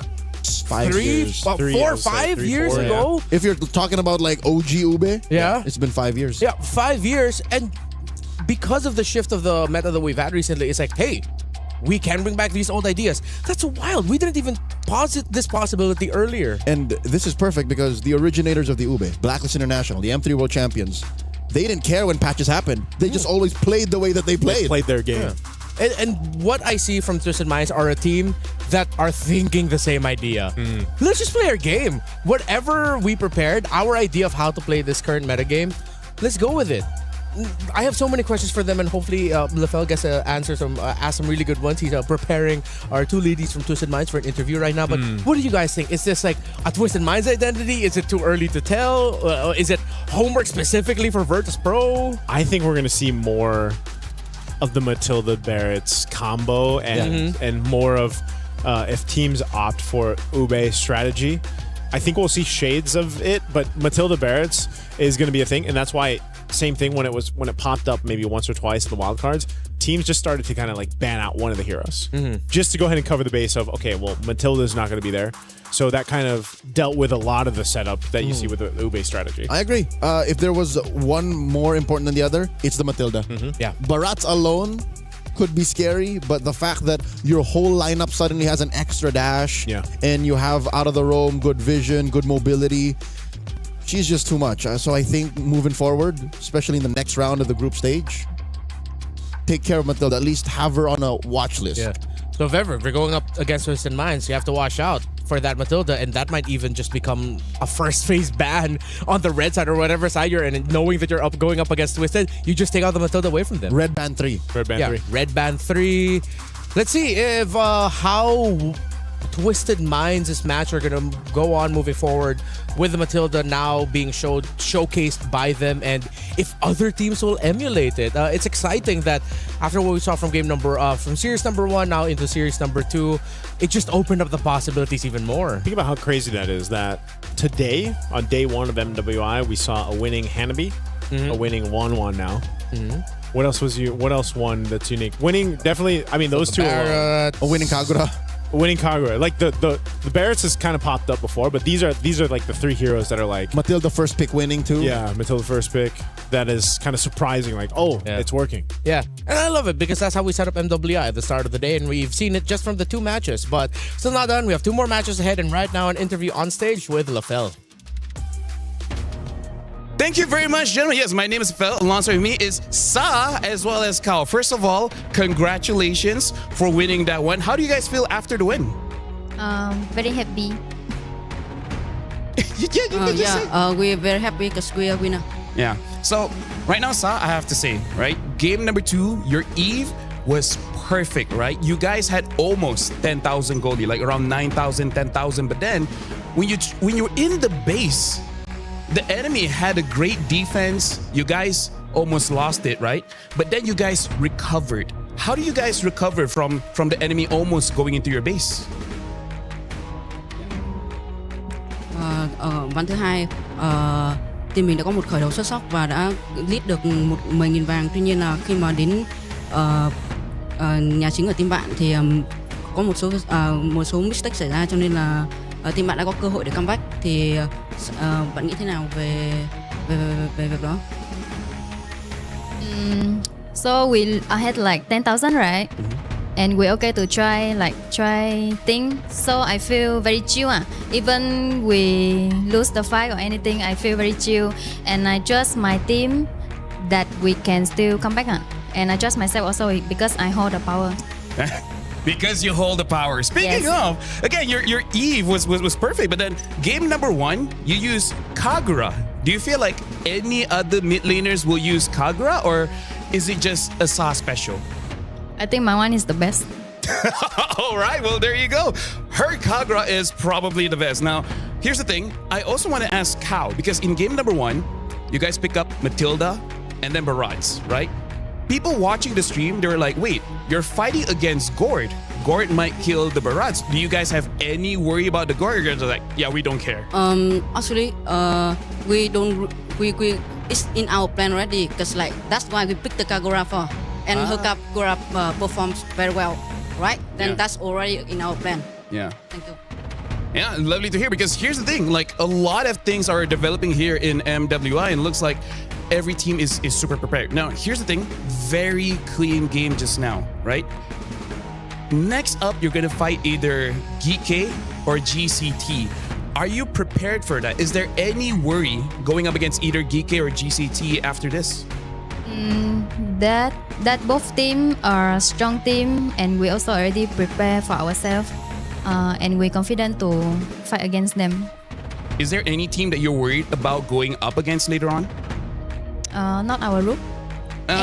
Anyone? Like, are you thinking that maybe Vitality might be a problem Yeah, for you of course. guys? Yeah, of course. Vitality and Navi Philippines, I think. So now, you know what? I didn't give Chiba this chance, but is there anything that you guys want to say to all of your fans watching back at home? Hello guys, please support us in our this tournament. We're very happy if you guys support us and always follow our journey. Mọi người ơi, nhớ ủng hộ team của mình nha. Sẽ rất là vui nếu như mà mọi người ủng hộ team của mình và đưa comment những lời cổ vũ gửi đến team của mình. Cảm ơn. Well, there you go. Thank you very much, Sa, as well as Kao. And you guys can follow their journey, follow their social media as well. You know, Instagram, Facebook, TikTok, whatever you guys use. So thank you very much. Good luck for the next match. And for now, I will be throwing it to the Des. Now I'll be throwing it to Break. So we'll see you guys for the third best of 3 right after this.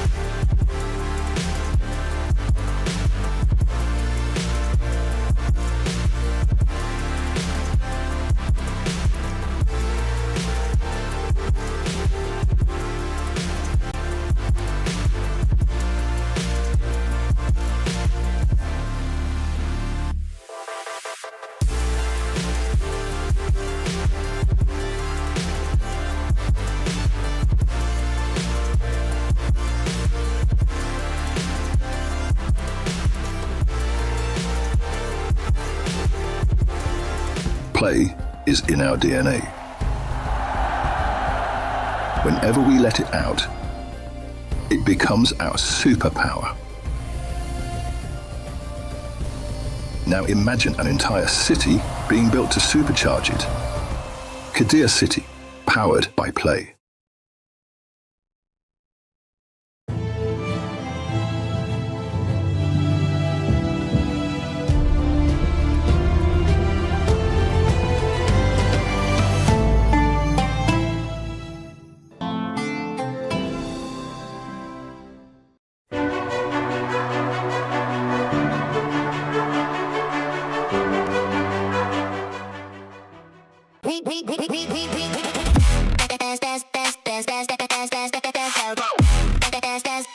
We book Esports World Cup up.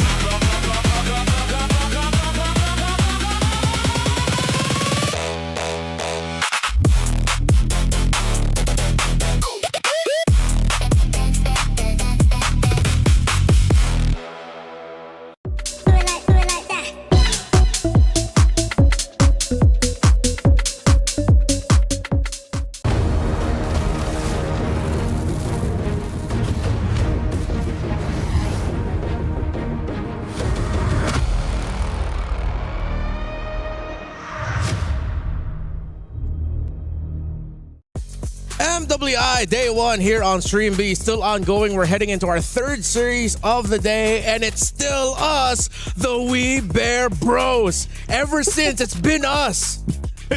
Us three. Welcome. Thank you.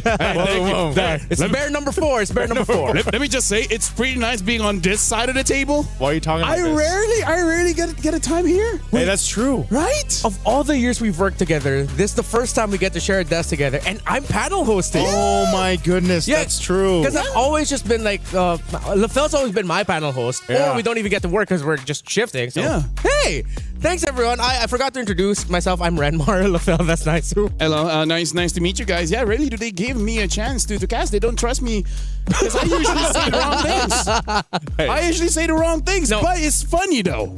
I'd like to believe that you're a consequence of just timing. You say the right things at the wrong time. You know what? I'll take it away. By the way, can I just say it's fun interviewing the girls? They talk a lot. They do. And they give a lot of good info. Sometimes too much, but that's good for me.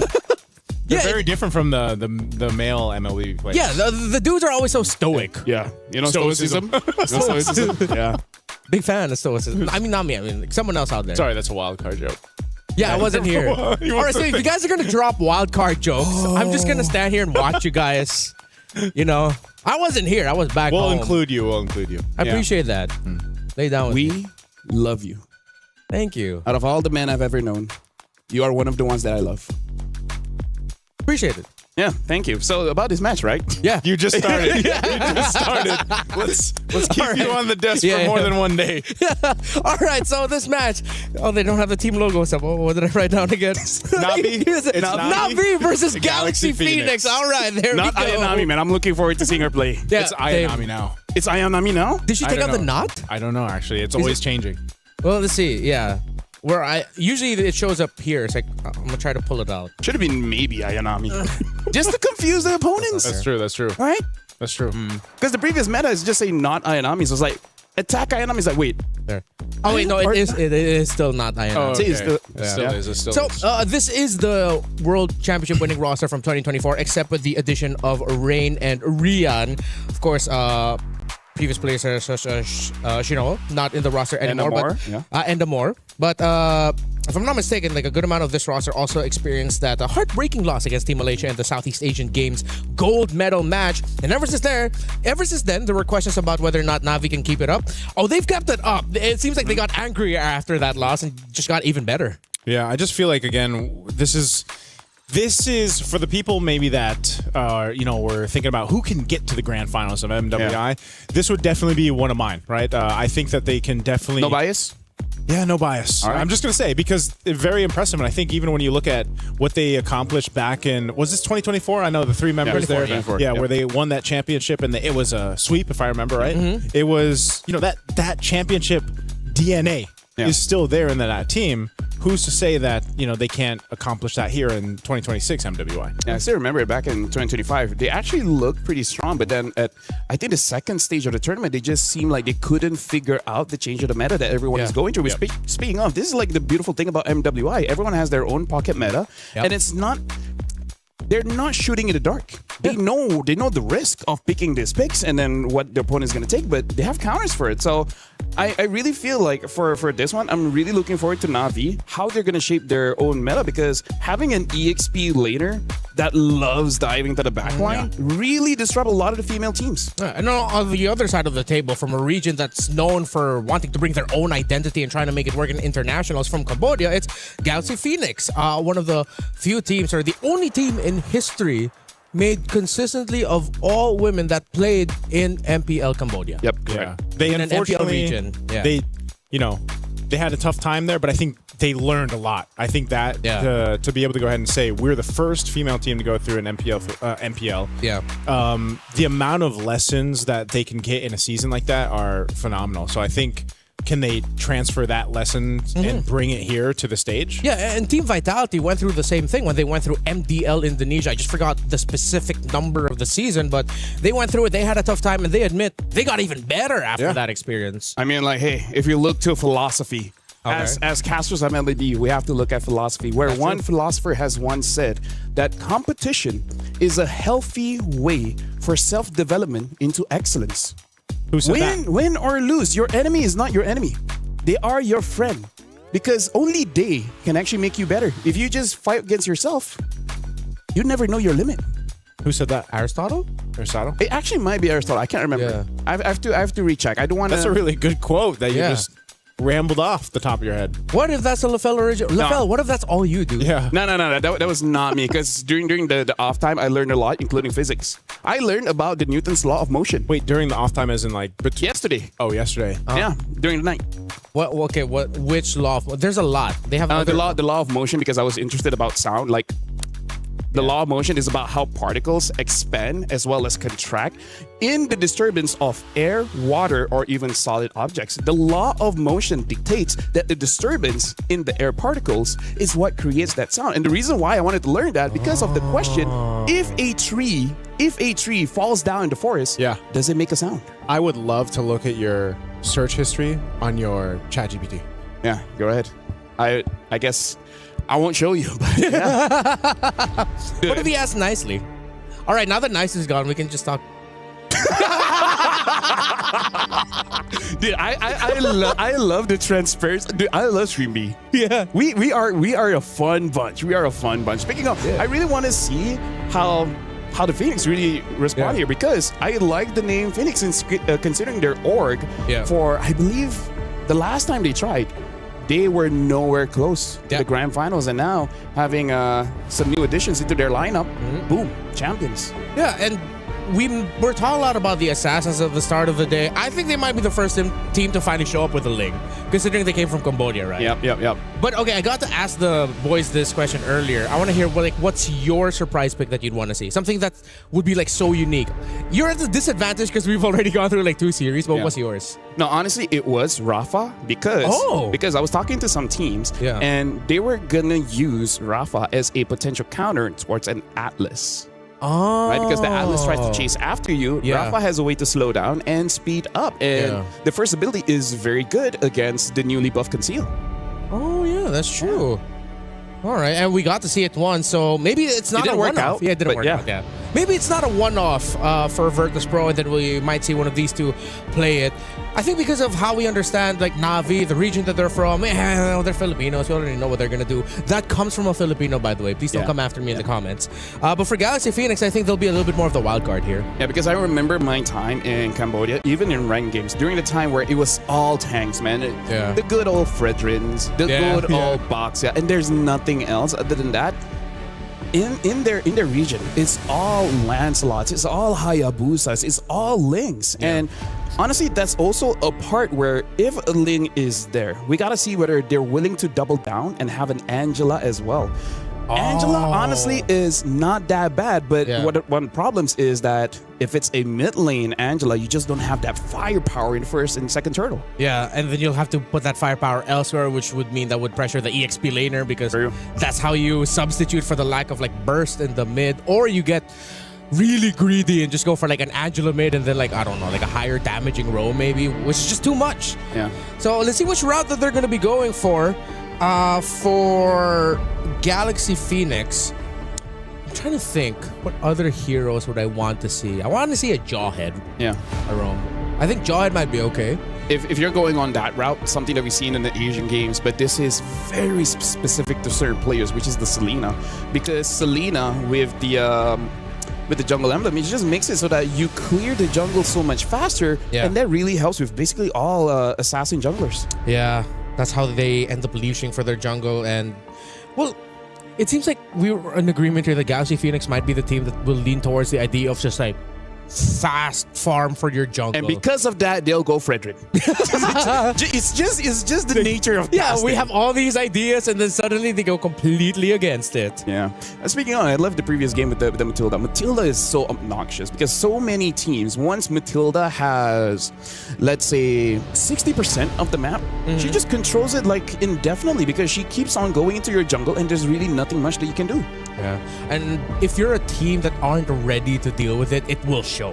Yeah. And unfortunately, hey, Nice was back earlier. Hey, Nice, what's up? All right, there you go. We actually said that you were gone, so you did. When I say when I would say we, I didn't mean me. Yeah. I just said like, all right, now that Nice is going, just. And what'd you say? We just laughed for like 10 minutes or something. Yeah. No, because if I don't acknowledge that, people will wonder how come they're not letting Naisu speak, and it's just the two of us. I thought when I was going to come back, you guys were through the draft. Well, you came back and we started draft. Hey, we waited for you. Yeah, we were waiting for you. Thank you, because I had to, I've been here since match 1. I'm here till match 4. Hey, you had a good time relieving yourself, so that's good. So now, Expanding Rivers. Expanding Rivers. Navi against That's where you came from. That's where I came from. That's where you came from, yeah. Look at That's how I this. got here so fast. Dude, they ban out the tank, so they're really trying to make sure Galaxy Phoenix actually goes for the assassins. They want them to play assassins. I like that. I thought we were, in my head, I was thinking, okay, Navi might be a little bit more conservative with their approach, and then the Galaxy Phoenix, no, they're just like, no, okay, let's go assassin for assassin.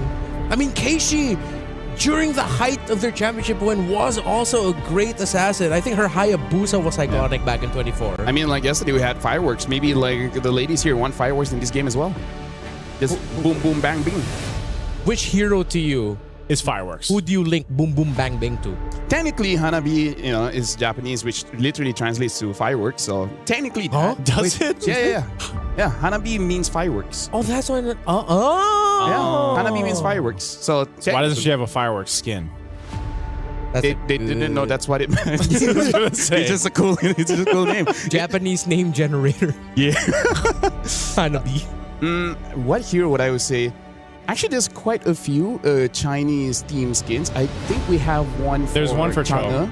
Yeah, like whenever they do skill, and then just fireworks. Yeah. Isn't it called Dragon Boy or something? Yeah, it's Dragon Boy Cho. Yeah, Dragon Boy Cho. Speaking of, as you guys were talking about it, I just saw that Cho is getting another new skin. Another one? Another new skin. It looks futuristic. It looks heroish.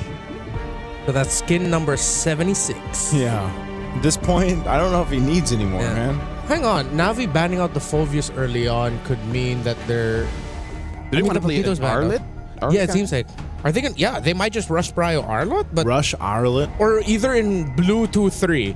Yeah. Because they're thinking that's not going to show up here. And if Galaxy Phoenix decide to pick up an Arlet in a red 1-2, then that's way too greedy. Yeah. Or is it just an Atlas? Or just a throwaway ban, right? Just ban out the Phoveus, forcing out that Freya ban, because if they don't ban Freya, right, Freya's going to have a good time. Oh, then that's the hero I was thinking of too. I was like, why would you ban out the... Okay.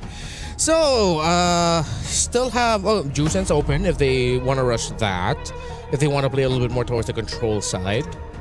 In terms of the main big carries, Hirara. There we go. They pick up the Hirara. I do have to say, I wouldn't favor a Zushin first pick just yet because the range feels more awkward now because there's more. Now that they nerfed it? Yeah, nerfed the range, The right? range, yeah. Making it so like Kimi counters her much easier. Like a lot of like even Valentina counters her a little bit easier. And now the Gwyn gets picked up here by Galaxy Phoenix.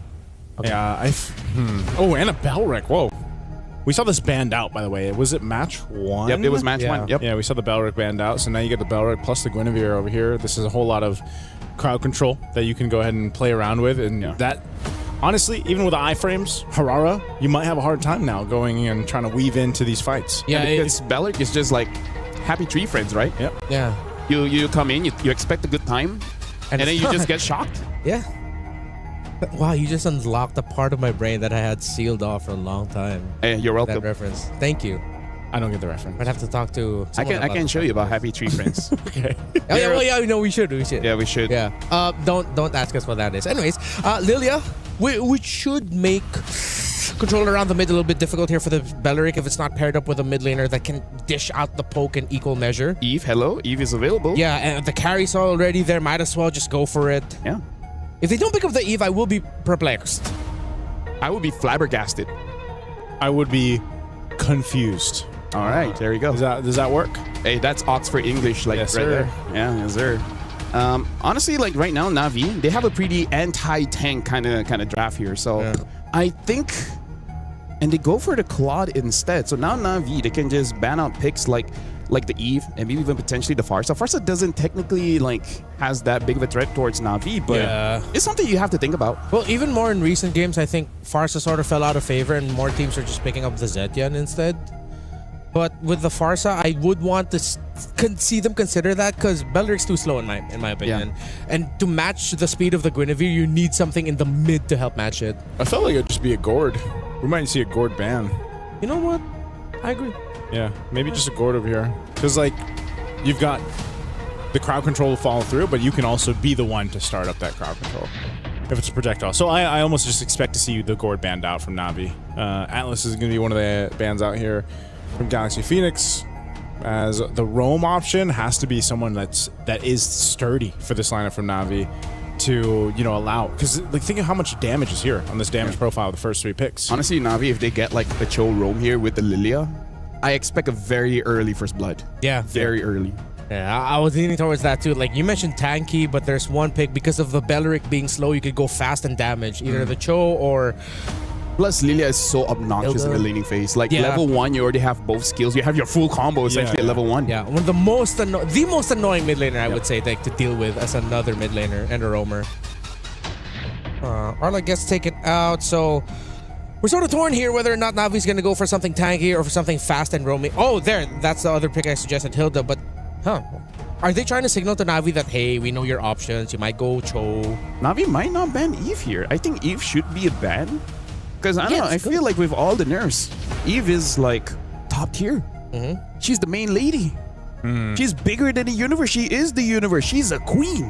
That is true. That's more accurate. Yeah, when I saw this, like how huge Eve really is, like whoa. Yeah. Wasn't it that Uranus is actually like bigger than the Land of Dawn?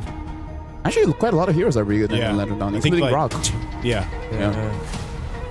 Valir. Wait, what did you say? Wait. Are they gonna go tanky for their EXP like Terizla? Terizla, yeah. Other than Terizla, I don't think there's any other EXPs that's... Are they gonna go Hylos roam? They could also potentially be going for a slower roam, exactly like a Hylos, but like why? Just because you get that quick momentary stun for the Claude? That's way too much for just one hero. Hey, maybe they just want to win early, right? Maybe they needed the toilet. That's true. That's true. Yeah, in my time going to the back, I heard the players say like, oh, thank goodness we ended because I was getting hungry. We haven't seen a quick game yet, though. No. In the first 2 matches, we actually haven't had... We had sub 15, so that's quick-ish. Yeah, the quickest game we've had is 14-14. Yeah. Which is still pretty long towards... Like, quick game would be like 10 under. Quick game is like you go to the toilet, come back, and it's done. Yeah. But yeah, Uranus. Huge guy. Yes. You know, in terms of the roam, again, I feel like it's not a bad time for the Cho because, let's face it, what's a bad time for the Cho?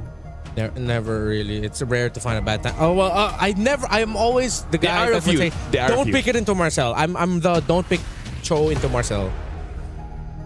But the thing is, Cho players has this ego. That's true.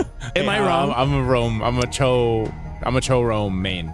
Yeah. I don't have an ego. No, meaning like, dude, that picks counter you, and I'm like, I don't know. Let me show them. I don't think so, dude. Either ways, right now the glue has been picked up, and for now the mid is still available if they want to get cheeky and pick up a Faramis just to counter the glue. Yeah. You think the Faramis? But do you want to go that far, you know? Yeah. I still feel like the Eve is fine. If you do have the Faramis here, that's a stacked lineup from Galaxy Phoenix though. They might just go Lunox. They need a little bit more shred. I don't like the lack of reach, but we saw Lunox and Sora earlier. Oh yeah, still Eve. the Eve, yeah.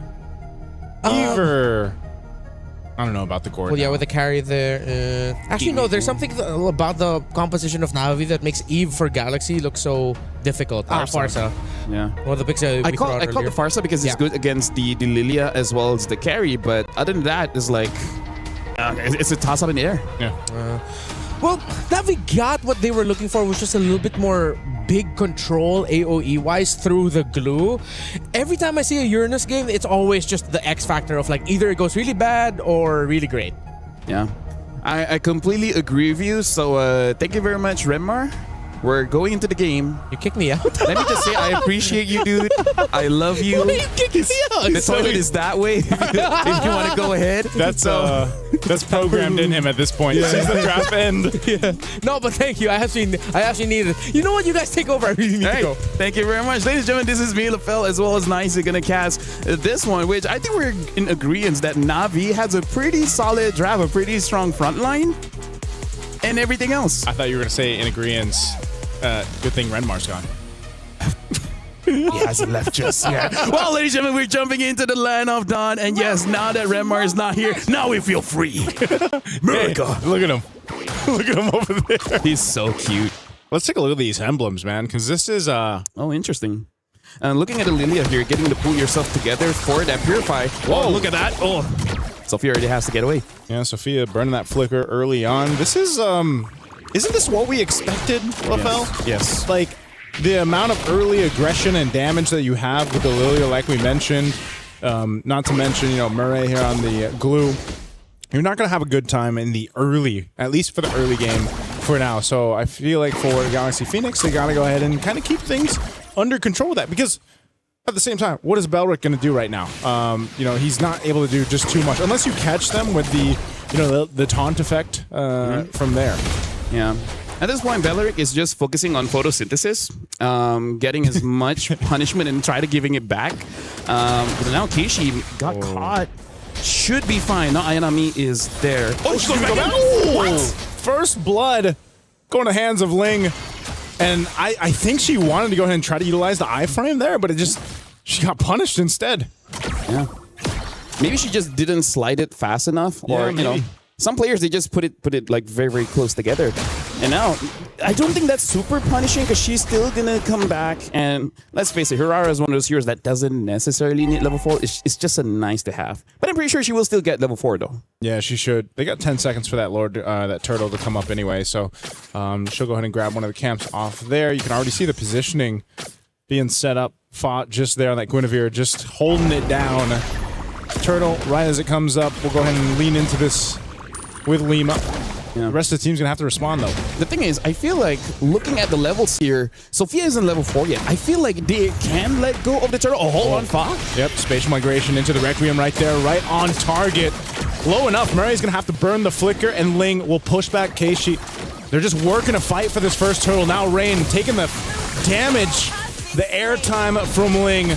So a kill secured, not Ayanami, leaving that front side on this Uranus. Keishi just looking for an angle potentially to steal the turtle away. It's a quarter of the health here. She goes in, wings in, but not enough. A feathered airstrike dropped down too, but it's not Ayanami, and she'll survive. Galaxy Phoenix fought for the turtle, and they got it. Nice, dude. This is what I like about games like this, where we're looking at a draft of Galaxy Phoenix, and they know that it's all about fights. It's not about securing those objectives. You have a Farsa, wait for the Farsa to get level 4 and try to get kills. But if you don't have the Farsa, you still get kills? Hey, that's amazing, right? Right now, we gotta talk about Ling 2-0-0, 100% kill participation. Really made it so that Rain couldn't do much, because as strong as Lilia is in game, she has one of the lowest HP in the game as well. So it doesn't take much to take down a Lilia. I feel like that's valid though, because she's got black shoes, It's just like... She's a schoolgirl. You know how much health? Yeah. You're too busy giving your life to school. It's like your HP goes up as you age, but then at a certain age, the HP goes back down. It goes back down. She hasn't hit her peak just yet. Wait till she gets to college. Eventually. In the Lena Dawn, the time works different. By the way, have you heard of the time is relative? Where? Here? So in time is relative. So here? in or Land of Dawn. In physics, time is called a time dilation. It affects by your speed as well as gravity. That's great to know. Hey, shout out Interstellar. Either ways, the more you know. The more you know. Hey, dude, I learned philosophy as well as physics in like 3 to 4 hours. Yeah, I'm okay to rip it. Okay, you can rip it all day today, man, and tomorrow. Right now for Galaxy Phoenix, what they're really waiting for is for Fa and Sophia, because they're going to be the combo, but Lima on this Bellic is the extender to the combo. You saw a jump in from the Gwen, wait for the opportunity to taunt, and then you can chain CC someone. Even Murray as a tank, she almost got taken out. If they got Keishi, in fact, maybe that's how they're planning to take down this Aurora, because you can't hold her down. Right now they're putting pressure on the buff, but Keishi will be able to secure that. Turtle's up. It's already being worked on by Font. Galaxy Phoenix getting in position. It looks like Winnie's going to try to join here too. They're rotating quickly. Feathered airstrike dropped down. Murray just deleted. Quickly worked on, and Turtle secured. Second one going Galaxy Phoenix. Looking for more in the mid lane. And they'll just kind of back off and disengage here. They're doing a little push up top to continue on, and they built up a nice lead here, LaFell. 2.5k nearly up. Intended or not, Galaxy Phoenix is using the strength of the draft and the weakness of Navi's draft, which is Navi. They don't have a lot of crowd control. Yeah. Right? It's all damage. No one can really stop Sophia from the back from using her feather airstrike. For Galaxy Phoenix, you have to use your timing to make sure that everyone has their skills available, and then you go all in. But it has been looking pretty well. We're looking at the items here. Concentrated energy from Fa on this Gwen to make it so that if there is eventually a 1v1 on the side lanes, maybe against Rian or Keishi, she has a way to fight. Yeah, right now. Oh, man. Look, I don't even know if they want to fight, though. They just, the way they're playing at LaFell is they're just pushing them off. Yeah. Hey, everyone's afraid of the Farsa. Right? You think you're not afraid of a bird, but the moment the bird drops something on your shoulder, you start to respect it. Yeah. That's how I would respect it too. Right? You know, feathered airstrike, deadly enough from the skies. Not to mention Ling using the skies as well in the Sora. This is probably one of the better Sora games we've seen so far too today. A little attempt there from Fa, but Murray will be fine. They're really putting a lot of tension here on this bottom side of the map, that tier 1, but they got to deal with the push happening from Ling, and so for Galaxy Phoenix, LaFell, they got full control right now. You know what? Respect to them. Galaxy Phoenix picking out the parts on his kin, but she had to burn the flicker. And now, this is the thing. As we've seen previously, you can just replicate that time and time again if you're Galaxy Phoenix. Right now, Rian is kind of stuck between a hard spot here. Oh, they're going full force for this. They're going to get sandwiched in. A Wrath of the Dryad set up from Lima. And they'll unleash with a Blazing Duet, 2. Taking down 2. Fa picks up a kill. And now they have a clear sign for this turtle here. Let me just say, Nisu, that play was kind of unnecessary, but it gave them a big dopamine spike. Yeah. So I feel like it's completely okay. Because, again, there was no minions there, so it's not super necessary. But, you know, either way, right now, it gave space for Keishi to get some farm. And we all know Keishi needs the farm. Keishi needs a farm. That was Lima utilizing that photosynthesis that she's had the entire game. She utilized the flicker and the Wrath of the Dryad right there. Instead of expanding the carbon dioxide, she just created some friends. Because I'm assuming Beller's friends are just a few weeks. I'm sure he's got a whole family. He has a family? Yeah. Shout outs to the guy. Yep, shout outs to the guy. Or shout outs to it. I don't want to gender anyone. You know, I've had bad experiences. I think it's literally in his lore. It says he. Oh, yeah? I think so. Okay. Hey, shout outs to Beller, the family man. Botanist. He's a botanist? Well, that's probably his owner. Feathered airstrike on Murray. I don't know. She's not going to have a good time, man. I feel like every single time her flicker's been up, she's had to burn it to be defensive, you know? Yeah. At this point, it kind of feels like a hate crime, right? So I feel like it's something that we have to ask, like, is it part of the plan just to make sure that Mireille doesn't get to play the game? Because I still remember during wildcards we were talking about punchable faces, and Patrick is one of them. He's definitely on the top of the list. He's on that list. Yep. You got to watch out for that. And right now, it just seems like Na'Vi doesn't have an answer for anything right now. They're just kind of at the whims of, Winnie pushing down this bottom side. Foz jumping in. There's the feathered airstrike paired up with it again. And Murray, because she doesn't have the ability to withstand that burst, she gets bursted down. Actually, now that I look at it more, if you take down Murray, where's the crowd control? Yeah. How do you win fights without crowd control, right? If you have like, I don't know, 1.5K lead, you can force it. But now they're down by almost 5,000. Yeah, that's a great question, man, because... Thank you. Every single time that Galaxy Phoenix has just... I think that's what they've been doing. They've just been picking on Murray. Take her out of the picture. You've got no crowd control. I gotta say, I play rank a lot. Yeah. A lot of people use that against me. Do you play roam? Yeah. Oh, you do? Yeah. We're both roamers. Yeah. Just kill the roamer as much as you can. And then even if you lose, you feel good. Yeah. Right now, Lord, going to be the easy take for Galaxy Phoenix, unless somehow, some way, Na'Vi can do anything. But no one's in position as a Lord goes over to Galaxy Phoenix. There is a push down bot from Rianne as she took down the tier 1 turret. Looks like she wants to... Okay, she's going to go back because they got the call. Looks like she might have wanted to push down tier 2. Oh, she canceled it. They actually want to make a play. Hooray. Oh, they're going to go for Sophia. She tries to get away, but they're going to collapse down anyway. And now, with the Hirara in the hands of Keishi, she's able to pop off the kill.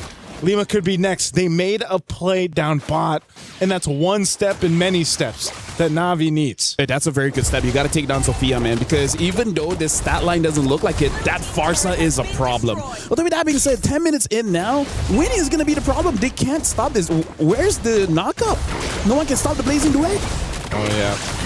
They try to get this tier 2 in mid. It's not going to happen. That Lord still has to be dealt with by Na'Vi. I'm just going to go ahead and charge in, getting the shield down, that holy defense. And I think Galaxy Phoenix is going to be entirely happy with the way this first Lord went. They will most likely get another turret here. And so for Na'Vi on the defense, I think you have to start looking, do they actually have potential to extend this game another maybe 6 to 8 minutes at this point? Bottom turret worked on too. That last push trying to get this holy defense shield in the mid won't pop just yet.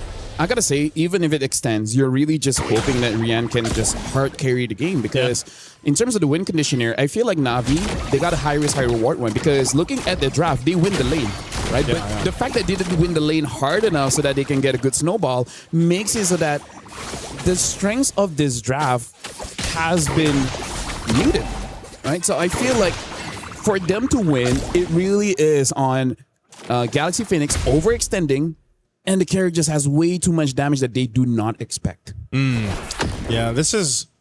I think it kind of ends up being the case for a lot of the compositions that bring up the carry. You almost go into this notion of, all right, let's just put it all on the shoulders of the carry, right? Let her get the itemization she needs, which, again, looking at it, she's got the Trinity. I would say it's good enough. Just be careful of getting targeted first. I feel like if they're able to take down Sophia, that's a good enough opportunity for you to continue the fight. Like, get rid of the feathered airstrike and exactly. You're at least in a fighting position.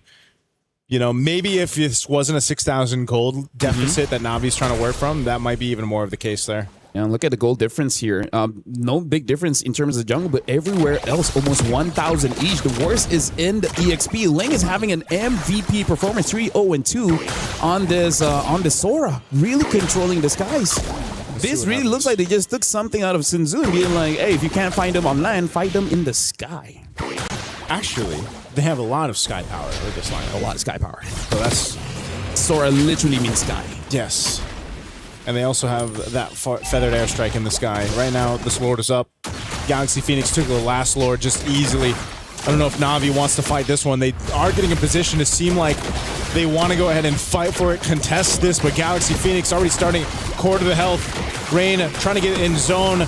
Can they actually make this happen? There's a sliver left, but Fa will secure the Lord, and now the Blazing Duet takes out not Ayanami. Rianne's going to be next. She's battling out Fa, but Fa will get another as they fall apart here in the jungle on Na'Vi's side. as Winnie gets a double and rain cut off from the base. Has to deal with Ling. Ling pops the flicker. And now they're just trying to buy some more time off of it. Murray went down too, trying to delay the inevitable, but with a Lord secured, Galaxy Phoenix taking down 4 members of Na'Vi. They'll just march down this mid lane with a row of minions and the shield already popped in the mid base turret. They've got a clear sight for the win. A feathered airstrike dropped down. Not Ayanami's back in the game. 2 for now. With Na'Vi, they got to clear out the minions and prep for the Lord push. Yeah, right now the Lord is here, and Ling is on the way. Ling can take down a big chunk out of Na'Vi, but looks like they're not gonna force it just yet. The minion waves aren't in the right spot. Oh, wait. Unless they try to make it the right spot. They're going to set it up here in the base anyway. A feathered airstrike comes down as well. The follow through from Winnie.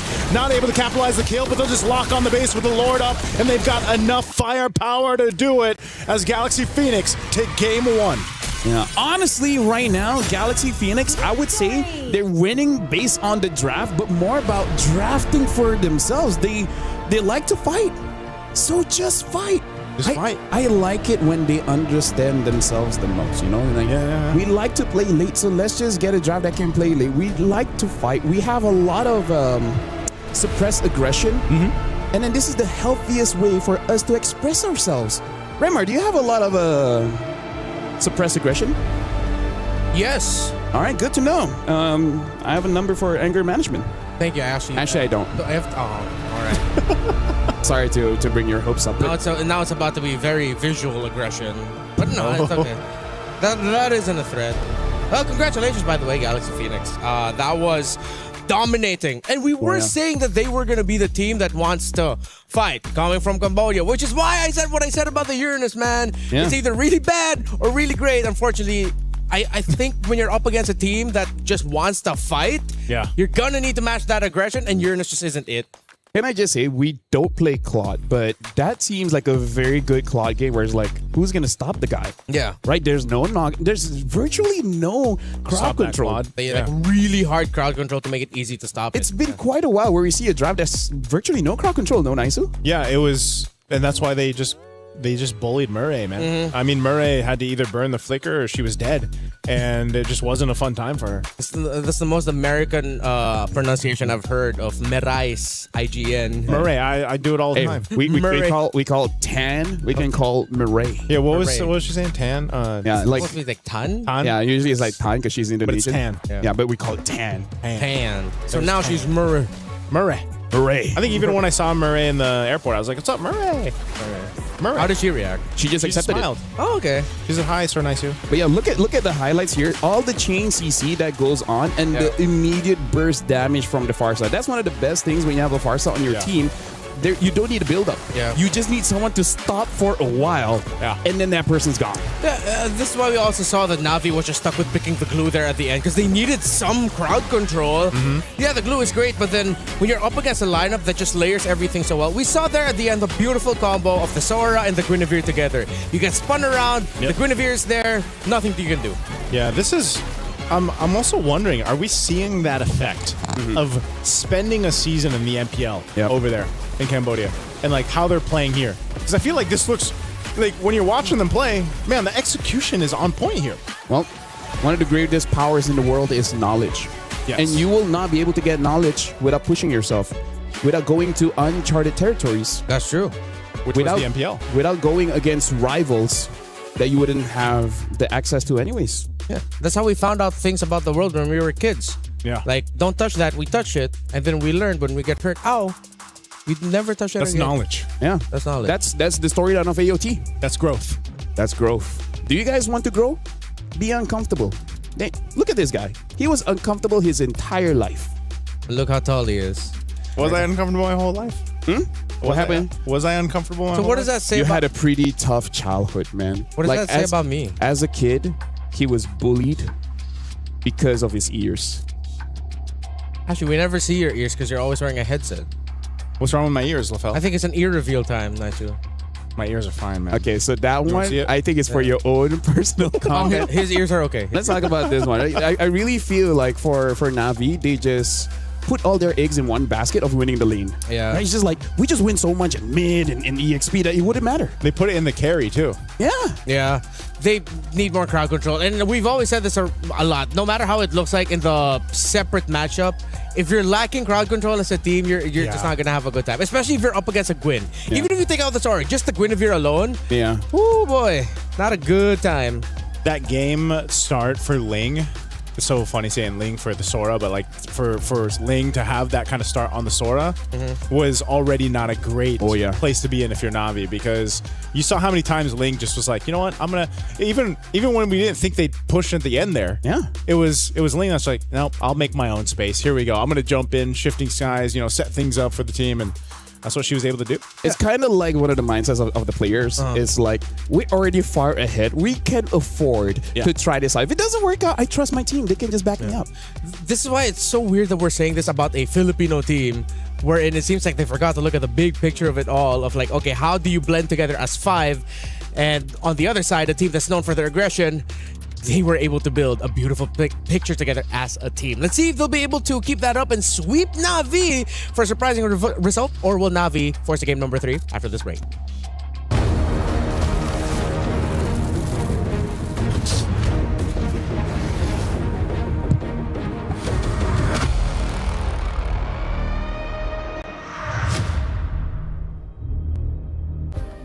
Play is in our DNA. Whenever we let it out, it becomes our superpower. Now imagine an entire city being built to supercharge it. Kadir City, powered by play.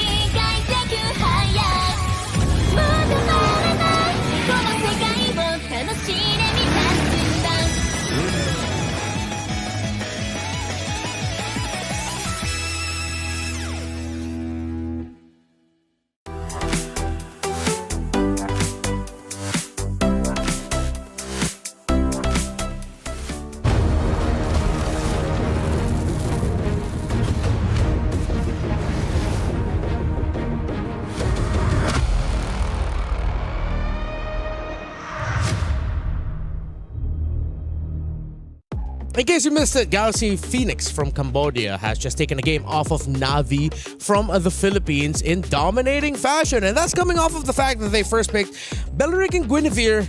Na'Vi had all the time in the world to adjust, and they just lacked a little bit of crowd control. We already talked about it earlier on. I think we're all in agreement, the lack of crowd control. But do you think they could have made that work, or was it just too tall a task to make that lineup work in the end? I feel like if the first two minion waves in mid, they got first blood, I think they could have made it work. Right? They almost did. They almost did, yeah. They almost did. Like they had enough pressure with the Lilia combination that they almost got the first blood. And I think it would have been very different if they did. Because let's just put it into perspective, right? You get first blood in mid, they're already down, and then you invade the jungle with the Hirara, and which I actually think that's the turnaround. The Hirara was killed early. Yeah, Hirara was killed up top. If she was not killed, maybe the game would have been much different. So is that how punishing assassin junglers are right now? Well, if you die early on like that. Especially you're up against a Guinevere, so as great as a Hirara is, then I think that might be like the little missing piece we have to look for in the drafts. Like if you want to first pick a Hirara, you have to consider maybe taking out the Guinevere, or at least be ready to deal with it. Because if not, then you'll just get what we saw in game number 1. Because gentlemen, I really feel like because of the changes of the jungle, two things. Number one, the amount of gold in the jungle, but more importantly, the retribution scaling just got much bigger in this patch, makes the first 2 minutes like one of the most vital pieces of the game. Like talking to multiple players, they all agree like you cannot mess up the first 2 minutes. We're okay with not winning as long as we're not losing. Yeah. Right? That's why in the wild card and after the adjustments, it became the tank meta again. Because it's the safest way to jungle. Yeah. And then for Hiraras, if it's Hirara, then it's well protected. I think that's why when we saw the Hirara work the best in the hands of ZX Aura in the wild card, it was because he was able to snowball early on in those first couple minutes, and then the rest of the just team meta supported as it. Yeah. It's still meta. Oh yeah, it's still meta, and so I think you have to be willing to, as a team, to take that risk if you're going to pick an assassin jungler. And yeah, why in some of the high pressure situations, it's just a little bit easier if you're going to go ahead and pick a more sturdy hero and put him in the jungle. And it kind of secures yourself a more probable chance of getting to that first turtle without being behind. I remember what we were talking about in the draft when you decided to bring out the Farsa, and then Farsa did get picked up here by Sophia, who is known for the burst style single target heroes, but this time it's a little bit more AoE focused. You get to rotate around the map fast. I think we just have to give it to Galaxy Phoenix. Instead of looking at it as a bit of a mishap on the side of Na'Vi, what if Galaxy Phoenix were just read the rotations really well, read the draft so well that they set it up perfectly for themselves? We have to give them their credits. The fact that they caught the Hirara in mid-rotation, I think that kind of clears it, right? The only change that I feel like they could have done with the draft, instead of Uranus, probably a Terizla. At least that's one source of crowd control. Yeah, that's one thing we thought would come into play when the Valir was banned out. Yeah.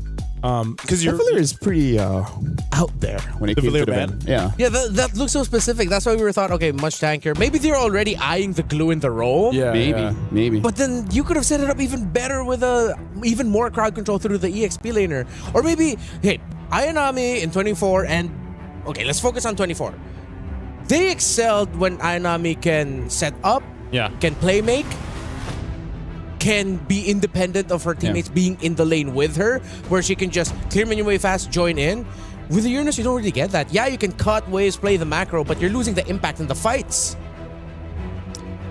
I feel like this is one of those situations where they're just caught off guard. Right? And I feel like that's going to be the story of MWI after all the games are done, because who would have thought that Falcon's ID dropped 2 games back-to-back in very dominant fashion as well. So I really feel like here in the MWI, with the patch, it resets quite a lot of team. And it comes to the question, who can discover themselves faster? You got to remember, whoever does that, then they win. Yeah, because like on our... I mean, I'm not entirely sure now of the current update over on Stream A, but that matchup was quite a surprise. I think everybody probably reacted that way, but that's also the case of MWI. We had certain teams that were obviously contenders who have a bunch of this experience, and then you have this shift where these newer teams and these newer players and newer regions, I feel like, are catching up to that standard, right? The standard of what we've seen so far competitively for MWI. They're getting there, and so I hope whatever the result is, by the time we get to the last day, whoever ends up in the grand finals, we don't even know. Maybe it won't be Team Vitality that has that sure spot up there. Who knows, right? But if they do, whoever's going to be matching against them, I think will give them, hopefully get a full series. It's a best of 7, right? For the MWI series. So, because yes, the meta and the patch has been ever changing, and also you have to sprinkle in the fact that MWI is different itself. Oh yeah, for sure. Which I think I'm really going to have to agree with what you guys mentioned, where self-discovery is important. I'm not talking about life here, I'm talking about MLBB. Growth. But MLBB is life. Growth. But it's you willing to take... Stream B is growing stream. We are. We are. This is where you learn. Yeah. Well, that didn't really apply to me. I'm stuck at like 5'4". No, you're still growing. Centimeters. Tomorrow you will be taller. Don't give me hope and take it away from me when I wake up in the morning. We'll get the box. Well, I guess. Okay. Yeah. Also, I feel like something that we just have to address if we just want to keep it simple. Yeah. I really feel like fighting is so rewarding now. Yes. Right? It's like we were talking violence. About violence is so good. Like people say violence doesn't solve problems. They're just not using enough violence. In MLBB. In MLBB. I like that disclaimer from Renmar each time. In MLBB. Yeah. Because I really feel like micro in the first 12 minutes is super important right now. In MLBB. Micro again. Yeah. Micro and macro, man. You want to save me here, Emar? Yeah. Like what we saw earlier, when you miss your skills and you're not able to get the kill that you want to go for, and you committed so much, you're not going to be able to get the start that you want. Drafts. Akai gets banned. Glue, Hirara as well. Paquito and Marcel. Freya should be banned here because I think Freya is still dangerous. Yeah, Freya definitely. No, but with the Phoveus open, if ever Na'Vi rush the Freya, then the Phoveus can just get picked up. Oh, they opened both. It's interesting too that Navi is just like, yeah, we're gonna ban the Harara. We're also not gonna play it. Let's just scrim for a few more games, and then we see how it goes. Okay, that's a good choice. It's them telling Casey, no. It's like, oh no, I mispressed it. Oh no, sorry, Casey. But yeah, I really feel like Hirara is just one of those heroes. Like in theory, like you can get the whole kit like understood in a few minutes, but in application, it takes a while. It's so contextual, like the way that you're going to use the combos, Exactly. and kind of weave in and out. And I don't know, it requires an artistic mind. There's got to be some more time. Phoveus though, first pick blue side. It's going to be the first in a while. Yeah. I mean, with the Freya still open. Super punishable by almost everything. Yeah. The Alice, the Valiers. Yeah. The Valir that they banned earlier might actually end up showing up here now. The Guinevere gets picked up. I think, just for Navi, just make sure you have crowd control and really good amounts of it. And I think they shouldn't. I want to see them have like another carry, not just put it all onto the hands of Rain. Since their names are so similar, I forget. Rianne, like for the gold lane? Gold laner, yes, Rianne. Thank you. Especially with them rushing Belleric. You know what? I'd want to see them consider something like a Granger, man. Something that's just like skill based and not basic attack based, and then just get your damage elsewhere. I think taking the Claude wouldn't be that bad as well. Yeah. Into Belleric? But into Belleric though, this might be a. Okay, it's not a sure thing that the Claude will struggle. We have seen games where the Claude will be fine against the Belleric. They still want to go for the carry. Wow. It's probably just because it's also supplemented differently now. Yeah. Like you've got the carry, but even the Phoveus, and let's see what ends up being in the Roam. I think Navi wants to go ahead and just kind of give it another go on this one. But knowing that you're up against this Guinevere Belleric pick, okay, Jushin. Now you've got the amount of crowd control you wish you had in game one. But now Keishi definitely needs a hard carry that can deal with anything in the first, I would say, 9 minutes of the game. Yeah. Right, you got to give time for this carry. So a Suyo. Yeah. Right? Yeah. Something like a Suyo. Yeah. Damage, crowd control, can pretty much do a lot of everything. Not really the tankiest in the world, but difficult to take down. Yeah. So it would be great. But when you mentioned the Jushin earlier, you also brought up something like Kimmy being really good against it. I think Lilia would be good also here for Galaxy. Which would mean that is the Jushin too early? Could they have considered other options instead of picking it right away? Even the Gord is good. Yeah, even the Gord, as you mentioned earlier. So it seems like Galaxy Phoenix they're a step ahead, man. I think they're a step ahead because, again, they just know what they want to do. They want to fight at any time, right? Yeah. So it's like, okay, whatever you pick, can you fight the moment a Gwyn gets a pick off? Can you fight the moment Belleric gets a taunt off? And it's like, yeah I can. So, all right, pick it up. Yeah, I think this is, that's why, They need a draft that has no hesitation. Yeah, you can't hesitate, like the draft, but also your decision making sometimes in some of these cases, like, some teams thrive on the, let's just go for it. Yep. And some teams, I feel like, shoot themselves in the foot when they're like, they're too hesitant on executing the draft that they brought, executing that game plan. And so maybe that's going to be the change of course for here. Yeah, have the mentality of like, what's the worst that can happen? Yeah. That's my mentality. Yeah, generally that's a good approach to life overall. These are life lessons, sir. Yeah. Hey, you came here for the games, and you just get life lessons. We're showing our age. Knowledge.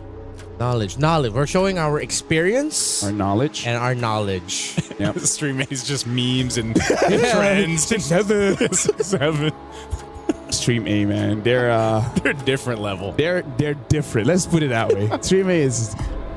And we're the fun bunch. There's nothing wrong with being different. That's true. There's nothing wrong. We're all different here, right? Yeah. I want to say in MLBB.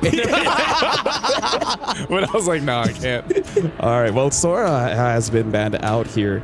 Other than that, I wonder if they want to respect an Alice. Because Alice can make Phoveus womp sad. Yeah. And then also just keeps on that. I mean, like, carry counters the Alice pretty hard. So maybe that's why they would just want to leave it open. Yeah.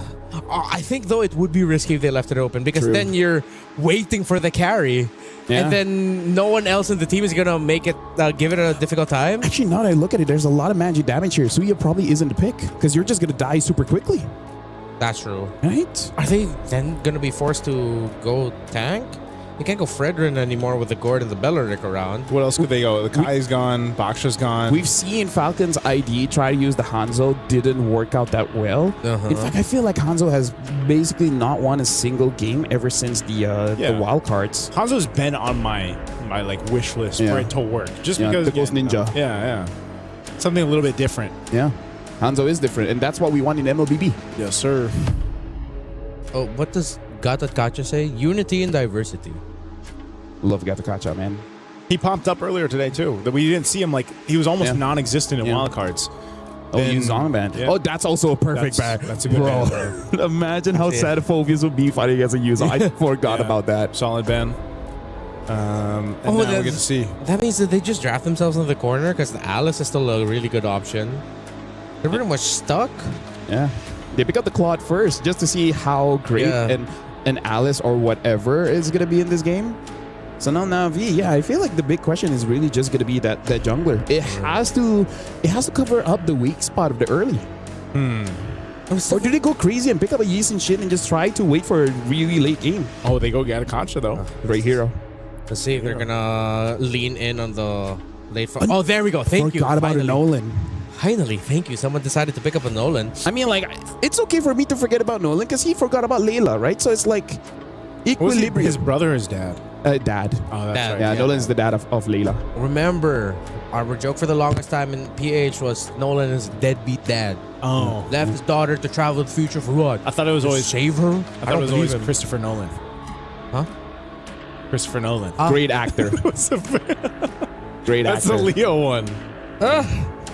Well, final pick here. The EXP. Alice is still good. Yeah. Other than the Alice. What? What They have other burst. things? Do they want damage with it? Do they just want to go Lapo or something?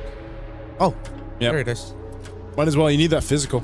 Yeah, they spread out their damage profile. It just, since it worked out so well for Galaxy Phoenix, again, since because of some early trades didn't go in the favor of Na'Vi, I'm leaning a bit more towards them, but I have been looking for Nolan since the start of this day, and I'm finally seeing it. Yeah. You know, just Layla's because I been like looking Nolan, for Nolan. her entire life. Her entire life, yeah. He was a baby when he left.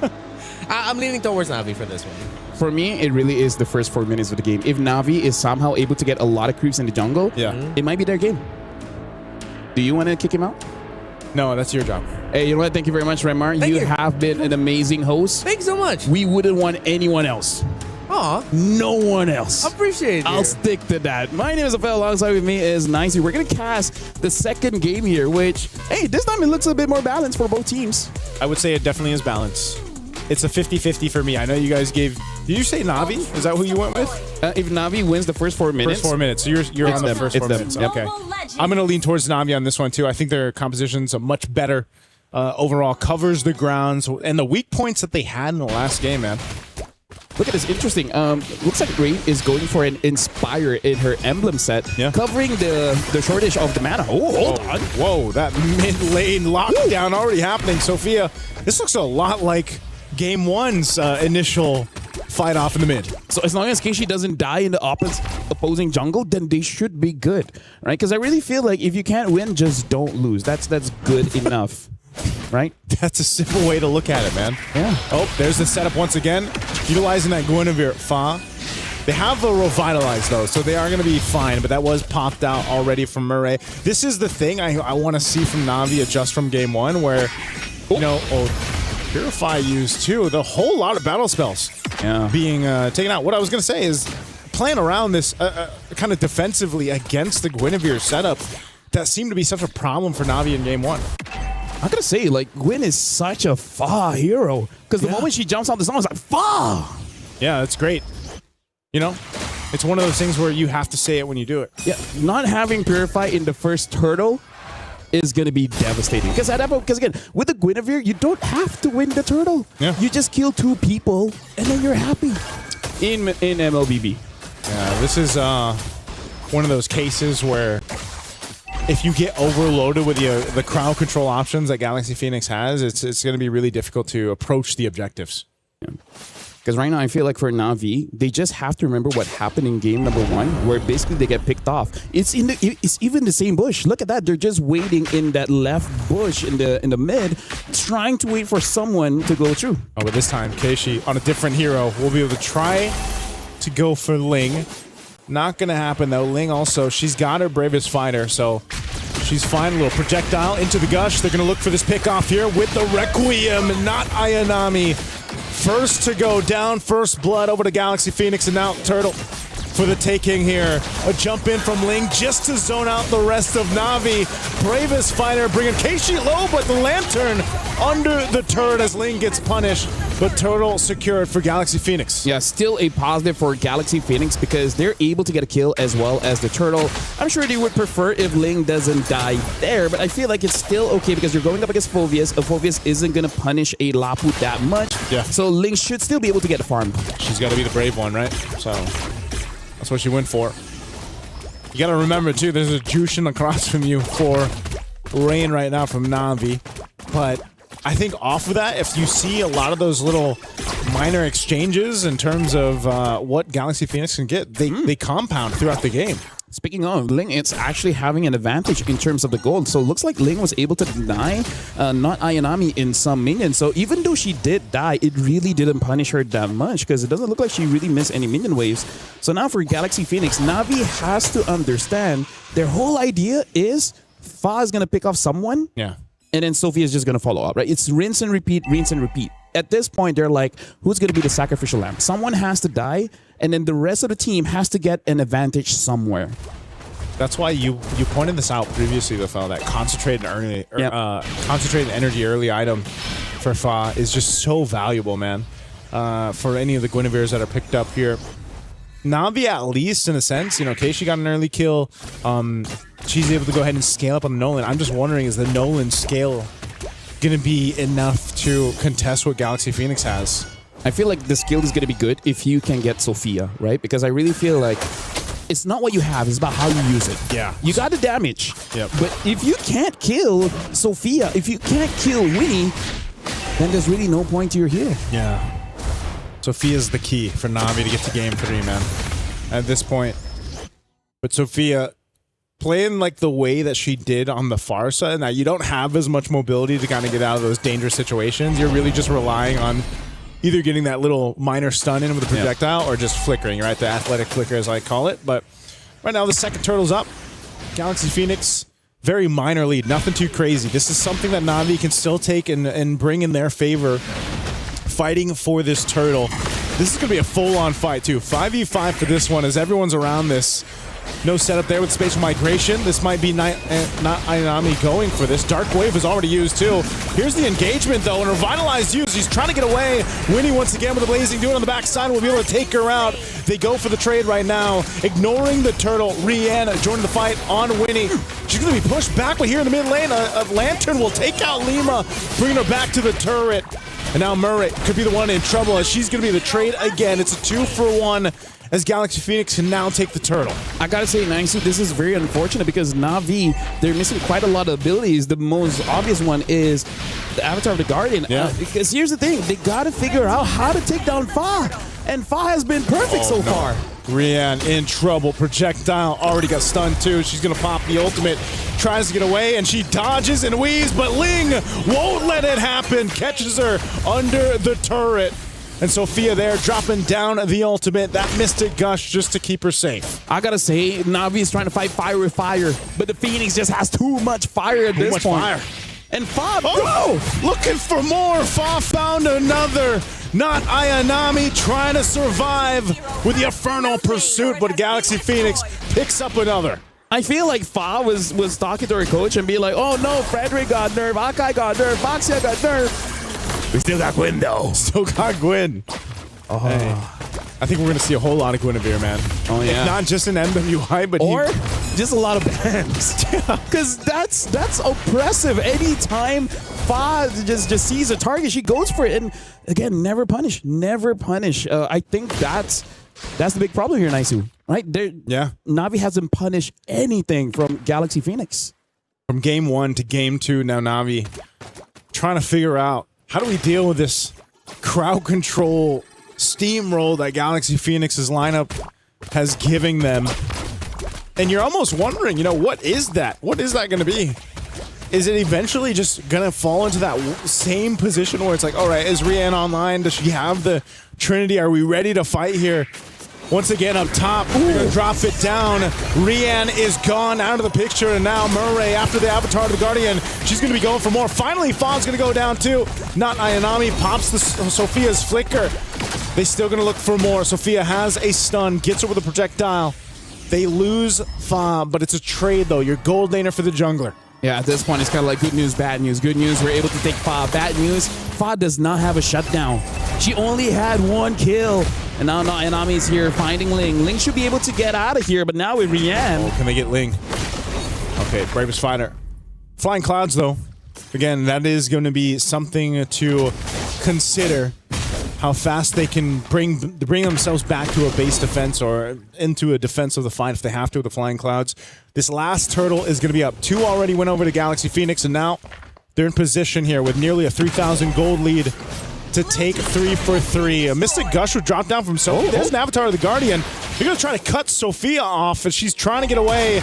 She's still alive. Good Wrath of the Dryad to cover the fire, plus the Blazing Duet on the backside under the turret. Winnie will get back with the BMI and 2 down for Na'Vi. We understand the idea, but again, the execution just wasn't clean enough, and this is one of the reasons why Beleric is so prio, because it's a very good anti-dive comp, right? It's just like, whoever comes in, I alone can basically disperse everyone.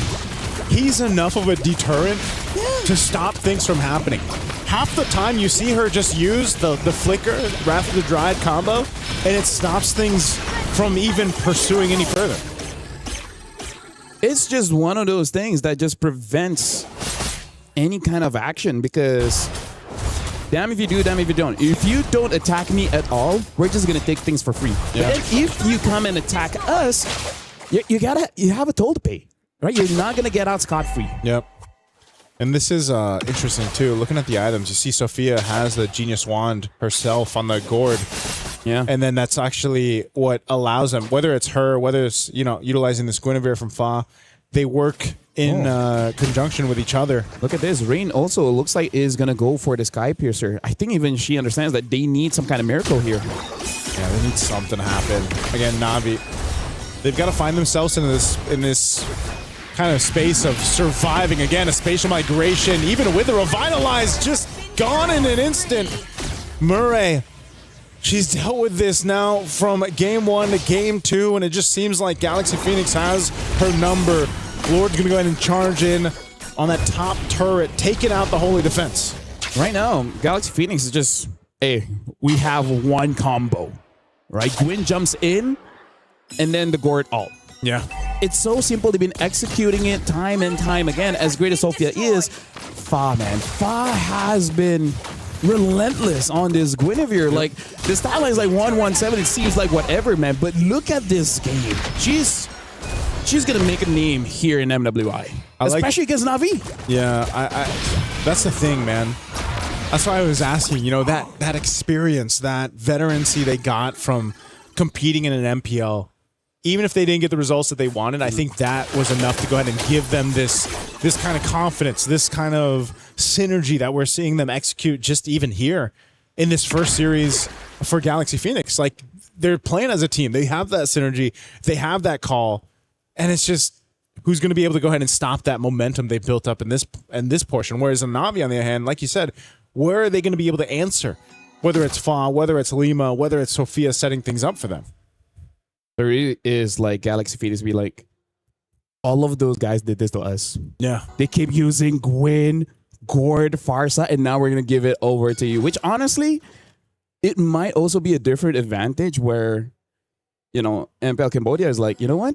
We want to help you out. Yeah. Like, we're not competitors in the sense of, you know, in MWI. So we're going to give you all the information. Imagine 9 MPL teams. Yeah. Are like, we're going to go all in on you. And this is the result. They look absolutely amazing. They look clean. They look composed.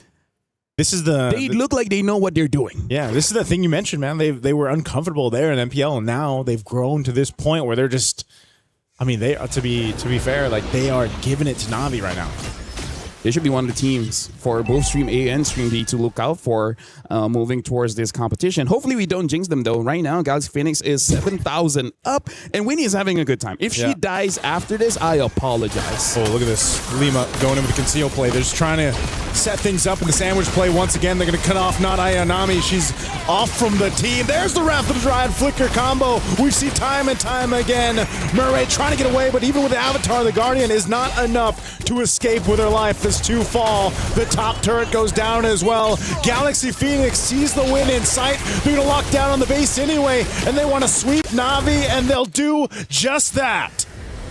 We already have 2 upsets in day 1 of MWI. But I gotta say, that's a very happy win for Galaxy Phoenix. And they deserve it because, again, it's all about just fight, and everything went well. I gotta say, I would be so surprised, Naisu, if somehow, some way, Fa gets that good again. I think it should be a permaban at this point. You know, you remember, since we shared the desk in the wild card and Renmark did it before he puts his headphones on, you know, we saw this in day 1 of the wild cards, where teams were surprising, you know, what we were seeing. And it was, again, this kind of adjustment period for the other competitors to be like, oh, they are using these heroes. These are some of their go-to heroes that are making them work. And I think, yes, 100% Faz Guinevere is going to be one of them. Hell, even the Belric. Oh, yeah, Belric too, is crazy that they made it work so well here for Galaxy Phoenix. Back-to-back Belric and Guinevere picks to open up their draft on the red side. Take a deep breath and exhale for everyone out there. Because Cambodia has done it again against a team from the Philippines. Galaxy Phoenix take a bow. What a performance, man. Bro. Violence was the answer. Yeah. Constant fighting, constant playing. And you saw the moments where Navi's just like, how do we read this? Yeah. Well, Galaxy Phoenix are just going for it. The Bellavere combo is good. Yeah. The Bellavere. I like that Bellavere. The Guineric. Bellavere. Let's do Bellavere. Bellavere. Yeah, I feel like the Guineric is going to be something else. Guineric is an unfortunately named son. I don't want to say. Bellavere grew up in a penthouse in New York. Bellavere is from... Yes, he's from... He's European. He's European. He's European. Yep. But yeah, the combo is nasty, and this is why we see Bellery gets banned. Yeah. That's why he was banned earlier on today, actually. Yeah. Maybe you can deal with the Gwen. You just can't deal with the tree. Yeah. No, but there's no synthesis. Like, I agree with you that if there was like MVP for series, it would definitely be Fa. Yeah.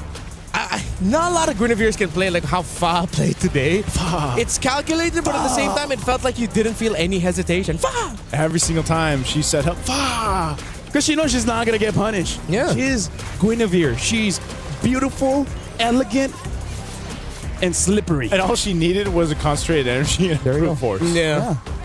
Be like, my punch gives me more HP than any damage you can throw to me. Yeah.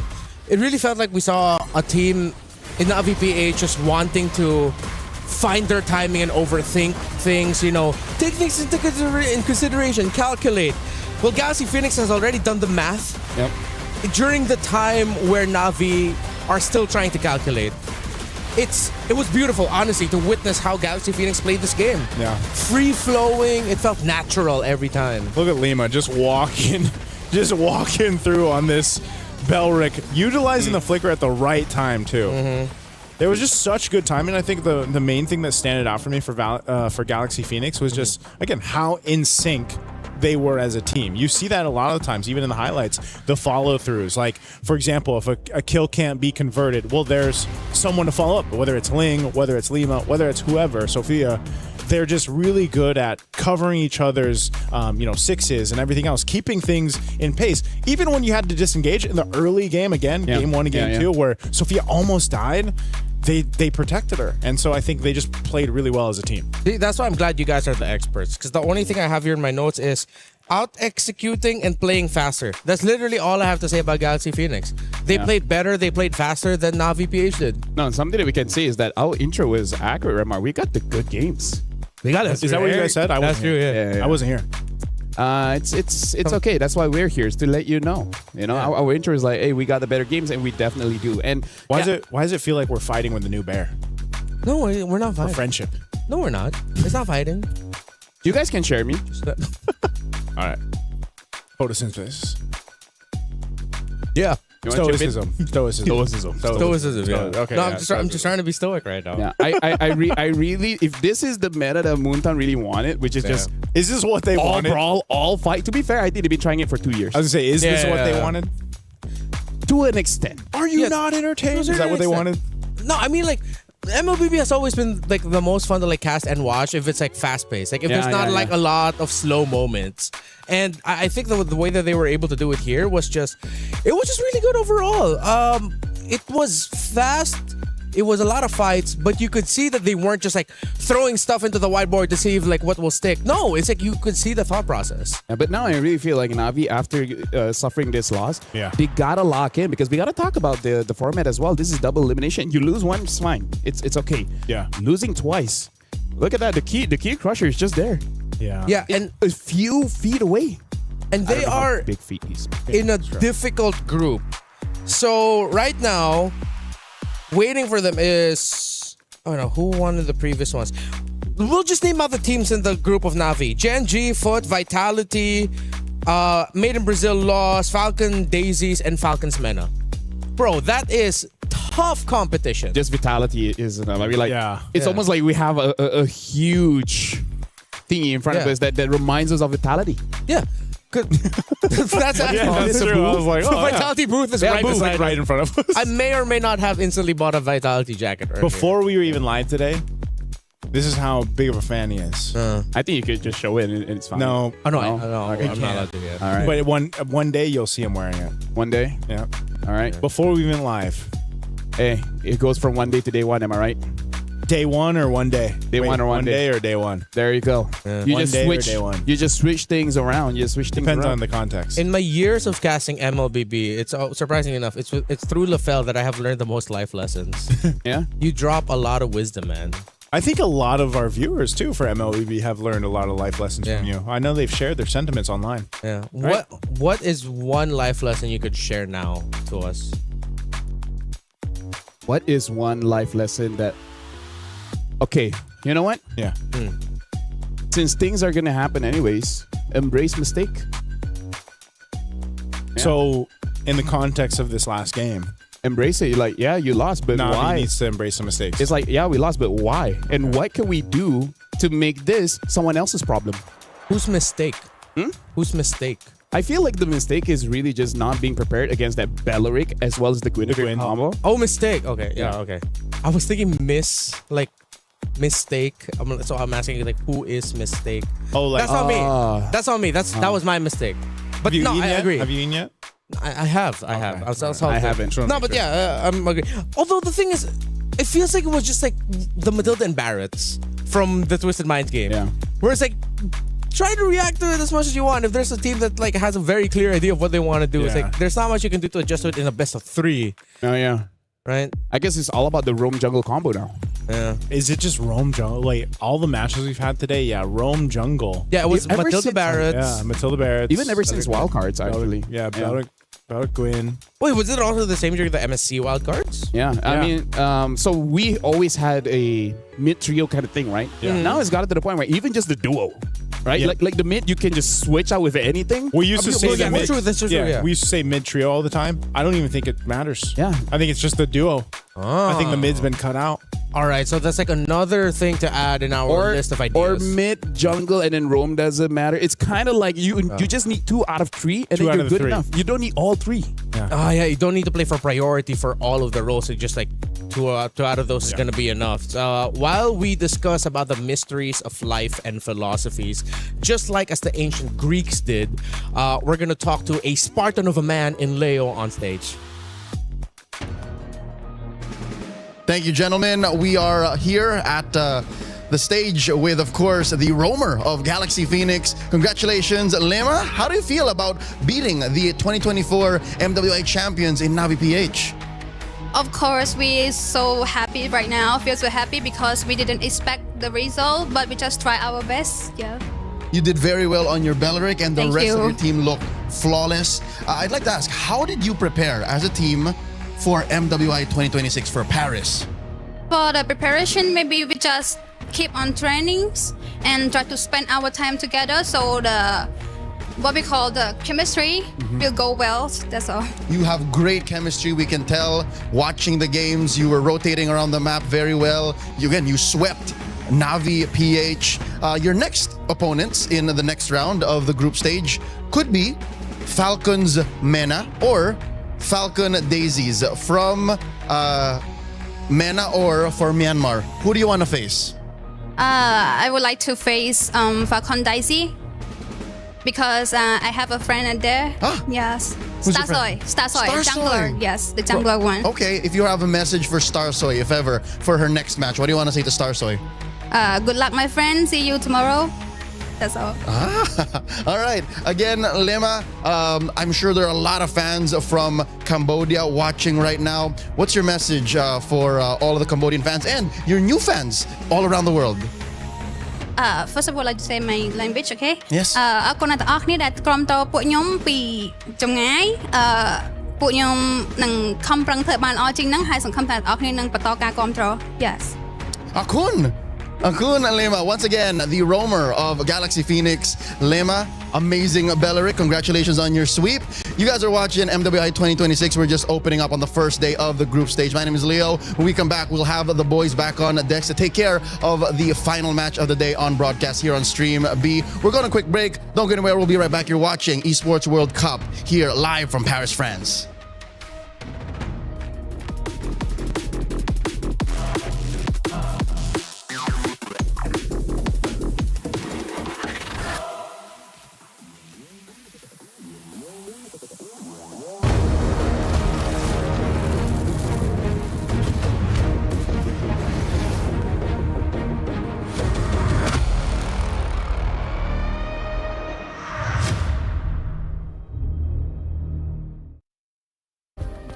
Play is in our DNA. Whenever we let it out, it becomes our superpower. Now imagine an entire city being built to supercharge it. Kadir City, powered by Play.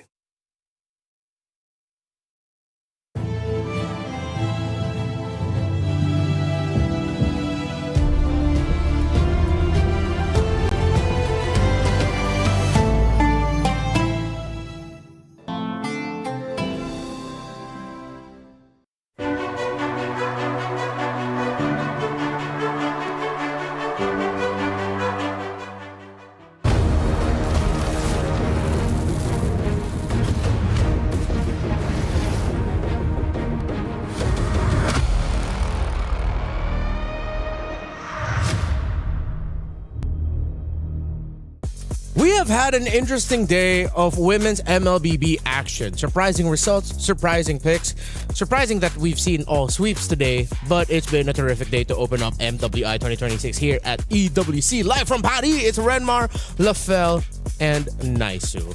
And I have a question for all of you. Yes. Wait, for us or the audience? I forgot what I wanted to say. I was in anticipation, man. Yeah. Suspense. My question is, are you happy with what you're witnessing today? Let us know in the comments, because I'm pretty sure that the women of MLBB has surprised all of you. And I'm sure that there's going to be a lot more surprises for this one. It's a Falcon fight. Yeah. Except that it's a different Falcon. It's okay. The distinction is there's a red Falcon without an S, so that's Falcon. Okay. There's a green Falcons, and this one's from MENA because we also have another one from ID. And yeah, it's a Falcon fight. A lot of Falcons. I guess the fun fact that we can say is our entire time here in Paris, France, we've seen birds first, then cats. We have not seen a single cat here. Oh, we've seen a lot of dogs. We've seen pigeons, but we have not seen a single cat. That's actually a valid point. I walk almost every morning outside. Yeah. And I don't think I've ever recalled seeing a cat. Oh. You know what? We're going to have to get to the bottom of why that is the case. Yeah. But right now on your screens are the members of Team Falcons, MENA, Nocturne, Nana, Searings, Noichi, and Names. I think are the two more familiar names for most of our viewers who have followed women's MLBB. Nocturne from Turkey joining an Egyptian squad of Nana, Searings, Names, and Noichi. Some of these members are from the Egyptian national team. And of course, they qualified through the Africa qualifier. Falcons, this Falcons team from MENA, I feel like they've always been the team of like on the cusp of doing something really great. Yeah. But whether or not they're a victim of their own like surprising choices or because of meta shifts, I really hope this is the year where we see them rise above expectations. Yeah, I remember one of the first glimpses of seeing them compete on a stage, back in actual Africa. Of course, their qualifier leading to this point, I think they dominated the qualifier actually over too. So you're talking about a team with a ton of experience, a ton of knowledge, the way that they've competed together, even though, yes, you have now the new additions. And yeah, they've always almost kind of made it. So hopefully it's different for them in the MWI because against them is the Falcon Daisies here. Yeah.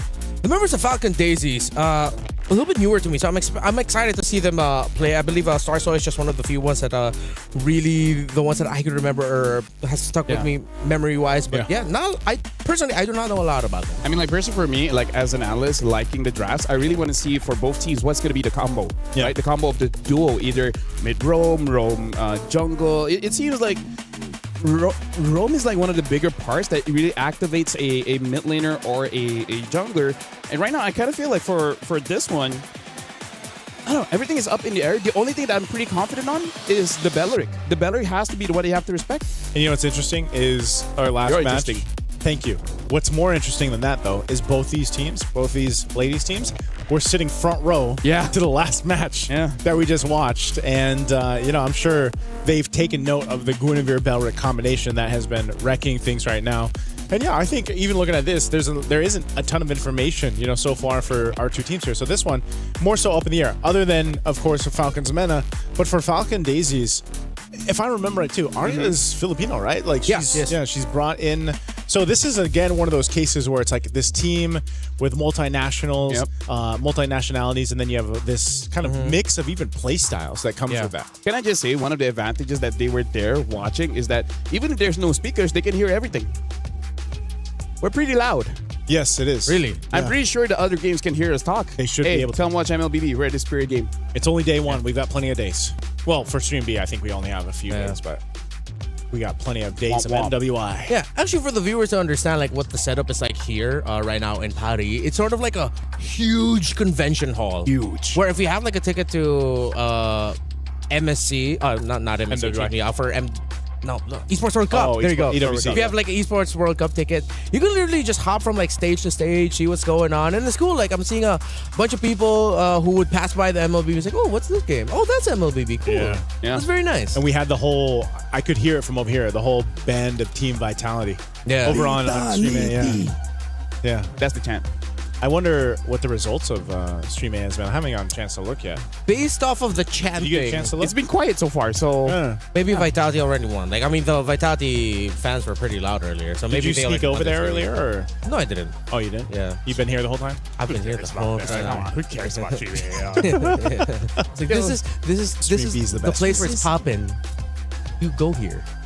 This is where you get a chance to win. What is it? 50,000 diamonds? Yes. Maybe Actually, it's there too. No, it's you know not what? there. That should be our.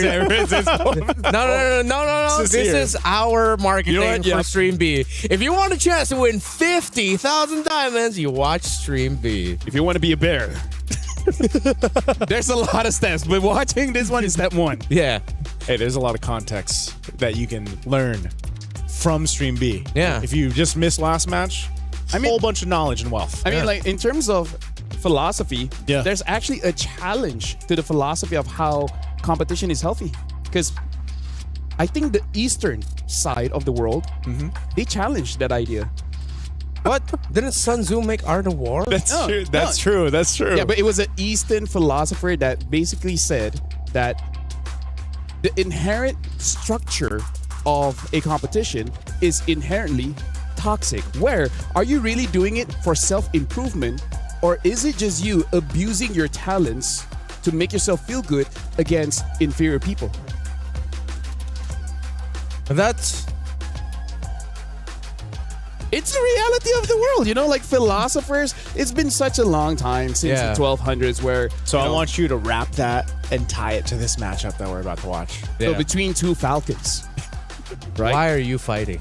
Are you fighting? Yeah. So that you will eventually become a champion. Yeah. By going through all your different rivals to make yourself the strongest that you can ever be, the best version of yourself, or Are you doing it here simply for selfish reasons to show that you are the best?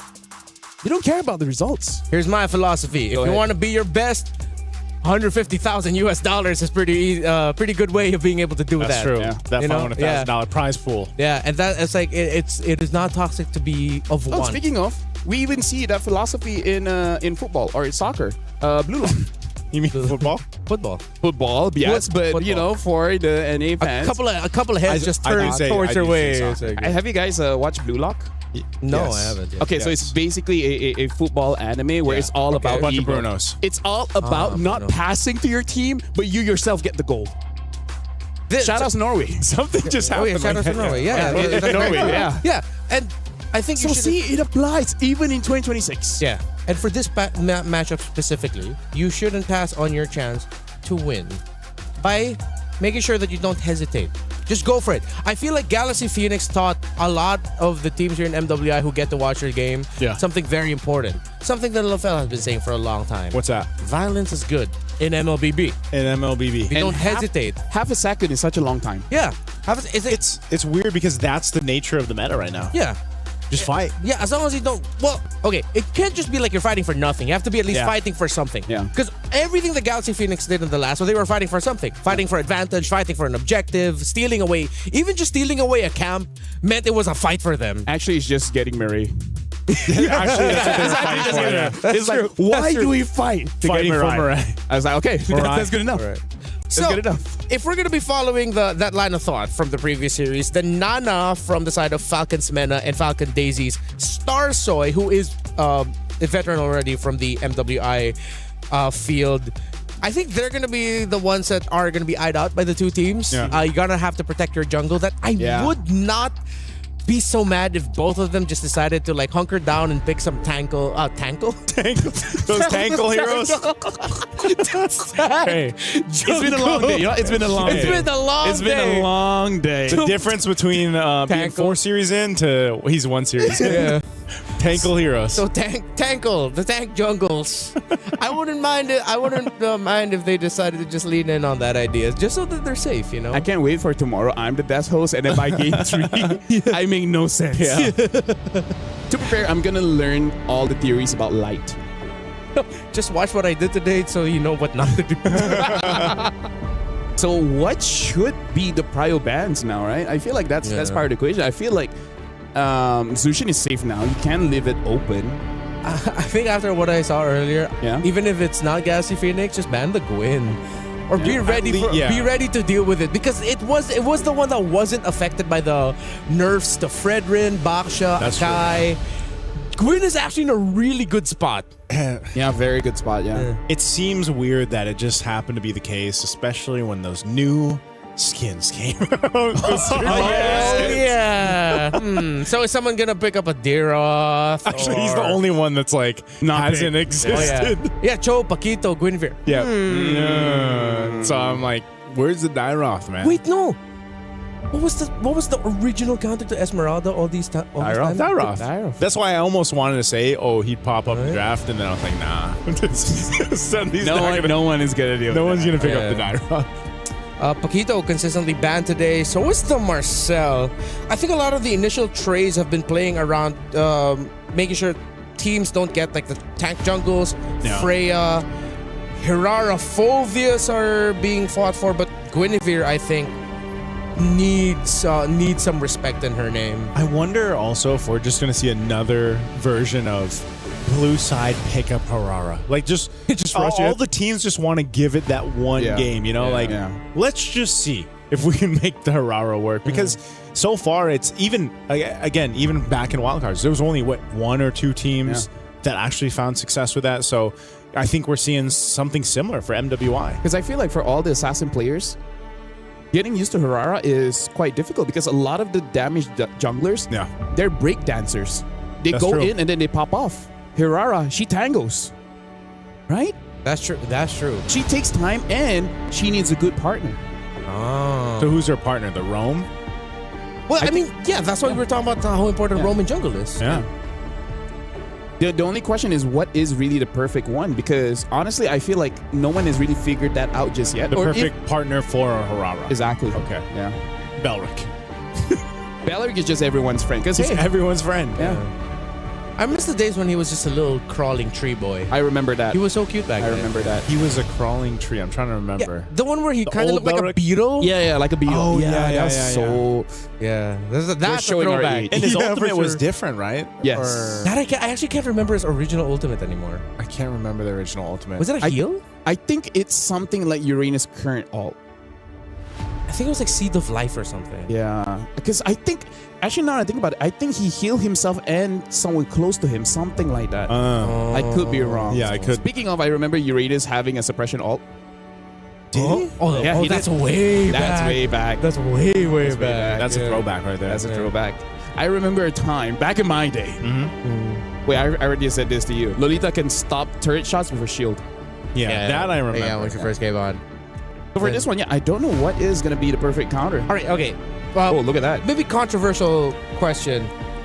Is Hirara overrated? Is Harara overrated? I think she's misunderstood.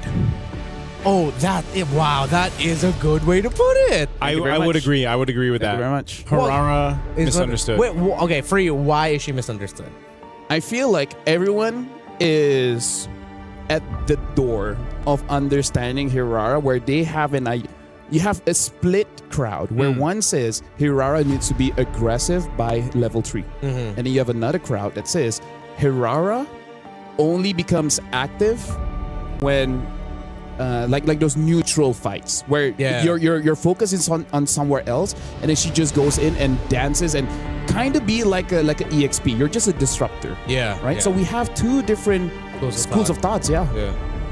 Ooh, let's see if any of these two would want to pick up the Hirara, and we'll see what school of thought they subscribe to. So we head into the draft. Paquito is still taking out Phovius too. Freya is up in the air right now for Falcon Daisies if they want to pick it up, and it doesn't get banned out by Falcon's men.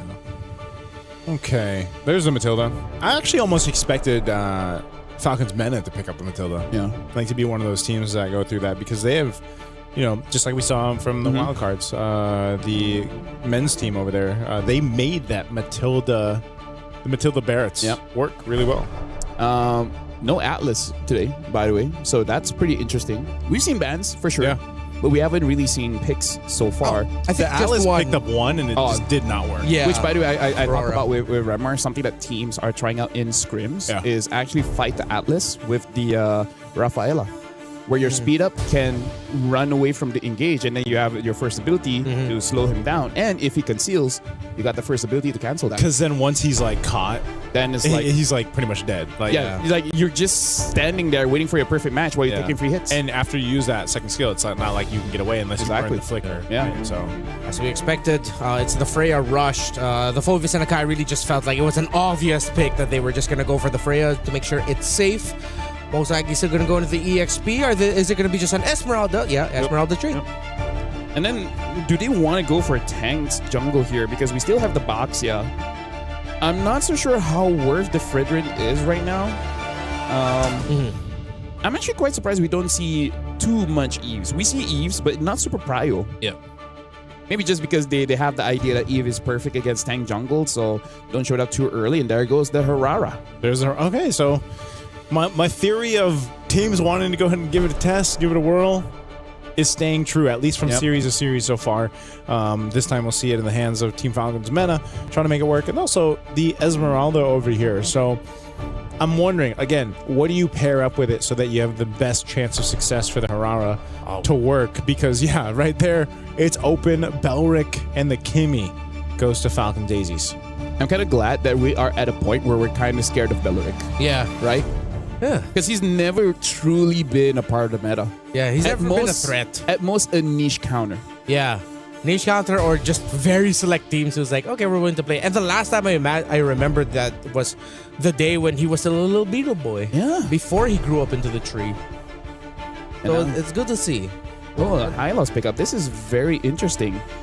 Interesting in the sense that I think there are other picks that you can prio, but you pick up the Hylos. Very interesting, no? It is.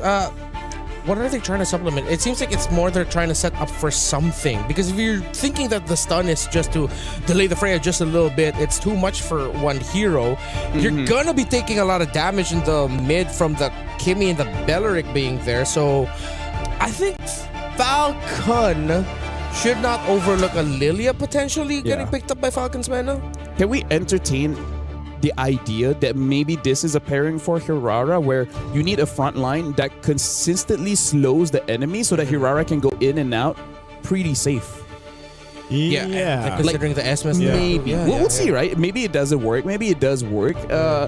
At this point, I'm here as a fan. Yeah, but I think that's why it's so correct when you said, I feel like she's just kind of misunderstood because even teams, they're trying to get the reps in, trying to see what is the best way to make Hirara. Because I think once teams figure that out, and maybe we even see this more so once we get to also to MSC here at EWC, once that's figured out, it's going to be kind of crazy what you're actually the potential for Hirara is. Or maybe teams just kind of eventually just say, you know what, no more. We don't want to deal with it anymore. But there it is, Red 4, Lilia comes through. Yeah, and now adding your thought to the slows, even the Lilia, once that picks up Ice Queen, that's good setup for the Hirara. There's a lot of slows here. Yeah. Even for Esme, right? Because Esme, she just really wants to stick onto someone, but some people are just too fast. Yeah.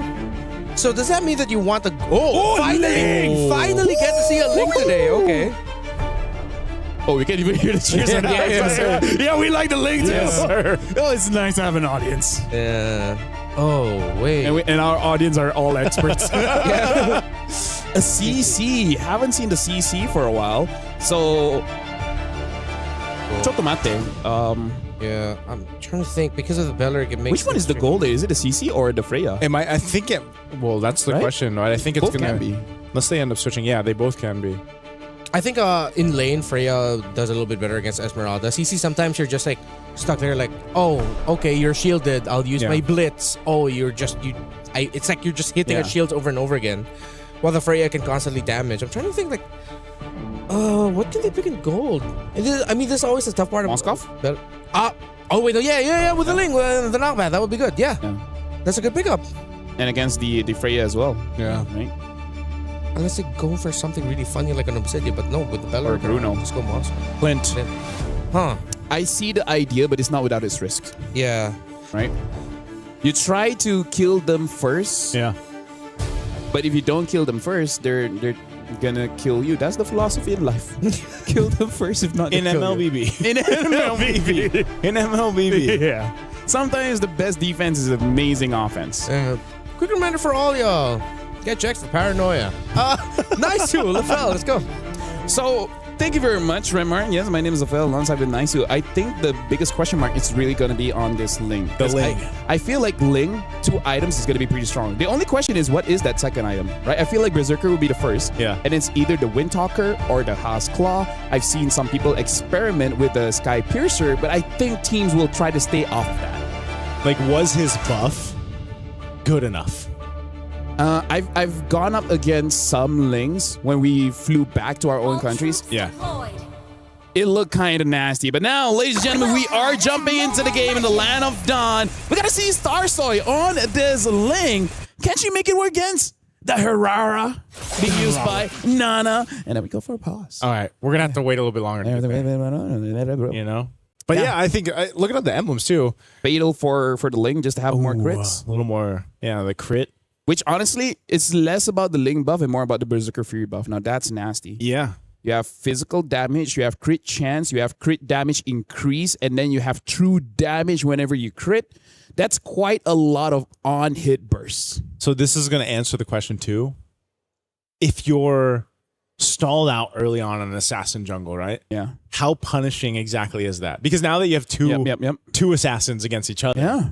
Who, like, what context does that bring into, let's say, first turtle even, right? Whoever gets pressure. Or is it going to be the case where both the teams just don't even put pressure there? They just let their, assassin junglers build up the way that they need to in a natural process, and then you fight it out full power for your first turtle. Because if you think about it, Hirara versus a Ling in general, it's a very different. They're both going to be looking for that opener. Yes. So it's up to the rest of the team to secure the space that they need for that to happen.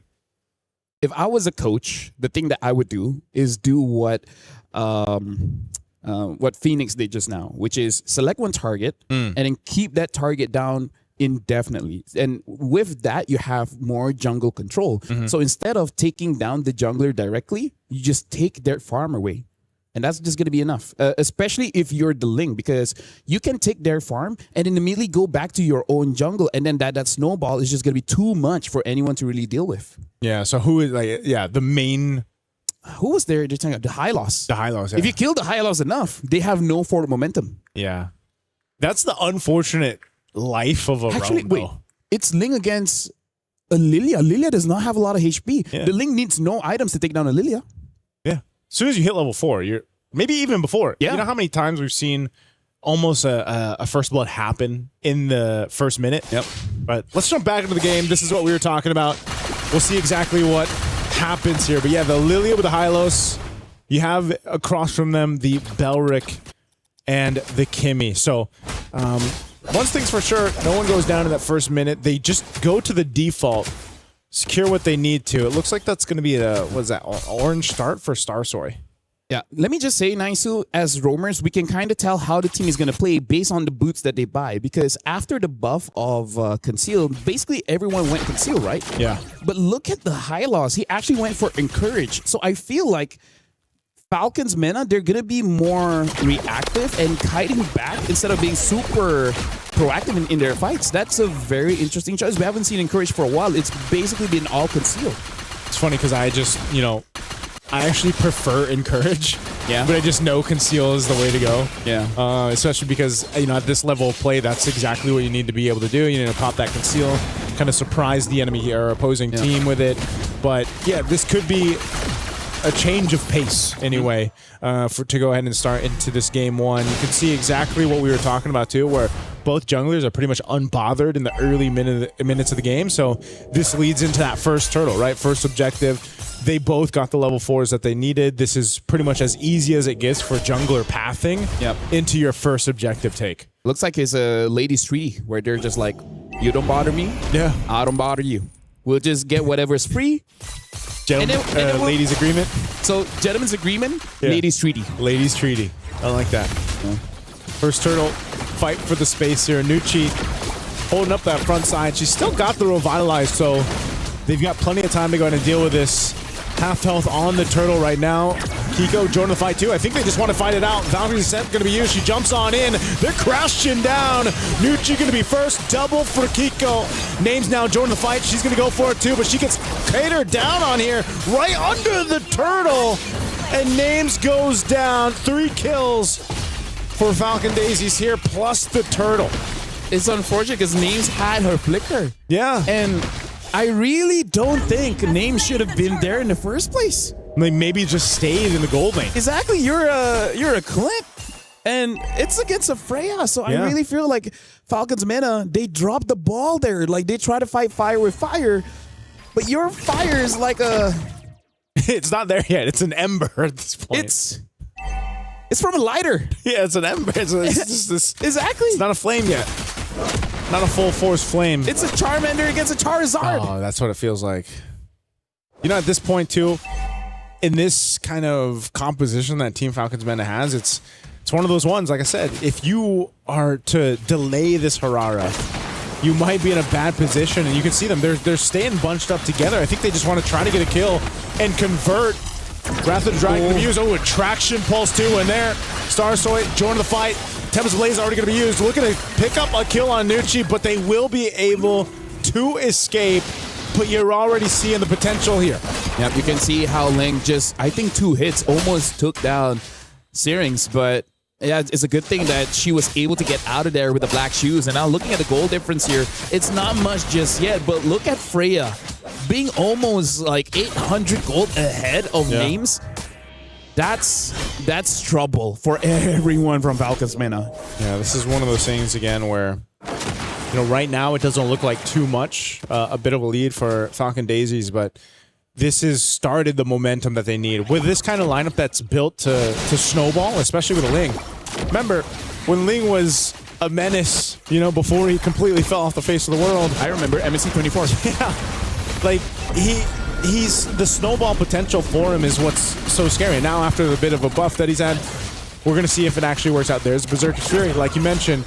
The go-to item, especially rushing it in for Star Soy. Yeah, if you really want to be fast, you pick up a Wind Talker. If you want to be able to sustain, you pick up a Haskell. At this point, I feel like Wind Talker, man. Oh, they're going to find it again. Wrath of the Dryad going to be able to lock down Syrinx. She can't even get away. Nucci could potentially be next. A jump in from Nocturne. They're going to go for it. Afu gone. They're fighting back here. Team Falcons men in the mid lane. Nucci falls to get the turtle. They want the kills. And now after 2, Falcons Daisies will go for the turtle. And look at how nasty that was between Era as well as Jay. Multiple ways to lock down the opponents. The moment the curtain call hits onto anyone from Falcons meta, you can see that they have no idea how to respond to that. It's been a while since we've seen CC, and you just can't get used to it. Oh, Kiko just threading the needle so close. Burns the flicker. Names goes in with a shield. Will keep Kiko alive. What a play to stay alive in that one. Turtle still for the taking here. Neither team wants to commit just yet. You hear cheers, you hear groaning, so you know which side favors which. But yeah, I feel like Names, if she reacted just a little bit earlier, that was a little bit earlier. 100% a kill. Man, that shielding coming in clutch there too. Kiko would have been a great kill to take down. Now that she's got a couple kills for her, but they're going to fight for it anyway. A lockdown coming through, and now Nocturne jumping on forward. They're going to fight for it anyway. Traction Pulse going to bring Nucci back, and now Kiko once again. Tempest Blaze going to be used, and he'll chase down Nana. Starsoy picking up a kill, looking for another as she finds Nucci. And now Syrinx cut off from the team. Kiko just unleashing hit after hit with nowhere to go. Kiko's on a killing spree. Whoever gets the early game nice, it becomes so unfair so fast. Like, even though it's a 2,000 gold lead, the fact that Starsoy got her Berserker Fury super fast, she don't care if you're tanky. I have 2 damage. That's not something you can say before. The Berserker Fury buff, it's life-changing for all the crit heroes. And Starsoy just having a hell of a game. She's on fire right now alongside Kiko. And this is just so much that you can utilize. I mean, even the traction pulses, man, have done a great job at either counter-engaging or engaging. Look at how crazy this is. Sky Piercer and Haskell. It's kind of like, how much do we want to extend our lead? Yeah. It's like, Yes. There that you much. go. I like that Starsoy, like, going for the Wind Talker is going to be cheaper, but at this point she's like, I don't care. Yeah. I just need to stay alive. This is such an impressive game 1 from Falcon Daisies, especially considering what they brought in the draft. I mean, this is why we open the day with highlighting MWI's meta. You know, from year to year, it's always refreshing to see what the ladies decide to draft. You know, it's a different style of play, but then again, also you have the meta that's ever changing, ever shifting right now. And hopefully this is just shades of what we get to see for the weeks ahead. Right now, Jay, she's going to take a couple shots. She's going to be fine though. Still has a Revitalize too. And now Kiko could be the next target. Nocturne jumping in. A couple members, Team Falcons meta, waiting patiently. And right now, honestly, looking at Falcons Daisies, with the lead that they have, their draft is absolutely perfect because they have a lot of burst, but also they have range with that Kimi. So the moment Falcons Mena lose the front line, you're gonna see those turrets get destroyed. Yeah, this is one of those things, you know, where it's like, just like we usually see with a Moscow, for example, the Ling puts so much pressure on the opposite end of the map, and that's what Starsoy was able to go ahead and do, and now this Lord's up. Falcons Mena, they want to go ahead and contest this. Half health. They got to make a decision very quickly, but I think it's going to be way too late because you got Syrinx on the other side of the map, so that is a free Lord take for Falcon Daisies. Right now, it's just that Falcon Daisies, they have an unpunishable dive, right? Yeah. Unless Falcons Mena had a Belleric, there's no hesitation. The Freya can go in. What are they going to do, right? The Ling goes in. What are you going to do? I don't see a Cho. I don't see a Kaja. I don't see anyone to lock us down. And even if someone makes a mistake, look at the firepower of the Kimi, the Freya, heck, even the CC. Yeah. Right? I think that's one of the stories for today. Unpunished. Unpunished. It seems like that's been the storyline, at least for our matches over here on Stream B, but I think the closest thing they have to a lockdown is what, the Glorious Pathway from Nucci. They try to slow them down at least and get that stun off, but it's just not enough. And with this Lord making its way slowly down that bottom side, Falcon Daisies, they've got the idea here. Sea Halberd picked up by Kiko. Gonna help kind of handle some of that revitalized healing and the rest of the sustainability that comes with Falcon's Mena here. But they've got to get prepped and ready for this base push. Yeah. I feel like for the coaching staff for Falcons Mena as well has to really rethink about the draft, because this is kind of like what Navi did earlier, and hoping that they get such a huge lead early that it doesn't care. And look at Nuki. Woo-wee! 50% HP gone by 1 CC. Yeah, traction pulse used as well. But the Lord was cleared up.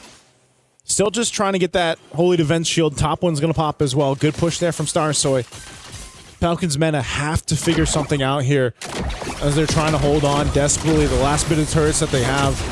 They're going to go for this stun. They've got some damage on Jay. She's going to be fine, though. Popping the Revitalize, and she's able to get out there just fine. Tier 2 turret down and taken care of. Falcon Daisies take what they want. I feel like at this point, it really is on the mistakes of Falcon Daisy, because I don't think that Falcon's Mena has a comebackable draft. They have quite good wave clear with the Lilia, but then you're hoping for names to have enough burst damage to really take down Falcons. Look at the items right now.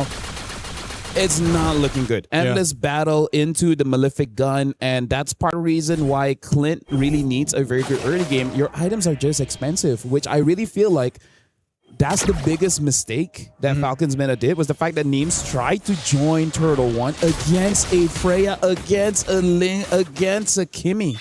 Should have just stayed in lane. It's one of those things where mistakes cause objectives and objectives cause games, right? That's what we're seeing built up here. And here's another one. A team fight's going to break out in the jungle. Here's Starsoy off the backside, but Syrinx will go down first. It's a double for Kiko. They burn the flicker. They find it. 2 pickoffs easily. Just cutting them off for Team Falcons Mena. Unless Falcons Mena can stall the game to 90 minutes, I don't see them having the firepower. Yeah. I really don't. Like, as much as we got to give hope and everything, we got to be realistic. With the draft that Falcon Daisies have, it's a rough game. It is a rough game. It's one of those things where there's almost just too many ways for this compositions from Falcon Daisies to pick what they want. Yeah. That last team fight, that last little sandwich play was exactly what we're talking about. And Falcons Mena just keeps going for it. Now Nucci going to be in trouble too. Locking down once again. Glorious Pathway on the defense. Starsoy will join the fight. Goes in. Syrinx down once again. They still have the base turrets, but without Syrinx, without a Revitalize, without a Glorious Pathway, what kind of defense can Falcons Mena have? Nice. So today I learned, right, if Hirara gets tied down with the current call, even with the iframe, she can't move. She can't move. They're going to have to try to figure a way to move through this. Bottom turret already down. Nucci going to be next. She is deleted and gone. Looking for more. Lord still up. Tempest Blades just for some finesse. And the base is going to be locked on as Falcon Daisies look to end the game. They're taking so much damage, though. They still have to respect the damage coming through from Names, and they can't end the game just yet. Not yet, but here's the thing. Like, Falcons Mena, I feel like most of the damage came from Syrinx, so I think that's good. Looking at the gold difference here, it really doesn't matter that much, except when you look at the jungle. Almost 4,000 difference, and this is one of the scariest things about the Ling, is that the Ling is so fast that a 200 gold lead will eventually feel like 4,000. So with the endless battle as well, the on-hit damage from Starsoy, like, imagine if she jumps down and that just so happens to be a crit. It's going to be a crit. There's going to be true damage, and then there's going to be true damage on the Endless Battle as well. Endless Battle, as well as Hasclaw, as well as the Berserker Fury, has so much physical items there, so the scaling on Ling's first hit is going to be enough for it to be like, yeah, you don't want this smoke. You don't want this. You don't want anything to do with this, and that's kind of been the nature. That's why I'm so surprised that we continue to see Falcons Mena just be like, yeah, we do want something to do with this. Like, they've been showing up in the jungle every time, like, hey, and imagine like they go in and say, that's all you got? That's all you got? That's how it's felt. But some of us are still up. LaFell, I think at this point too, they might be just looking for that kind of Hail Mary, just trying to make something where they either get a massive shutdown, a ton of gold, and the right target here. But at this point, it's almost a wish up into the air. You got 20 seconds for this Lord to come up. You already lost one of your base turrets. The shields are down. This is where that decision-making comes into play for Falcons Mena as well. Do we contest? Do we fight? Do we just hold on in our base? What do they do here? I'm going to bring a counter argument to say Falcons Daisies. Yeah. If you don't close out the game soon. Every minute that you give Falcons Mena is an opportunity for a mistake to happen. Right? So, as much as you are so comfortable in the lead, 13-1, 10K gold lead, the moment you're like, we don't have to end this now. We need more airtime. And eventually, Falcons, you just need to get lucky once. Right? That's also the thing that you guys have to understand. You just need to get lucky once, and then after that, everything's in your favor. Oh, man. We'll see if this is going to be in their favor. It was about 4 minutes ago when he said they need 9 minutes. So they got another 4 minutes to go. And yeah. Maybe for Falcons Mena, by that time, they would have bought themselves enough time to catch up on some of the itemization, defensiveness as well, and they can look to punish Falcon Daisies if they get a little overzealous, if they overstep this. Now, this could clearly be a win push with this Lord already making its way down bottom. Just depends on how they play this. And it's very synced. This is very nice coming in from Falcons Daisy. So clean. Yeah. It's going to be a tough one for Falcons Mena to defend. Yeah, Names is going to clear out that top wave at least. Going to work on this mid too. They have to deal with the Lord. Trying to buy some time here, Kiko. But still, this is a great defense so far from Falcons Mena. Lord's got to be worked on unless they push this a little bit further. Gore's pathway to slow things down. But so far, so good for Falcons Mena. Clearing out the waves. They've bought themselves more time. Let's talk about what will happen if this game goes long enough. Nana on this Herrera will have very low cooldowns, making it so that she can fight. Oh, hold on, someone got caught. They're going to go for Nucci, Wrath of Dry, and everything else. The team has to show up for her, and they will be enough, but Starsoy will take out Syrinx. So Nucci will survive, but the trade for the mid lane for Falcons Mena. That's the advantage when you have a crit hero. Yeah. Syrinx didn't have time for the black shoes or the flicker. The burst is just too much. She couldn't expect it. Oh, traction pulse again. Starsoy waiting on the wings here. They just want to clear out the waves. That's all they have to do. But I'll tell you what, man. Falcons Mena doing a phenomenal job at defending. Again, they're down thousands and thousands of gold. But they've essentially brought them up to this point in about 7 minutes from the last time that Falcon Daisies were knocking on the base turrets. Eventually, Nana will be so good in a long team fight, and Names will be so good in a short team fight. Look at it, even with the BOD, right? Look at Names. Names is just one item away. Either you go for a win of nature just to make sure you don't die instantly to Starsoy, or actually, I think that is going to be the item. The other item I would consider is perhaps a rose gold. Yeah. But looks like it's going to be the win of nature route. Looking at Herrera as well. Cooldown reduction. I think at this point, there's going to be enough cooldown for Herrera to actually have a good tango in a fight around the Lord. So even though the goal lead for Falcons Daisies is 12,000, it's becoming less and less important. Yeah. At that point, it's almost just the ability to go ahead and switch out defensive items. Yep. It's like now we're in the territory where it's item juggling. Yep. Immortal, Winter. Yeah, going for that. They do have full control around this Lord right now. And this is going to be, it's just going to go in their favor. So they'll be able to go ahead and grab this. Now this is where, because you're past that 18-minute mark too, and the game has dragged on to this point, now you got to deal with defending against an evolved Lord. Now you got to be able to go ahead and juggle this out better. Now, I will say, Falcons Mena has bought themselves the time where they're actually capable of making that happen. I think they had a short discussion where they said they're the strongest inside their own base. Yeah. Right? There's just no way where Falcons Daisies can go in without taking damage. So I think they took a calculated risk and say that this is going to be a tough Lord to defend against. But if we can defend it, we win. Force pathway, drop down mid lane. They want to hold out as long as they can. That's a lot of damage on Jay. She's going to be careful here too. Nana goes back to heal up. Mid turret finally goes down. Lord's at half health. They're going to be able to clear this out. Jay, though, isn't a part of the fight. She already popped the Revitalize too. So once again, Falcons Mena will successfully defend against an Evolved Lord nearing that 20-minute mark. If you can defend that Lord, you can win. You can win. You can. I feel like they can now because even Nocturne has scaled up to the point where she's becoming nigh unkillable. Yeah. So Falcons Daisies, this could be one of the biggest upsets of being like 13,000 ahead and then still losing. Yeah, there's a potential for this to completely flip on the heads of Falcon Daisies here if they're not careful enough. Even taking out 2 base turrets. Again, we're talking about the threat of now the late game composition and itemization from Falcons Mena. You can see that Wind of Nature was picked up there. 4 names. Harara as well. Nearly there. You know, just sometimes enough damage, but it's the Nocturne, there's the BOD. And even for Syrinx has died multiple times, but her damage throughput on the Lilia is stopping Falcon Daisies in their tracks half the time. She's taking a lot of damage here. Jay's going to go for it. Goes in with the Wrath Dryad off the conceal. Kiko looking for an angle on the backside too alongside Starsoy. She's going to jump in. Tempest Blade is going to be used. Crash Chin down. Looking to pick up a kill. They find a names. That's a big pickup. Nucci falls. The 1-for-2 trade. Chasing them down to the jungle they go. You can't escape Starsoy though. She's looking for another. Takes them down. Arya will get the kill. 1 left. It's only Syrinx.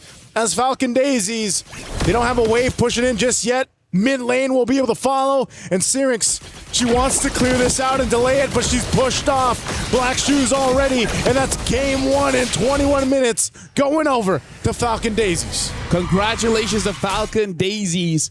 But I gotta say, I gotta bring it up instantly. For Falcons Mena to win, names, you can't make that kind of play. I don't know why she dashed in the middle of the team fight. She should have dashed away, but she dashed in. That's your only dash. So, yeah, I mean, like, here's the thing. Everyone makes those mistakes. Yeah. Right? Everyone makes those mistakes, but not a 500,000 USD tournament. This is where the point is like one small mistake costs you thousands. Yeah. You know, it's one of those things, too, where once again, I don't know. Harara is just not working for teams.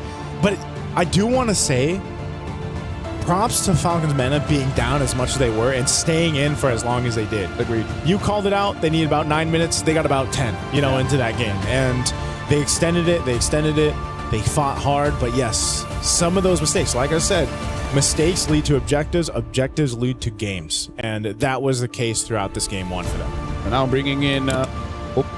So now, honestly, want to bring in Remar because even you were like, why did she dash in? Because if the Clint stayed alive long enough, maybe, right? Maybe. Yeah, I was already quite miffed about it since, well, you pointed it out as well, Turtle number 1. What was the Clint doing there? You're up against a Freya. You're up against a Ling. And you are the guy who's supposed to be popping off at around 8-9 minutes with your damage that when the Freya and the Ling goes in, you're realizing it's not easy to survive up against a burst damage of a Clint. It seems like for a moment, just for the very first Turtle, Falcons Mena forgot what kind of composition they were up against, what heroes they were up against. They fought into it, then they were harshly reminded the heroes that you're up against early game, they love that. Oh, yeah. And that's what set them so far back early on. I mean, as we take a look at the highlights here, this is that fight. This is that first fight for the Turtle. And you can just see that just his names, like LaFell mentioned, traveled all the way down here and then just got targeted on. Like, when they see the Clint, and she couldn't even flicker, So that is just a big setback overall as a team off that first Turtle fight. I do gotta say, though, shout out to all the Beleric fans. Because at this point, I think they're going to make a petition and be like, hey, another skin. We need a Beleric skin, Some kind of a MWI skin exclusive. Because Beleric has been popping as much as Hirara hasn't been able to work. Beleric is having the time of his life today. But yeah, I just feel like we don't want to target any of the players, but Names really got to make sure that she plays Clint perfectly because the team needed that. Honestly, it's times like these where I'm really starting to miss Cho, man. Are you? I'm really starting to miss Cho. Those fast rotating, has the damage, the constant vision. should open things up a little bit more. I think it was warranted that we hyped up the potential combo that they had to help set up for the Hirara. But at the end, it was like when you're up against an actual wrecking ball of a composition. It's like, what can a poor lowly high loss do against a Freya and the Ling who's just gonna tear through everything? And even not just those two, CC did their job. We mentioned the Ling, Kimmy. It seems like it was just perfect all throughout for Falcon Daisies. Yeah.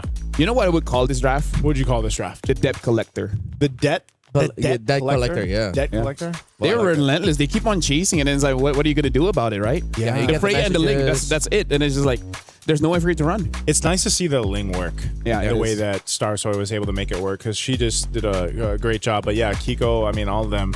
I think, again, as a team, Falcon Daisies made this work, and it was great to see in game one.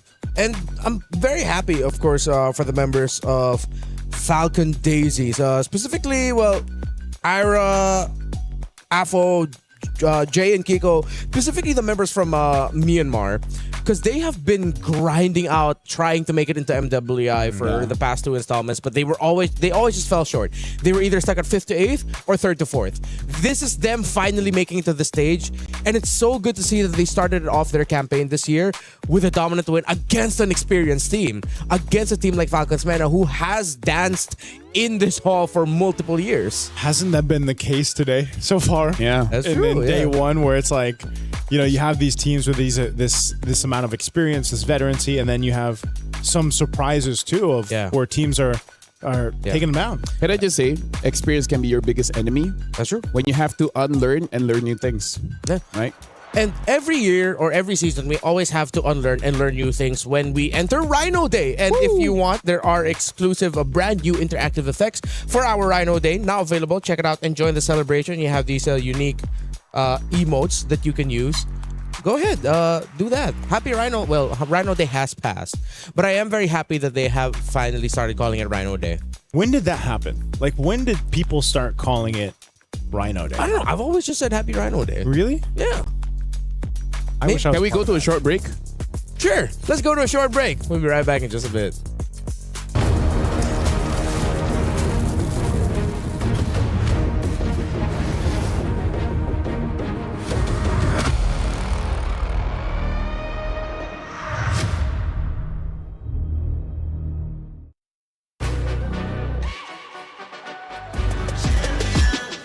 This ain't no regular thing. I came for the ring, you know what I mean.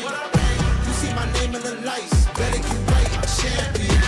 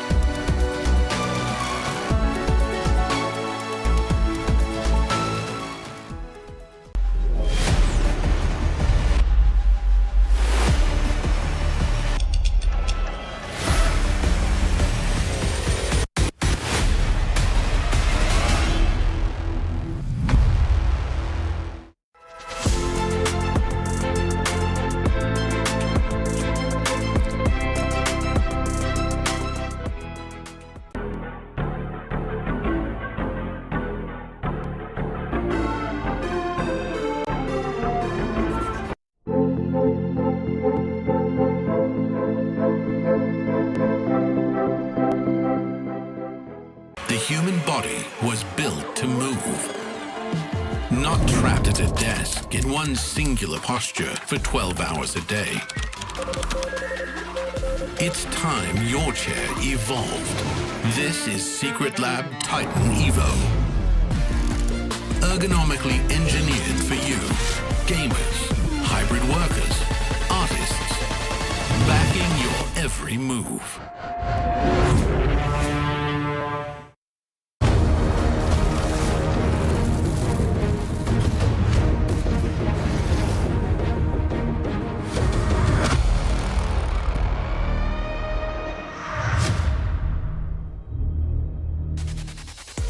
In MLBB, there are only winners and losers.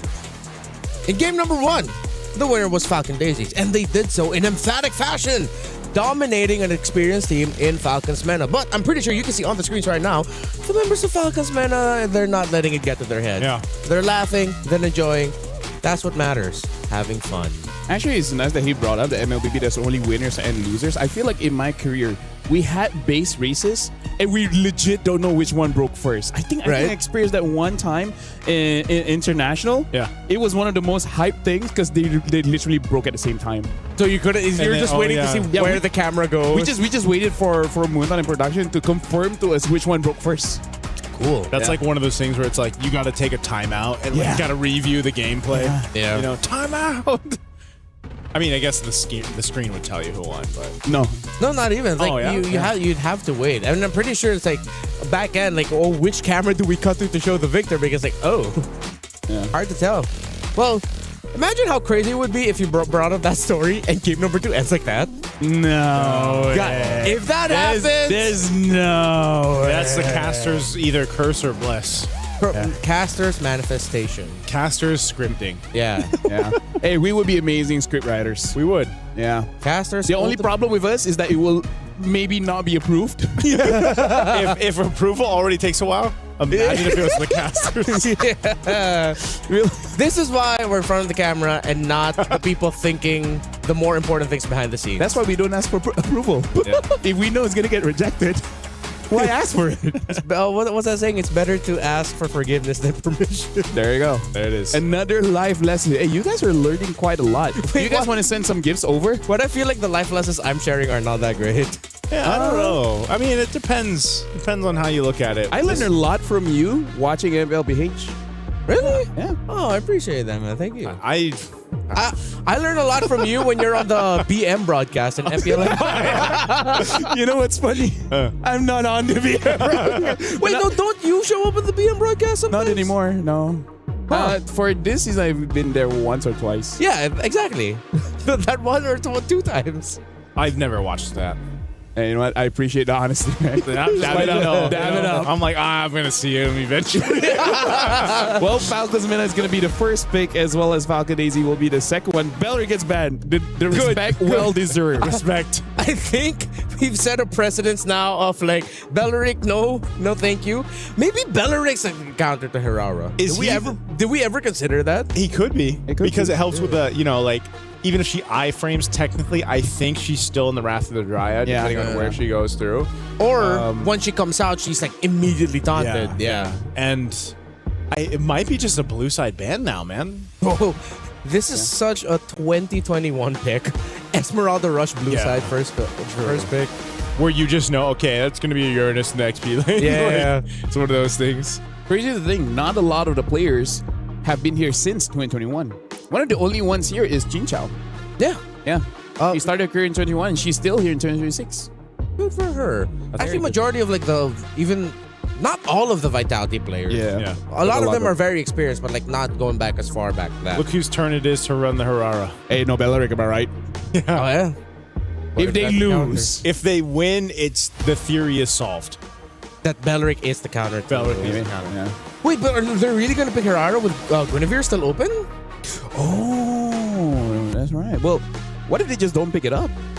That could be a Because maybe Gwyn is just, like it depends on the player. You like it or you don't.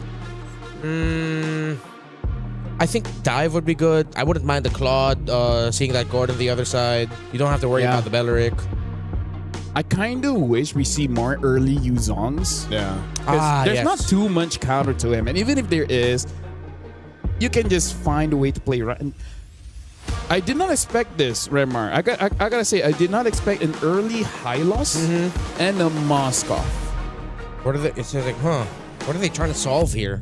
Early Hylos and Moskov. Yeah, this is very different than the patterns that we've seen.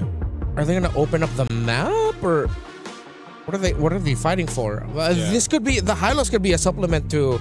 Well, maybe. They can't pick up the Claude anymore. Is it a supplement to whatever they're picking in the jungle? Ban. I haven't seen that in a while. Yeah. Fanny Ban.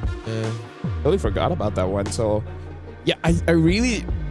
we were talking about how there was a team, was it Twisted Mind, that draft very honestly? Yeah. So now we have the opposite of that.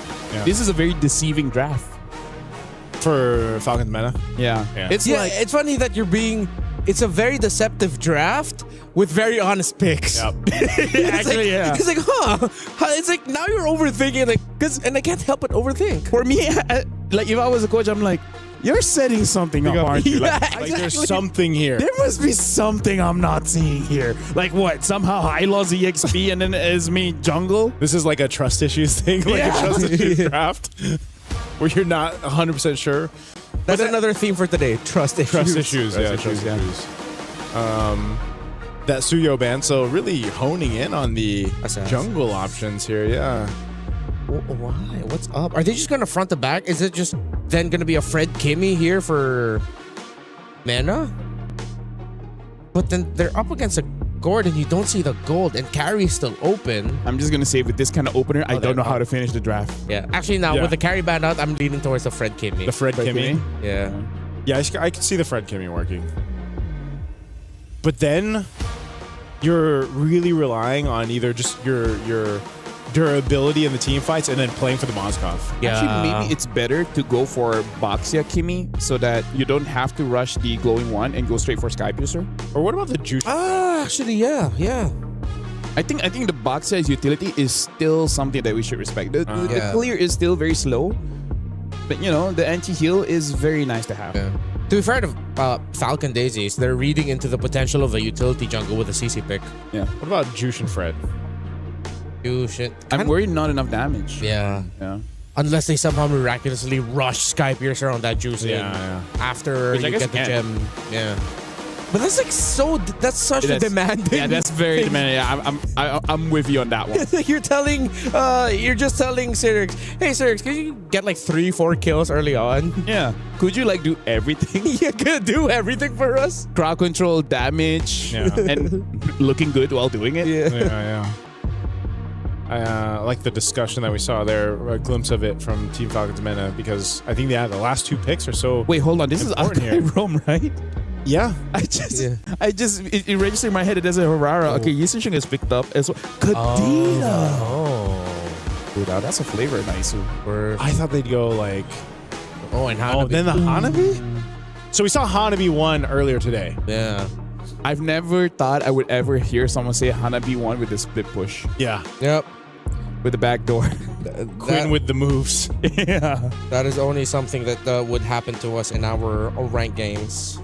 But hey, I'm glad that we got to see something as crazy as that. Okay, one thing that last thing I'll say here, Kadita, funnily enough, when she has items, can completely negate all of the shields of the Hanabi, leaving her wide open. Even if you don't land your combo to crowd control her, you can just burn through her shields. That's it. I'm gonna pass it back to you guys. Thank you very much, Remar. This is Lafel as well as Naisu. He just dropped his pen. I'm pretty sure you guys can hear that. He's been dropping a lot of things today, by the way, man. I mean, not just today. Remember the ride here? The moment we all decide to go bear. Hope you have that insurance. Well, going into this game. Sorry, it's called care. Hope you have the care. Going into this game, ladies and gentlemen, we're jumping into the land of Dawn. We gotta see whether Falcons Meta with this very interesting draft, will it really work? I love Kadita, but you know. I love Kadita too, but I think this is a revenge game for Syrinx too. I think she really wants to burst down Falcon Daisies here because she had a heck of a time. Nice little flicker out there. She had a heck of a time in the Lilia in the previous game. So already a battle spell down. No, that's going to actually be a trade. Nocturne had to burn hers. So some battle spells going out. Something to note here is that Nocturne does not have any movement speed in her emblem setup. So maybe sticking onto targets won't be the easiest. And we're looking at Syrinx here. Oh, hold on. Hirara. Oh, little iframe utilization there. Star Soy will actually be all right, though. But she's going to work on her purple. I'm wondering if, I don't know if they're going to be able to continue to put pressure on her, so she'll be able to secure her buff. Meanwhile, mid lane's still going to be the focus. Yeah, as I was saying, Syrinx has the pull yourself together as well as the rupture. So the moment she gets four either kills or assists combined, it should be pretty scary because that Petrify is such a game-changing spell. One of the reasons why Yuzog is so terrifying. right? I think the decision is because, like Renmar was saying, you know, just as a little side note, you can get rid of the shield from the Hanabi there for the hands of Kiko, but it's like you could also just delete the gourd. You know, and if you honestly anyone, anyone. That's the power of the Kadita, right? But there's very few teams and professional players that will pick up the Kadita. Even over in the men's league, there, it's one of those heroes. Like, you know your job, you know your assignment. Once it's done, if you haven't killed someone, you're kind of just waiting. Because the window is quite small. Yeah. Right? If you're able to do it perfect, then you're all good. But the moment you keep missing your opportunities, you're kind of a sitting duck, especially because her wave clear isn't really the best. Yeah. So once you lose, you're kind of not helping your team out that much. See what happens here. That's exactly what we're talking about. Vengeance going to be used. A good usage of the Mystic Gush, and now the engagement. They're still going to pull off here, though. Revitalize, keeping them healthy for Falcons Mena. They're going to be able to take out Jay. First blood going in the hands of Nocturne. Yeah, that was good. The extended team fight. Well, honestly, for both teams, the extended team fight is going to be pretty tricky because both mids really rely on their cooldown. So if they've used everything and no one dies, they're like, oh, basic attacks. Yep. It's one of those things, too, where this time around, Names stayed up on that top side of that gold lane, and I think she got a little bit of like that extra gold off of the turret. So Nana will secure the turtle. So good first objective take here for Falcons Mena to get things going. But whoa, a kill in the mid lane. I guess they got the lockdown on Nucci. Oh, whoa, no, that's pretty aggressive. Haven't seen that for a while. Just because we haven't seen the flicker or not. That's right. For a minute, my brain lagged. No, I was like, wait, okay? Can do that? Usually, it's the retribution. Yeah. It's been a while since we've seen a Kai in the roam. It's been such a long time. Good attempt. Maybe it's just practice, right?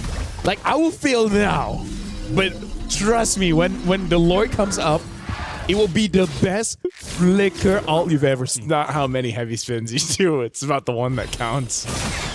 He got caught. Oh no. And runs away. Oh no, you can't get away from this. So slow with Glorious Pathway. Jay goes down. She tried. If only she had the flicker. Unfortunately, that's the punishment from Falcons Mena. If I was a poo, I would be like, I told you so. I told you don't use the flicker for that, but it's like, well, there you go. Yeah, right now, Falcons Mena, again, like I said, looks much better this time. And I think part of it is because they're not taking as much risk. Yeah. And Belleric is a good counter engage, and they don't have that. Jay on the Sakai can kind of do it, but not as easy. Right? Like, Belleric is literally press and pray. Akai press, don't move, pray. Yeah. There's a different approach to it. I mean, Belleric, that's why we saw in the last game where it's like Lima's the previous game where you were able to just walk up. Yeah, and also with the way Lima played it, it's just like you just walk up, rather try and flicker if you can. And so Jay is going to have to go into this kind of phase 2 where depending on how she builds the Akai roam, just because, again, we haven't seen too much of it, is something that can be said. Oh, Mystic Gush are going to be used. Gets the rough waves through, so a lot of ultimates already thrown out. Turtle's going to be up here. That's what they're going to fight for, though. Now Arya, she's half health. She's being focused down. Mount Shock going to be used. They're going to go for the mid lane, too. Jay getting knocked into the air. There's a Starum. Goes in. Wow, he had to burn the flicker. She's going to be fine, though. Sliver of health. Nucci goes down once again after burning the Revitalize, and now still fighting in the mid lane. They're just duking it out, but Falcons Mena, hey, they won that fight. They'll get themselves the objective, it looks like. And if this is going to shape up as all the team fights moving forward, we got to highlight a lot of Star Soy as well as Nana, because these long extended fights, hold on. Oh, okay. Nocturne, tanky enough. She's going to be fine. Has all the shields in the world that we're going to work with. I don't think Falcon Daisies are willing to fight just yet against Nocturne on this Esmeralda. Honestly, like for me, my worry was actually the mana, because she was running quite low. A good thing she was still able to survive. As I was saying, it looks like it is going to be a pretty prolonged team fight. So, Naisu, are you ready for another 17-minute game? 17? I think we're going north of 20, man. Yeah. I think it's going to be one of those cases because it's just both lineups. I mean, even so, like Kiko on the Hanabi, she's going to pop off later. Yeah. She has been able to go ahead and just pretty much try to farm up, but right now Names has that lead against her. Oh, Conceal's going to be used. Where's Jay going? Starsoy's here. Looks like they want to set it up. SOD was already thrown out too. Heavy spin goes through. They burn the flicker from Names though, so I think they're happy with that. I would be happy for that, yeah, because the conceal is only like 1 minute, so it's really not that big of a deal, especially because, you know, around the turtle, you don't need it just yet.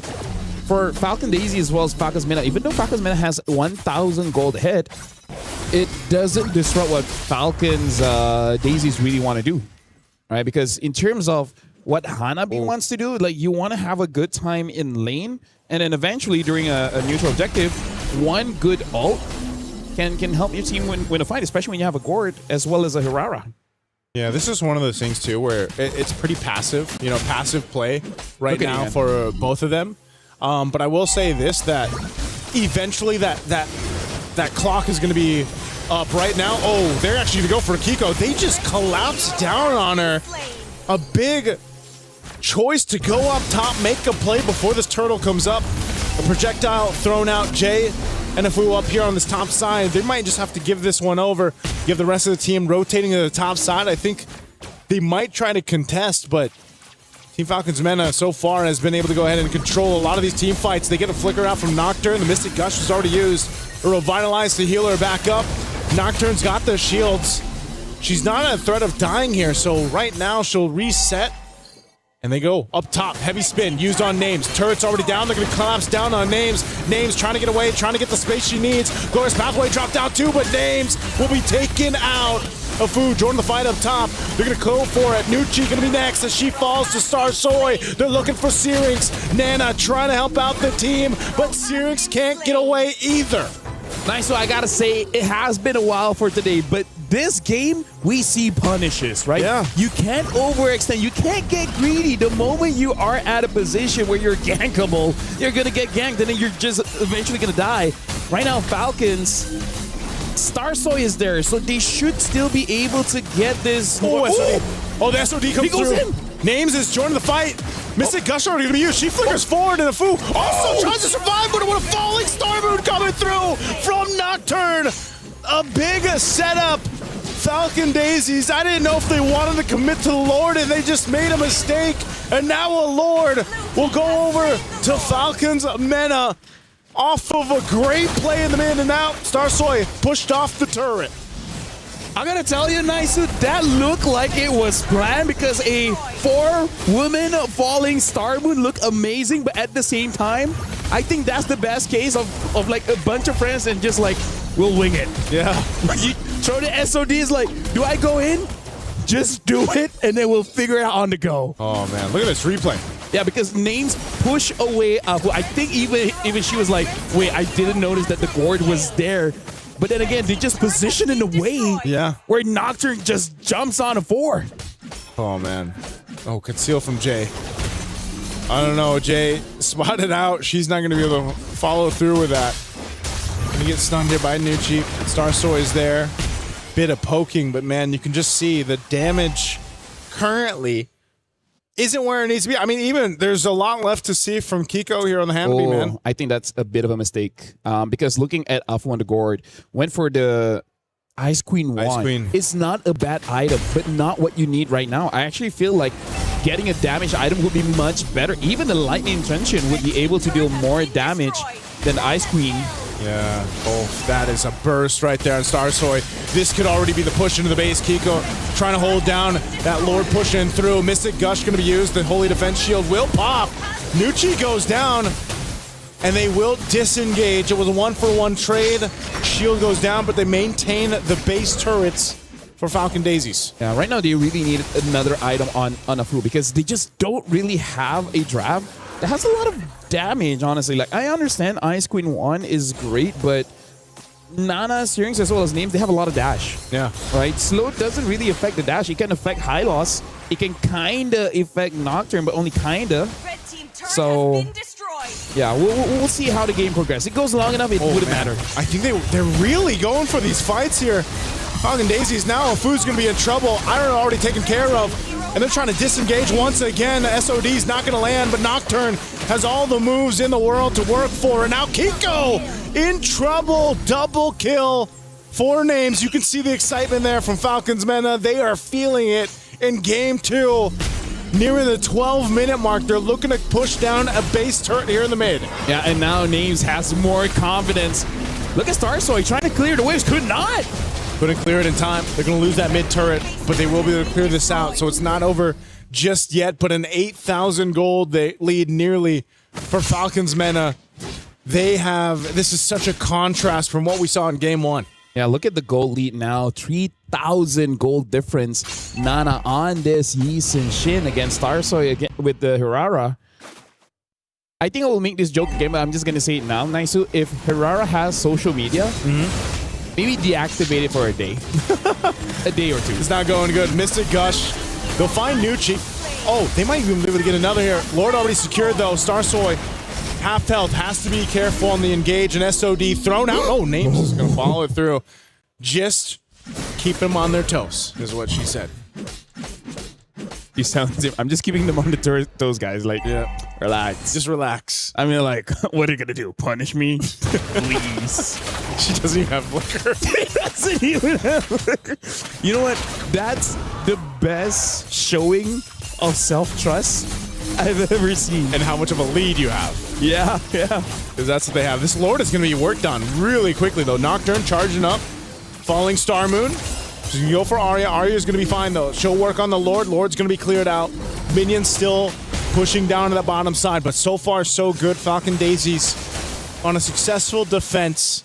Now Falcons Mena, they might have just had to go ahead and reset. What this is ultimately doing, though, is buying some of that time that they needed to get the items over here to Falcon Daisies. Divine Glaive, though, for Syrinx is going to be great. If she can find the right target, burst someone down, that's a big advantage. Mount Chakra going to be used. They're going for Jay. She's trying to hold up on that front side. Falling Star Moon on the back. Kiko is gone. Jay as well. 2 down. And now Falcon Daisies looking at a full force of Falcons Mena. They don't have a wave just yet lined up. They'll wait for the mid wave. And it's going to be 5 versus 3. Falcon Daisies, they got to clear this out. They still have a Mystic Gush. They could throw it down in that mid to clear the wave. And Arya popping the Vengeance. There's the Mystic Gush. They're going to focus on the base anyway. Starsoy trying to help them out. Here's another wave. This should be it as Falcons Mena take us to our first game 3 of the day. Isn't that crazy? The final game to close out Stream B. Stream B goes to 3 games. Like, this is an amazing day. The only way, nice, I gotta say, for this day to be not so great is if you have like a media day after this, like some kind of interview or something. Like, imagine, right? Like, imagine if you do 4 best of 3s and then after that you just have to like do some kind of content. Yeah, that's gonna be rough for whoever goes through that. Yeah, really, really rough. But hey, who's that? I don't know, man. I don't know. At least we're getting some quality. Very quality MLBB action today. You know who's not getting quality? Aurora. Yeah, I think at this point I feel vindicated and very heard. Yeah. Hirara, I'm done with you. I don't want to blame you anymore. I don't want to blame you anymore, but it hasn't looked too good, Aurora. Yeah, again, if she has social media, she'd be like, you know what, guys? Yeah, I'm going through a rough patch. Yeah, please support me. I'll see you all next week. The typical what if I deactivate? Yeah. I'll see you guys later deactivating. I am seeing all your comments and I just want you all to know that you are being heard. I am understanding of all of your sentiments. But what if I deactivate? Or there's trick number 2. What? You don't deactivate.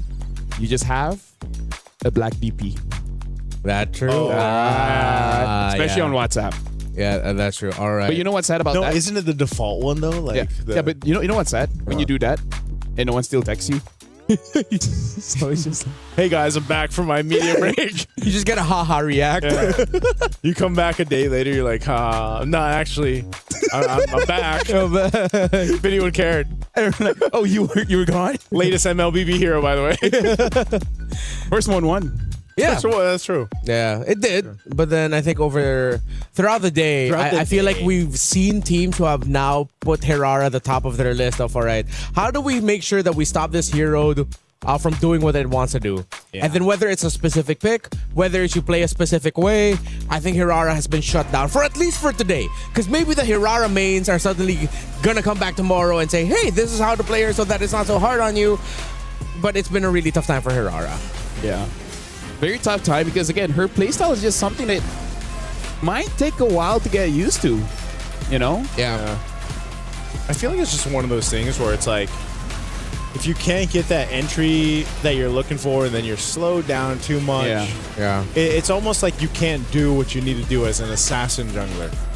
It also felt like there were some weird times and angles. That was a really funny interaction with the Flicker and the Mystic Gush. But I think Nocturne is my personal dark horse. Nana clearly is the MVP for Falcons Mena here. But Nocturne with the Falling Star moves had some really good timings. Yeah, I really feel like Esmeralda won quite a lot in this patch. You know, more HP, more shields, really make her super viable. Especially because apparently some of the EXP laners here, they actually really do like using Esme. The only reason they don't is just because she's not part of the meta. Now that she is, they're having quite a good time. But also, let's talk about how Falcons Mena, the way that they just came back. Like, yeah, we had a pretty rough game one, but now we just bring the heat. Yeah. Again, when we came back from the little break that we had after game number one, when we saw the little nice shot of the players over there, the members of Falcons Mena, they were laughing. They were still having a good time. It didn't look like that the loss from game number one got to them. It seems like they already knew what they needed to fix, what they needed to adjust, and then just like, let's just apply it. Let's just have fun. And then even the way Name celebrated, that was like, Her and Nucci both. I mean, you saw the celebrations on there because I think that's what's important too. You know, if you have a rough game, you go back into game two, you kind of have to reset mentally. This is something we always talk about too on these international tournaments. You got to be able to reset really quickly, and you know, to see them have their smile on the face is good to see. Yeah, these are players that have been very uncomfortable when they lost. And now they've slowly gotten comfortable with it so that it doesn't bother them anymore. That's probably the best thing about experience, right? Because if you're inexperienced, you lose one and you feel like it's the end of the world. But if you step away, it's like, no, it isn't. You still have chances. That is another life lesson for you. If you fail, don't be afraid to fail again. Because if you fail 5 more times, you're not a failure. You're just a loser. But every loser eventually becomes a winner. There's a whole lot of life lessons today alone. Yeah. If you can do something about it tomorrow. What? Yeah? Oh, no, that's it. Oh. Okay. Well, I was ready for the second part. Nah, just wanted the awkward time. With great responsibility. Yeah, with great responsibility comes unlimited power. I think that's the quote. But yeah, honestly, like if you can do something about it tomorrow, then rest today and do it tomorrow. I think if you can do it today, do it. Which, by the way, one life lesson my dad taught me very early on. Okay. If you can do it in 5 minutes, do it now. If you can do it in 5 minutes, just might as well do it now. Yeah. That's actually pretty good. Meaning like if you can complete it. Yeah. If you can like complete for the task. example, is like the reason he asked me to do is to throw away the trash. You know, like take it out and put it at the trash. Like if you can do this in 5 minutes, you might as well do it now. Because during that time I was like, I'll do it later. I was like, and honestly, that really changed a lot of my mindset doing things. Because at that point, I'm like, actually, I can just do it now. Yeah. Makes sense. Makes you very productive. So does that mean you never procrastinate? If it takes longer than 5 minutes, then yeah, I'll procrastinate. If it was like 5 minutes and like 5 seconds, like, nah. It's like way too long. That's over the 5 minute threshold. I look at the dishes and there's like 20 plates. So you calculate each plate. 6 minutes, I'll do it tomorrow. Yeah. And then the next day is just more. Yeah. I'll do it at night. But then the kids piling up. So now let's talk about this game right now. Falcons, man, and they're like, you dealt with us at 20% of our strength. Yeah. Now we put 25. I think it was more than 25. That was a pretty dominating game. That was a pretty dominating game. They looked pretty sure. Although there were some moments where you could see it was like a little bit of a coin flip when it came to the very specific fights. There were some sequences definitely where it looks like Falcon Daisies could have won it. But then eventually they were just able to eke it out and just survive longer. Which I hope this time around, game number 3 isn't a sweep stomp. Isn't a stomp. I hope it's like a back and forth. A swamp. I like swamps. Swamps are nice. A steep. The what? Yes, steep. The one with the STE double PE. Steep. All right, Swamps. so yeah, as we teach you more about land, we're gonna go on a short break. Wait, that's the.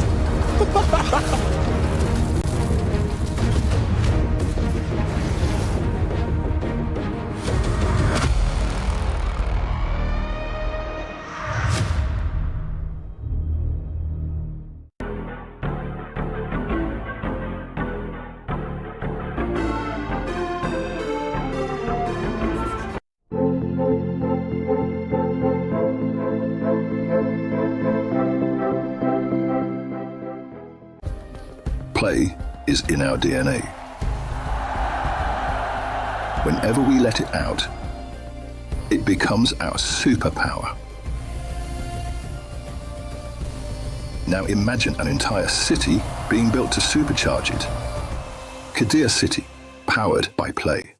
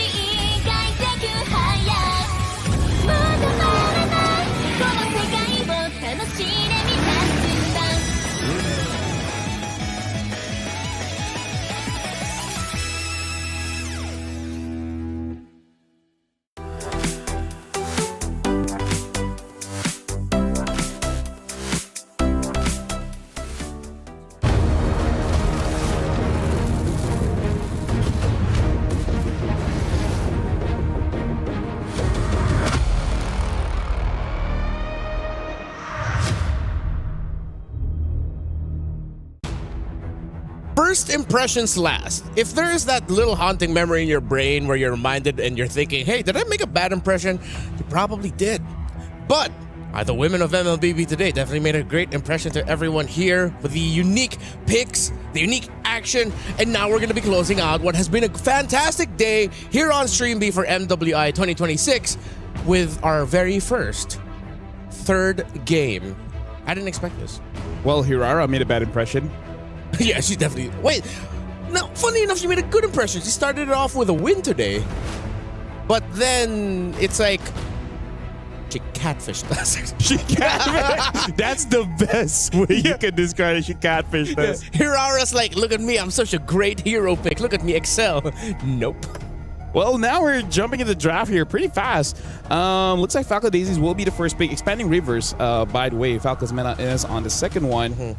Banning out the EXPs here. Looks like Falcon Daisies just want to make sure that Aira has a good time in the EXP. And we find ourselves in a similar scenario as game number one. Falcon Daisies on the blue side, Falcon's Mena on the red side, and we're in Rivers, as you pointed out. So in that time, it was Paquito, Fovius, Akai as the bans of Falcon Daisies. It seems like they're going to be going a little bit of a different route.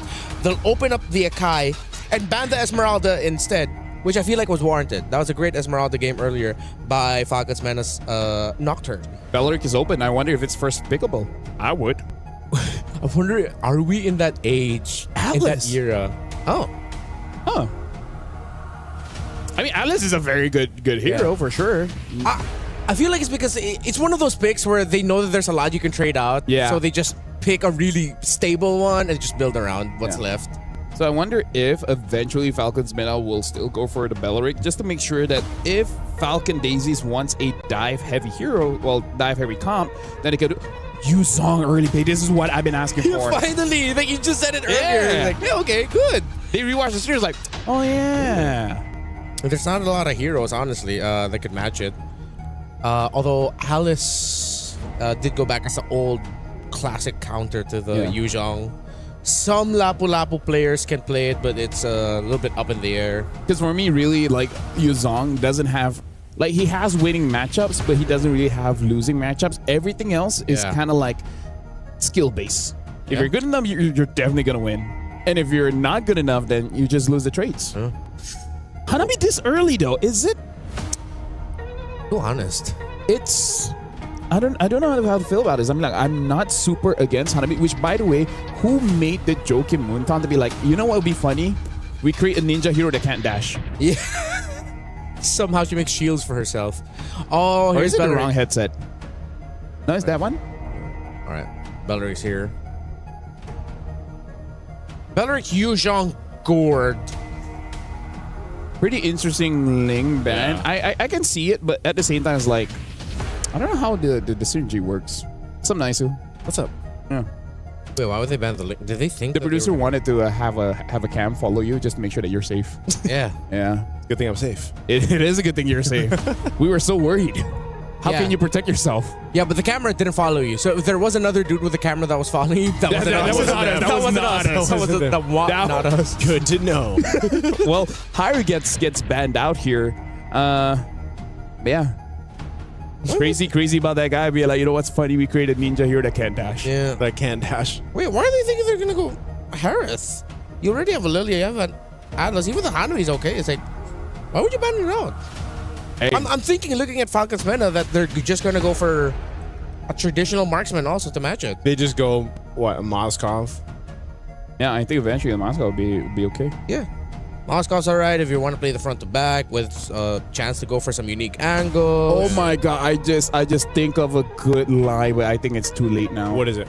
I feel like in game number 1 we have like Freya and Ling and everything. Yeah. I could have delivered a line where like, we came here to take names and kick ass. Yeah. And they took names. Oh. Missed opportunity. Missed You opportunity. get another chance, maybe. Yeah. In the days. You say maybe or baby? Maybe. All right, thank you very I'm much. not calling you baby. Maybe. Not on broadcast. Not on broadcast. In MLBB. In MLBB. In MLBB.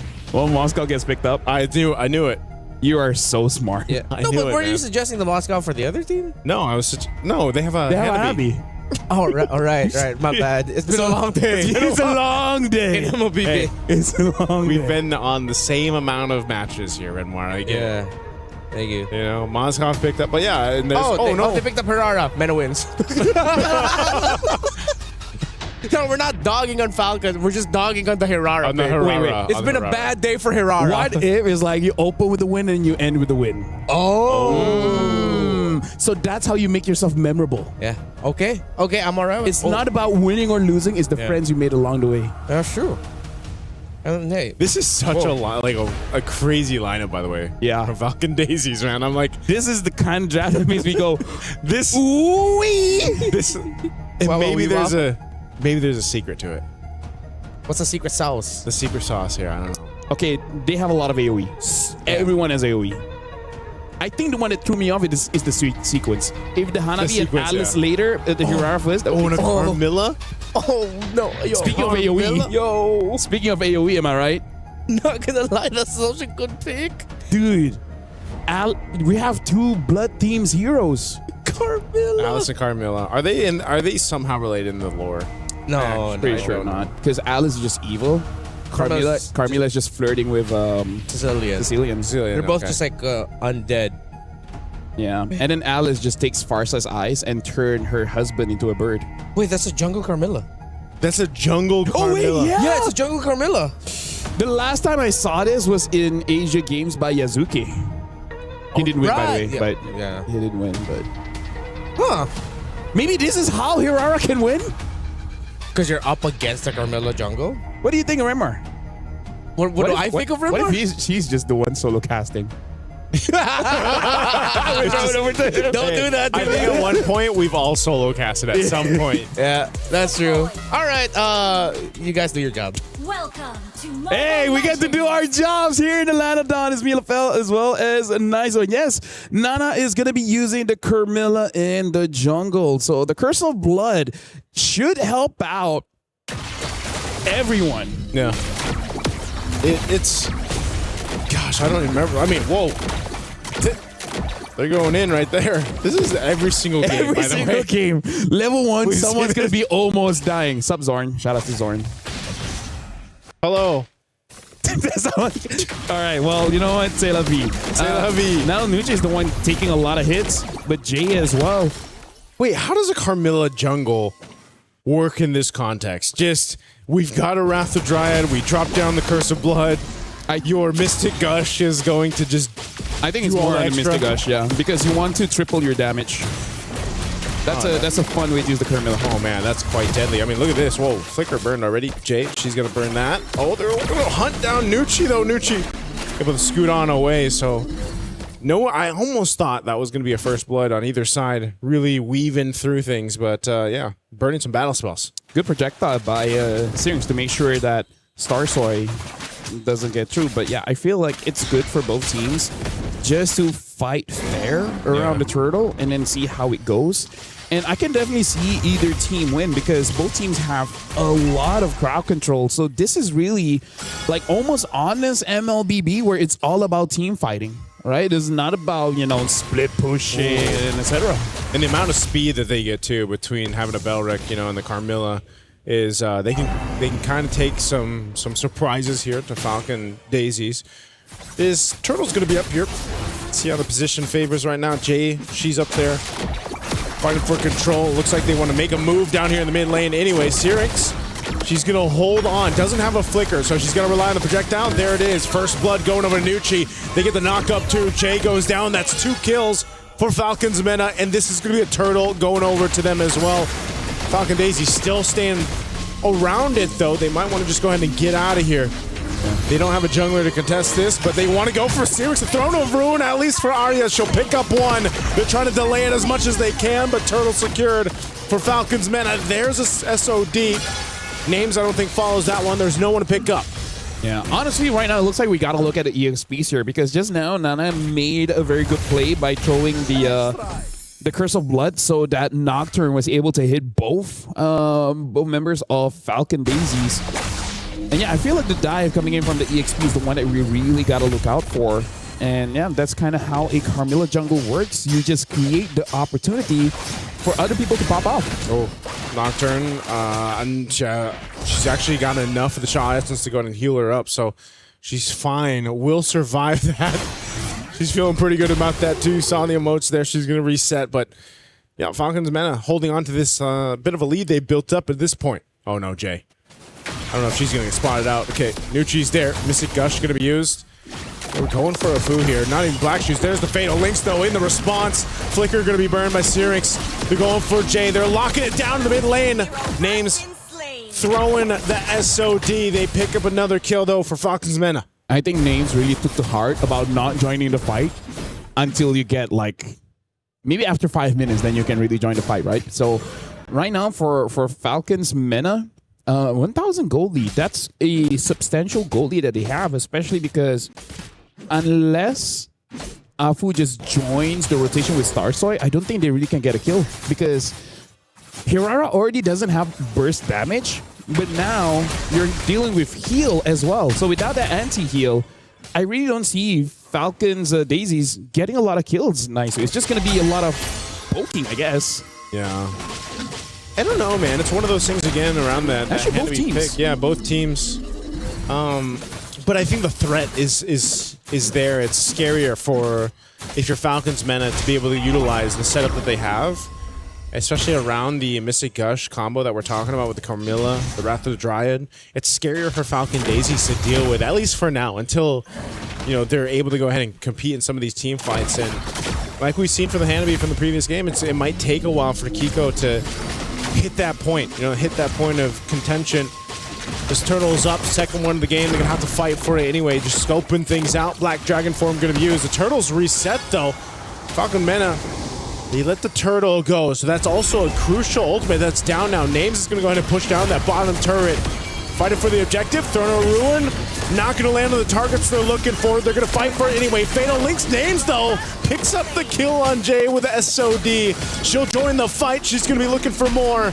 Starsoy trying to get out. Arya trying to get away next with the Gleam, but it won't be enough as the Shaw Essence picks up the kill.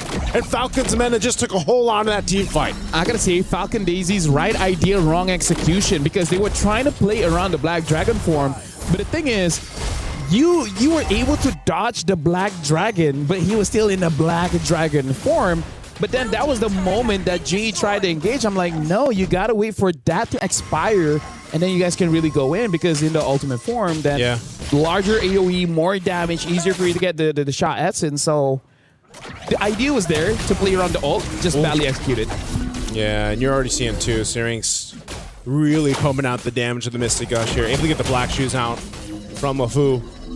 So they're holding down in this mid lane. They want to start knocking down this tier 1 mid turret before the next objective. I mean, they already took care of a couple turrets here. Falcons Mena looking for their next target.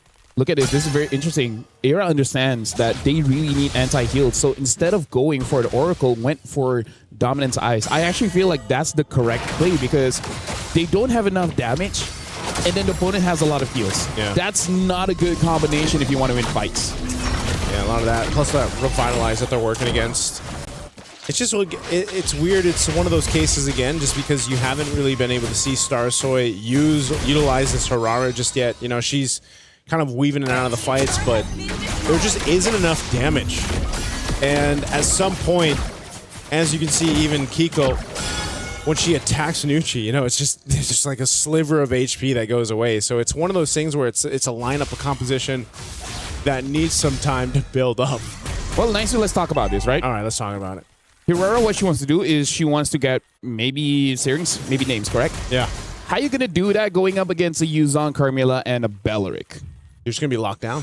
Right? So I kind of feel like she wants to do something, but there's just so many ways to deny it. They want to go for Names right now. She's got the Fatal Link. She's popping the Purify. She's going to be fine. They wanted this turret, and they got it. Falcon Daisies will get an objective. Now, in the mid, Arya goes down. Nocturne will pick up that one. She's having a hell of a game on this Yuzhong, and also a turtle going. Starsoy trying to take it down, and she won't make it happen. So 3 for 3 on the turtles here for Falcons Mena. Yeah, it's just unfortunate. I just feel like the synergy of the draft of Falcon Daisies really isn't there in ISU. Yeah, we talked about it in the draft, and you can see it. It's so apparent here. Now in the mid lane, the taunt for the Wrath of the Dryad, bringing Jay back. She's gone. Kiko's gone as well. Falcons Mena picks up 2 in the mid lane. They can't get the turret just yet, though. There's a sliver of health left. You know, right now, Falcons Mena, they're in such a dominating position because Nocturne is having the time of her life right now. Starsoy trying to get a kill. Oh, Starsoy. Oh, Nocturne. No. Oh, and she knows it too, man. 4-0-2. Confident as hell on this Yuzhong. With the Mena emote as well. The what do you call it? Like exclusive? Region exclusive emotes. Yeah, so I do gotta say I would do the same thing too. Like, I'm almost dead and you still didn't have enough damage to take me down. Like, that's a bro. Yeah, she is massive right now in the Yuzhong. There's just, whether it's Black Dragon form or not, she's able to provide so much value. Mystic Gush dropped down. They get the flicker out from Jay early on. That's not available now, so that's a big battle spell out of the picture. They're going to continue to stay on this side of the jungle. Look at that. That's very interesting. Nocturne went for first item Queen's Wings. So not even going for the War Axe, and then she's still such a menace, non-damage, just surviving. She wanted those wings, man. You know? Dragon wings weren't enough. Against Alice, like, I will take your wings. I need my own. Technically, that is her item. That is her item. Those are her wings. It's like the War Axe to the Alice. Yeah, that's true. Yeah. You know, look at that. Look at the build, too, from Nocturne. Yeah, like, again, just focusing on the defense, because Queen's Wings is still a very good first item just because it has a lot of stats and it makes it so that, say, the first 8 minutes of the game, you're very difficult to take down because during that time, there's not a lot of ways to reduce your heal. Yeah, right now, too, they're looking for another pick in the mid lane. A Mystic Gush dropped down. That's actually a big ultimate not available for Syrinx. But still, the Fatal Links are there. There's no flicker for Jay. Falcon Daisies, how do they want to approach this? Do they actually want to fight? Jay might have to be the one to look for a potential pick, but you have a Purify on Names. They're relatively safe. Half health from the Lord. It's going to go for a reset. I got to say, Aira and Starsoy, they need to team up. Be like, let's dive and kill someone. There to use the Black Dragon form, too. Now they're going to be sticking on Starsoy. Nocturne's cut off from the team. They're going to try to blitz this Lord, and Nocturne holding on. 1v3! Fatal Link's going to be used, but not before she takes someone out with her. Lord's still going to be worked on. Jay's gone. The trade is 2 for 1. Nocturne knew the assignment, and she got the team the Lord. So I'm going to be looking at Naisu as well as Remar. You guys just give a thumbs up or thumbs down. If we had an MVP, Nocturne.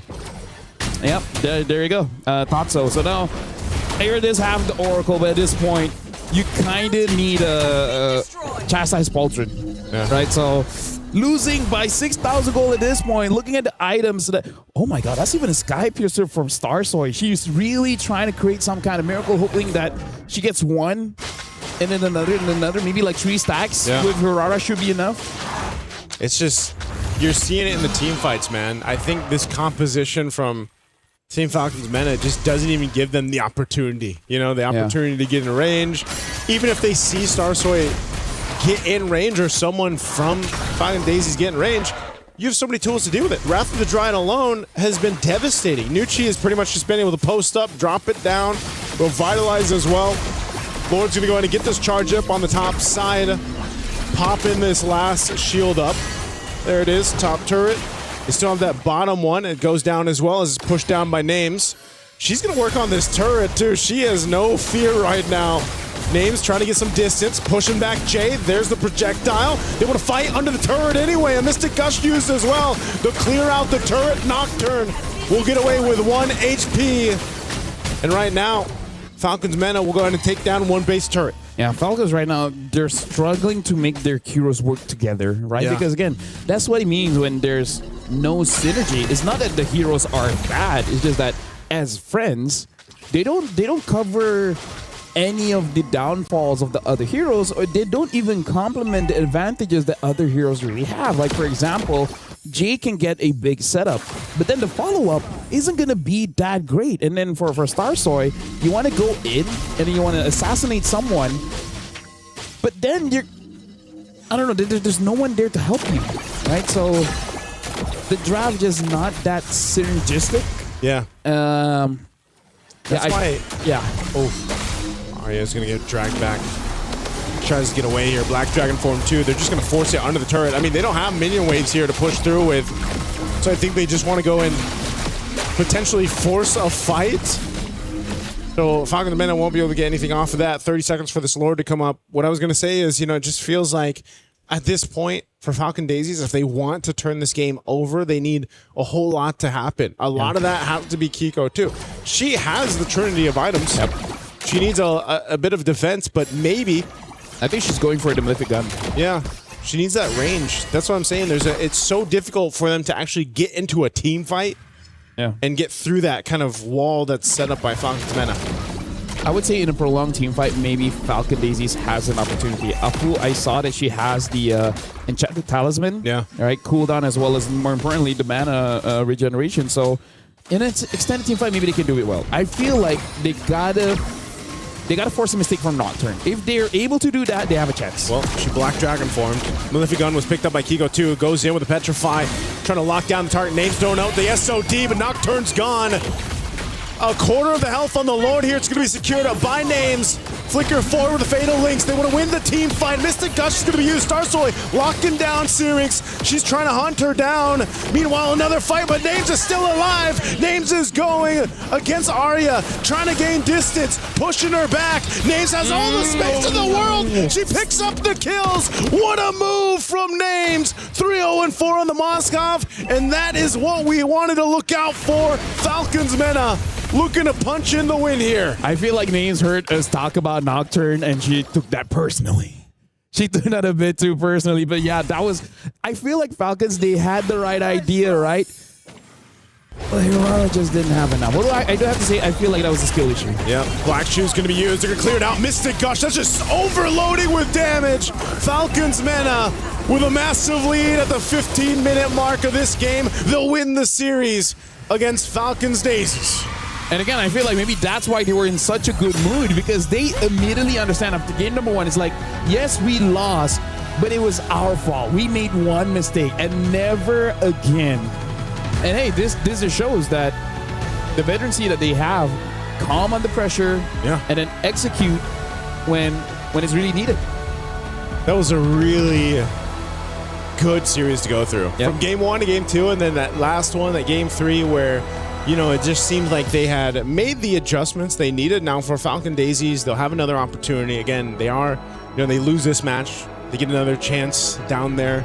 Again, it's the teams that need to go forward. They need that 2-0 to go to the knockouts.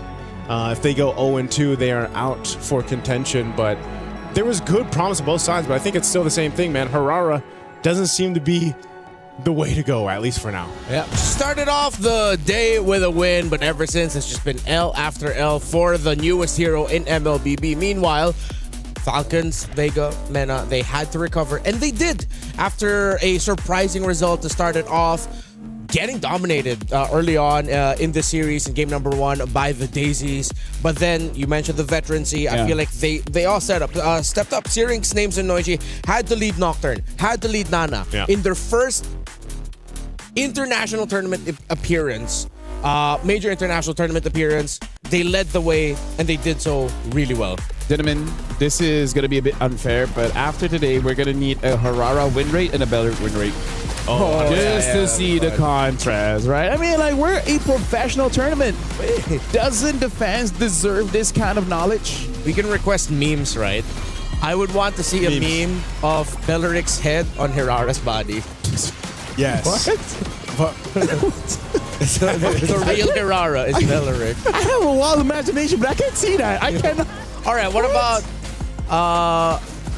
No, it has to be Belleric's face and Hirara's body. I'm okay. I'm not saying it's a bad idea. I'm just saying it's a long day for me. Okay, for you? Hey. It's been a long day for him too, man. Oh, that's true. For all I had of to us. cast 2 best of 3s, okay? For all of us. And he was it's a long day for all of us. That's true. That's true. Yeah, but it's been a long... For some, it's longer than others. That's true. That's true. That's true. It's been a great day of MLBB action, and just when we thought we'd be seeing another surprise to end out the day, sometimes you just gotta go with like what's the usual results that we're used to, and it's Falcons Mena being able to get the win over a relatively younger team, and I want to say inexperienced, but a team that is, of course, here on their very first. They're going through growing pains right now. Yeah, growing pains. Yeah, both of them. Yeah, for sure. But it seems like Falcons Mena got to recover a little bit faster, while for the Daisies, at least it's happened. Yeah. At least you got to get a win. So you could at least go into the lower bracket portion and at least have a lot of things to be proud of, because you were able to get that win. You know that you can play really well with a dominating lineup that likes to bully. So why consider Hirara? No more Hirara. I'm good with Hirara. I want to see them with like snowball, aggression, fast pace. So like, right now it's like good news, bad news. Good news, you're not eliminated. Yeah. Bad news, you can never lose again. Yeah. That's true. That's true. That's the way to look at it. And maybe, I think maybe, I don't know, bring out the Ling, bring out something else. Yeah, their Ling was great. The Ling was great. The Ling was great. Well, to be fair, Falcons Mena started taking away the Freya after. That's true. That's true. Yeah. Because I feel like now that was back-to-back games losses for Hanabi, for Kiko. Yes, it was. Yes, it was. And I just feel like Hanabi, even when it was played by Quinn earlier today, it's like it was doing okay, but they won because it was a split push, right? And it was a decision for a team fight that happened before that. But Hanabi just hasn't been working in terms of like how long it takes for the Hanabi to build up to that power spike to actually be utilized in some of the team fights. And also, yes, Belric just seems to be the little thorn in the side of a lot of these heroes right now that have been tested in MWI so far. Because I feel like Hanabi wins, but they didn't win because of Hanabi. Yeah, right. That's It just so happened to be there. Yeah, it just so happened to be there, and I really feel like Hanabi's strength isn't actually the late game. Her strength is really just the laning phase because you just get good trades. Yeah. And then maybe in pushing. But again, that's the kind of gimmick that will eventually phase out. And the thing is, other heroes can do the same, but sometimes better. Yeah, you really have to build around the Hanabi, and then you make sure that it has a strong front line, which is what Team Rayong was able to do earlier. They paired it up with the glue in the roam, and they were able to hold down a strong front for it so that the Hanabi can just freely hit, which is why Quinn ended up with a really good KDA. I think close to 10 kills, less than 3 or 4 deaths, and a great handful of assists for her also. Because that's what we were saying in the draft. Like, in order for the Hanabi to most likely work, like, you need that certain condition, and which is like everyone's gonna protect her and give her the space where she can shine. And it just felt like, you know, in these matchups, this case from game 2 and 3, we didn't see that for Kiko. And it was a very different game for Kiko when she had the Freya in game 1. Well, we didn't. It's because I think I'm sorry to really keep pinning it on the Hirara. But poor Hirara. It feels like playing 4 against 5. Hey man, when Team Rayong won with a Hanabi earlier, their jungler wasn't Hirara, it was a Lancelot. Their roam was a glue. So that's a lot of space creation. And then Lancelot can be independent. While Hirara, sometimes you mentioned about the 2 different schools of thought of like when to play Hirara. I feel like that's like sometimes that could be a little bit of a decision overload. Yeah, of like, I agree. Do I wait? Do I go now? While Lancelot can just go. Yeah. He gets the dash resets anyway. Yeah. It's like he can be self-sufficient. Yeah. Yeah. It really does seem like Hirara right now is like when you pick it up, it's like a missed opportunity. Like it's a slot that could have been something else. Yeah. That whatever you wanted to do with Hirara could be achieved with a different hero, and either it's easier or just straight up better. Yeah. I wonder what we're missing though. Like why are or maybe it's a day one thing. Like why are teams, because we saw this in Wildcard too. Yeah. Why are teams really trying to make the Hirara work? Like is there something that just isn't clicking? I have an answer. What's the answer? It looks good in scrims, but somehow in stage it doesn't. Yeah, that's what I was saying. Like, is it just a scrim happen. thing? Yeah. There has been a lot of moments in MLBB history where in scrims it's good. Yeah, scrim results great. Whether it's a team, whether it's a hero, and then once you get onto the stage, for some reason something doesn't add up. I feel like it just needs something a little bit more. I agree, putting more damage on Hirara might push her too far ahead. Yeah. But something else has to change, because I've even seen some charitable, live streams of scrims where you win with the Hirara, but even your teammate is like, bro, could you get off that hero? Could you not play it? could you carry this time? Yeah. Huh, maybe they're just too demanding a pick. Maybe it's just such a I different think it's factor. fun. I think it's fun. Right? It's fun? It's fun. It just doesn't always gives you the win. I think it's fun, but you need the support. It's not a win condition to make it work. To be a win condition. It's not a win condition. I think that's just the baseline. It's not a win condition. Okay. It goes in as a distraction. This is going to be such a meta point discussion, like throughout not just MWI, but eventually MSC. We sound very smart, huh? Talking about this. Yes, sir. Yeah. Hopefully we get to talk to Stream A later on about how their Rara performed there. But before we move on, let's go on over to the stage with Leo for an interview with the winning team. Merci, gentlemen. We have here on stage one of the newer members of Team Falcons Vega Mena, their gold laner, Nocturne. Nocturne, congratulations. A 2-1 victory over Falcon Daisies. Very well deserved. It was a long match. The only 2-1 on Stream B. Your thoughts on the match? How was it? I think the game wasn't hard. It was easy for me. But I need to say something about first match. Of course. We didn't expect it, by the way. So we lost, but we know we will come back stronger. So we won. You reverse swept it. 1 game 2, 1 game 3. Yes, you mentioned we didn't lose our hope, Yep. You mentioned something to me. This is your very first offline tournament. Yes. Playing on stage with your new team. What was it like? Were you nervous when you first played? I was very exciting, but when I sit here, I was feeling very comfortable. Very good. It was good for me. Yeah, especially I saw that in game 3 when you played the Moskov. Flawless, perfect game. Now, question. Tomorrow, you'll be facing off against the winner of the match before you earlier, Galaxy Phoenix from Cambodia. You saw how they played. What do you think of your next match? I think they are good, but we are better. No?